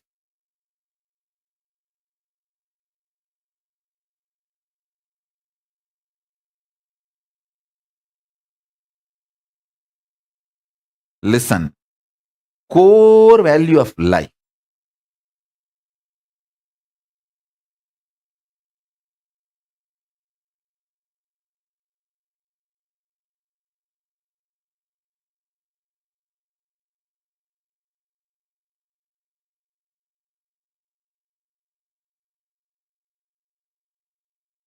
Sharpen your consciousness, your ability to stay in higher states of awareness, your ability to run the life without the drug called fear, confusion. Understand, greed is not a drug actually. I'm not saying greed is right, but at least greed is not a damaging life negative drug. Fear and confusion is the life negative drug. Stopping the fear and confusion, which is life negative drugs, to run your day-to-day life. Understand? Don't come and tell me, no, Swamiji, I want to get out of the fear, but I am not able to get out of the fear. That is an absolute cunning lie. That's absolute cunning lie. Listen. Inside you, you are convinced your fears have a utility value for you. Because of your fears, many times you saved yourself from many problems, and only with your fears you can run your life and you can be alive, active. All these wrong convictions have gone into your system. You convinced yourself wrongly that fear is needed or a part of life for you to run your day-to-day life. No, it's a lie. It's a lie. It's a lie.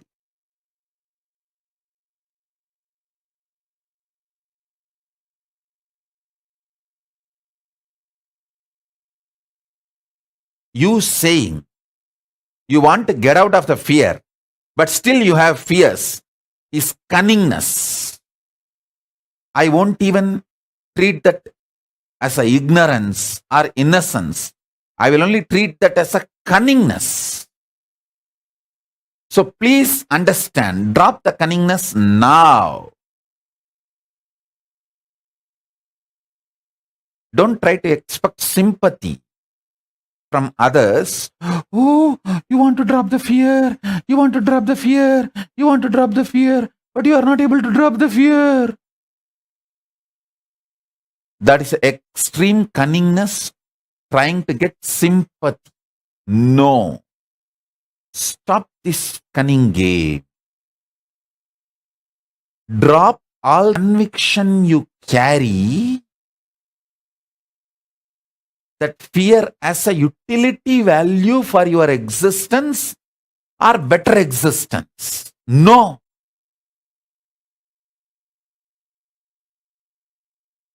At least greed, I will approach with a little tolerating, okay. May not be accepting, I won't accept greed, but tolerate. But the fear and confusion has no right to exist in you. Both of them are life negative drugs. That is worst addiction.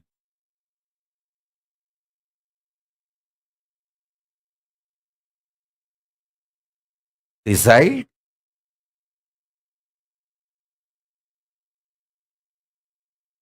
to declare your conscious sovereignty. Allow the Guru to work on your mechanism. I don't work on your mind. I work on your mechanism. I don't work on your mind because I don't work on shit. I am not scavenger.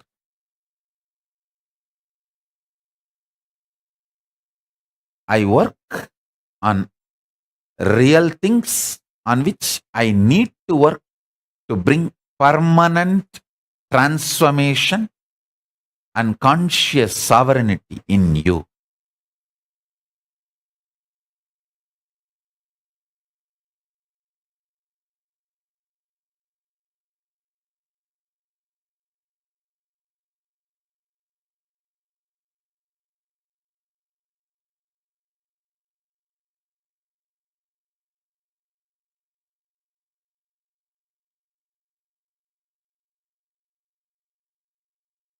This one Shaktipada of Paramashiva being in his Purnatva,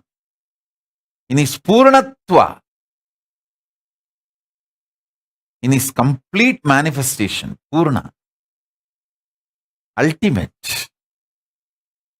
and celebrating his own existence.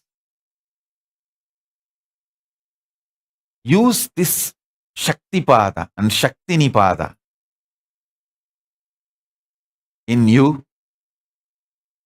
With Mahavagya, you can de-addict yourself from everything. This can de-addict you completely.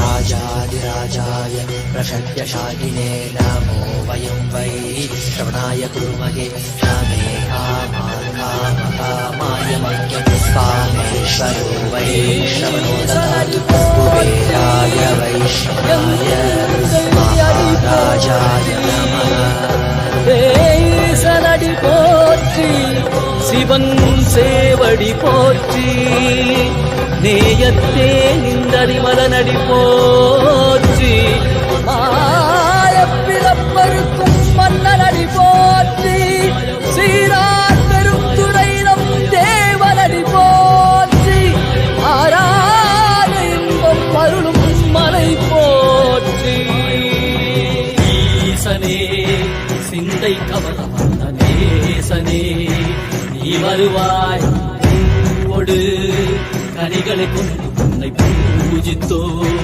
அருள் தருவாய் கலி என்னும் கடலினில் மூழ்கிட்டேயும் இனி கரம் வந்து காத்திட்டு கருணை பொய்கையில் அலர்ந்திட்ட அளவற்கும் போல உன் திருவடியில் வாராய் அருணாச்சலனே நீ வாராய் அகண்ட ஜோதியனே வாராய் அல்லல் நீக்கிடவே வாராய் அகிலம் போற்றுகின்ற ஈசனே சிந்தை கவர்ந்த நேசனே நீ வருவாய் ஒடு கனிகளை கொண்டு பூஜித்தோ அருள் தருவாய்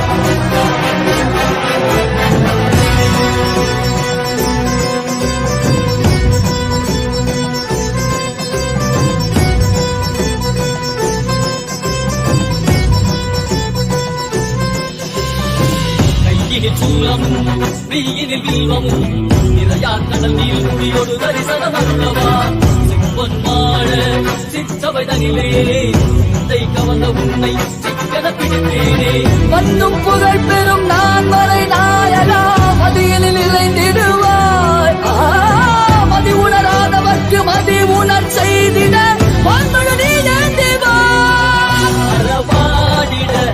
சூழ்ந்திட இவன் சேர நீ வருவாய் அகம் உணர்ந்திட புறம் மகிழ்ந்திட புலித்தோலோடு நீ வருவாய்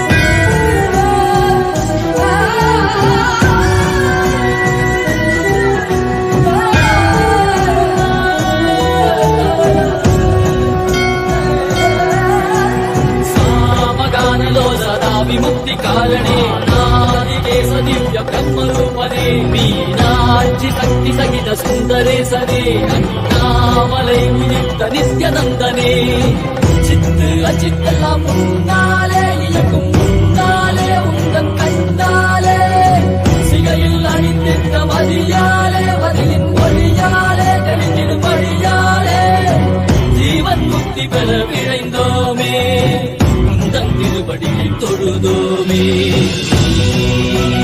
வெள்ளியாகினாய் துள்ளியாகினாய் கேள்வி காண பதிலுமாகினாய் ஒளியாகினாய் உலகமாகினாய் அதுமாகி அருபடை தரும் கர்ம வினைகள் தீர்க்கும் காசிநாதனே எங்கள் கர்மம் போக்கி எம்மையாளும் நேசனே ஏகாந்தமாக ஏக பாதம் தூக்கியே மணியாரை காக்க வேண்டும் நித்யானந்தனே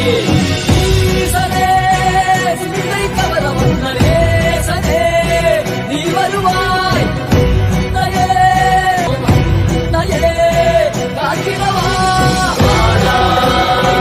அருணாச்சலனே நீ வாராய் அகண்ட ஜோதியலே வாராய் அகிலம் போற்றிடவே வாராய் நித்யானந்தனே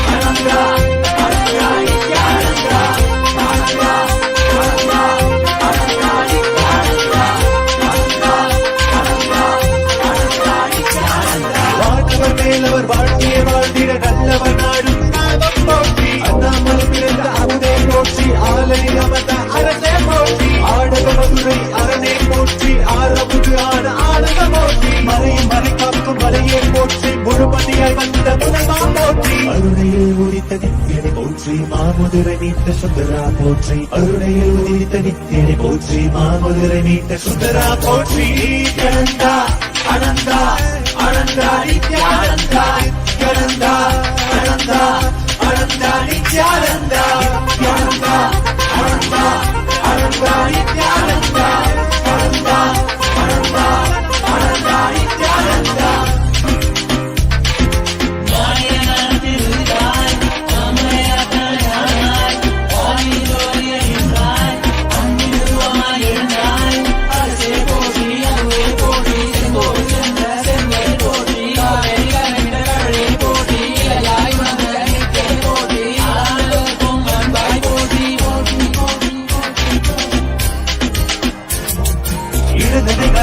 எந்தாய் போற்றி அருவமை உருவமை ஆனாய் போற்றி முழுவதும் இருந்த முதல்வாய் போற்றி முத்தமிழ் மொழி கண்ட முகிழே போற்றி அஞ்சல் நெஞ்சிங்கு அருள்வாய் போற்றி அத்தா போற்றி ஐயா போற்றி நாதமனாவிலே நின்றாய் போற்றி கீதமவாவிலே ஆனாய் போற்றி நித்யானந்தா ஆனந்தா நினைத்தாய் நெஞ்சில் நிறைவாய் நித்யானந்தா நினைத்தால் நெஞ்சில் நிறைவாய் நஞ்சிய முதாய் நயந்தாய் போற்றி கனவிலும் அன்பர்க்கு ஆனாய் போற்றி கலியுகம் காத்த காலமே போற்றி உணர்வில் ஒன்றான உயிரே போற்றி உயிர் தாண்டி வந்த துணையே போற்றி அருமையில் எளிய அழகே போற்றி கோடியில் என கொண்ட நித்தியனை போற்றி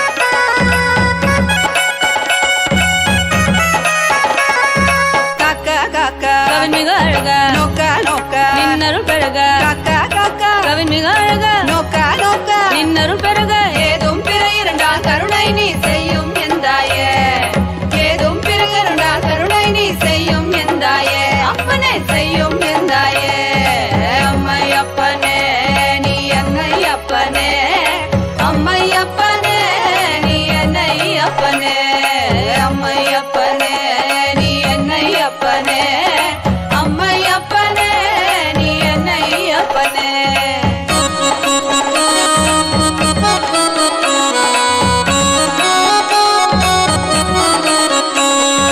மக்களுக்காக மறுபடியும் நீ அவதரித்தானே மக்களுக்காக மறுபடியும் நீ அவதரித்தானே என்னை அம்மை அப்பனே அம்மை அப்பனே நீ என்னை அப்பனே அம்மை அப்பனே நீ என்னை அப்பனே அம்மை அப்பனே நீ என்னை அப்பனே அம்மை அப்பனே நீ என்னை அப்பனே அம்மை அப்பனே நீ என்னை அப்பனே அம்மை அப்பனே நீ என்னை அப்பனே நீ என்னை அப்பனே அம்மை அப்பனே நீ என்னை அப்பனே மாமலகே மணியே மாணிக்கமே மரகதமே வைரமே பொன்னே புகழ் சேர் பொன்மலகே சோதி வடிவான ரூபனே என் குருநாதா என் குருநாதா என் குருநாதா அஞ்ஞான கடல் நீங்கி கணக்கு ஆத்ம ஞானம் அளிப்பாய் குருநா நித்யானந்தா ஆத்ம ஞானம் அளிப்பாய் நித்யா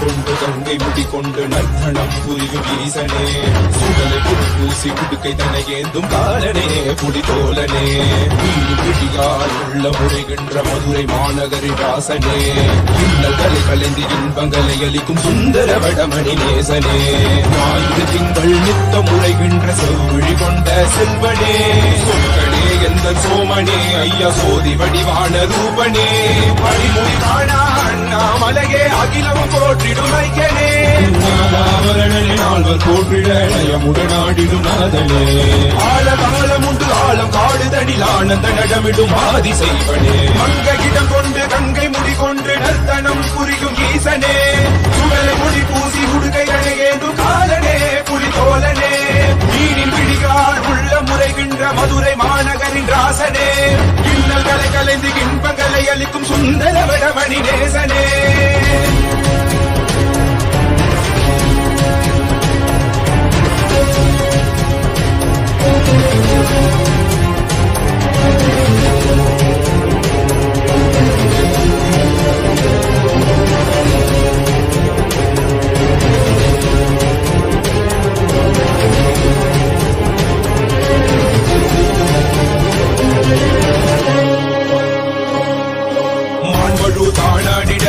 மங்கையவளிடம் கொண்டு நீயாடி பாடியாற்று வினைகள் தீர்த்தருளவே நித்யனே இடவத்தின் மேலேறிவாள் என்றென்றும் ஈசனை தானாடிட புவிதனே சுந்தரனை நீயாடிவாள் முன்னில் விசும்பு தந்தருளவே தேசனே விமலனே நீயாடிவாள் இவையோர்கள் கிண்ணலை கலந்திடும் தேவா தேவாதி தேவா சதா சிவா பாபா குருவாக வந்து திருவருள் புரிவாய் நித்யானந்தனே உரைகின்ற பிரமணே நீயாடிவா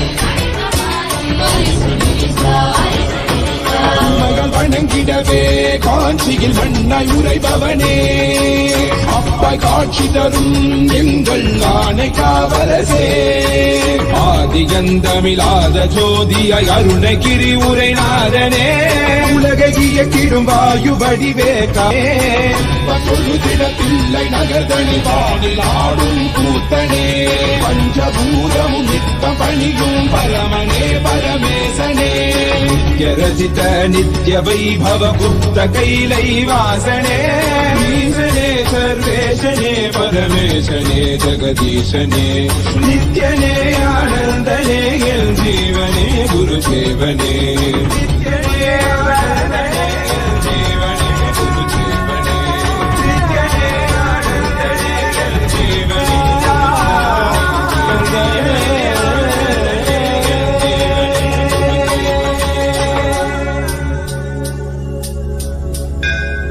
ஆயிரம் சிரசினை கொண்டு அருந்தரும் சிவனே போற்றி ஆயிரம் கைகள் கொண்டு அழைக்கின்ற தூயவா போற்றி உன்னத சத்தியத்தை உரைக்கின்ற தேவனே போற்றி என் நாட்டு ஜீவனுக்கும் இறைவா போற்றி ஔஷதம் தந்தரும் சதாசிவா போற்றி பர்வதம் இருக்கின்ற பரமேஸ்வரனே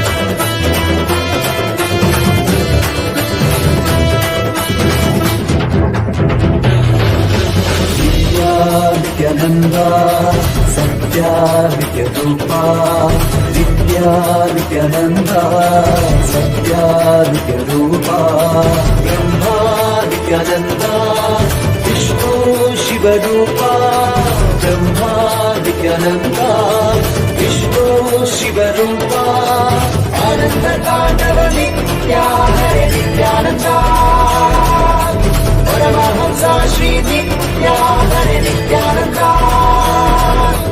आनंद तांडव नित्या हरे नित्यानंदा परमहंसा श्री नित्या हरे नित्या नित्यानंदा सत्यादित्यरूपा नित्यानंदा नित्यरूपा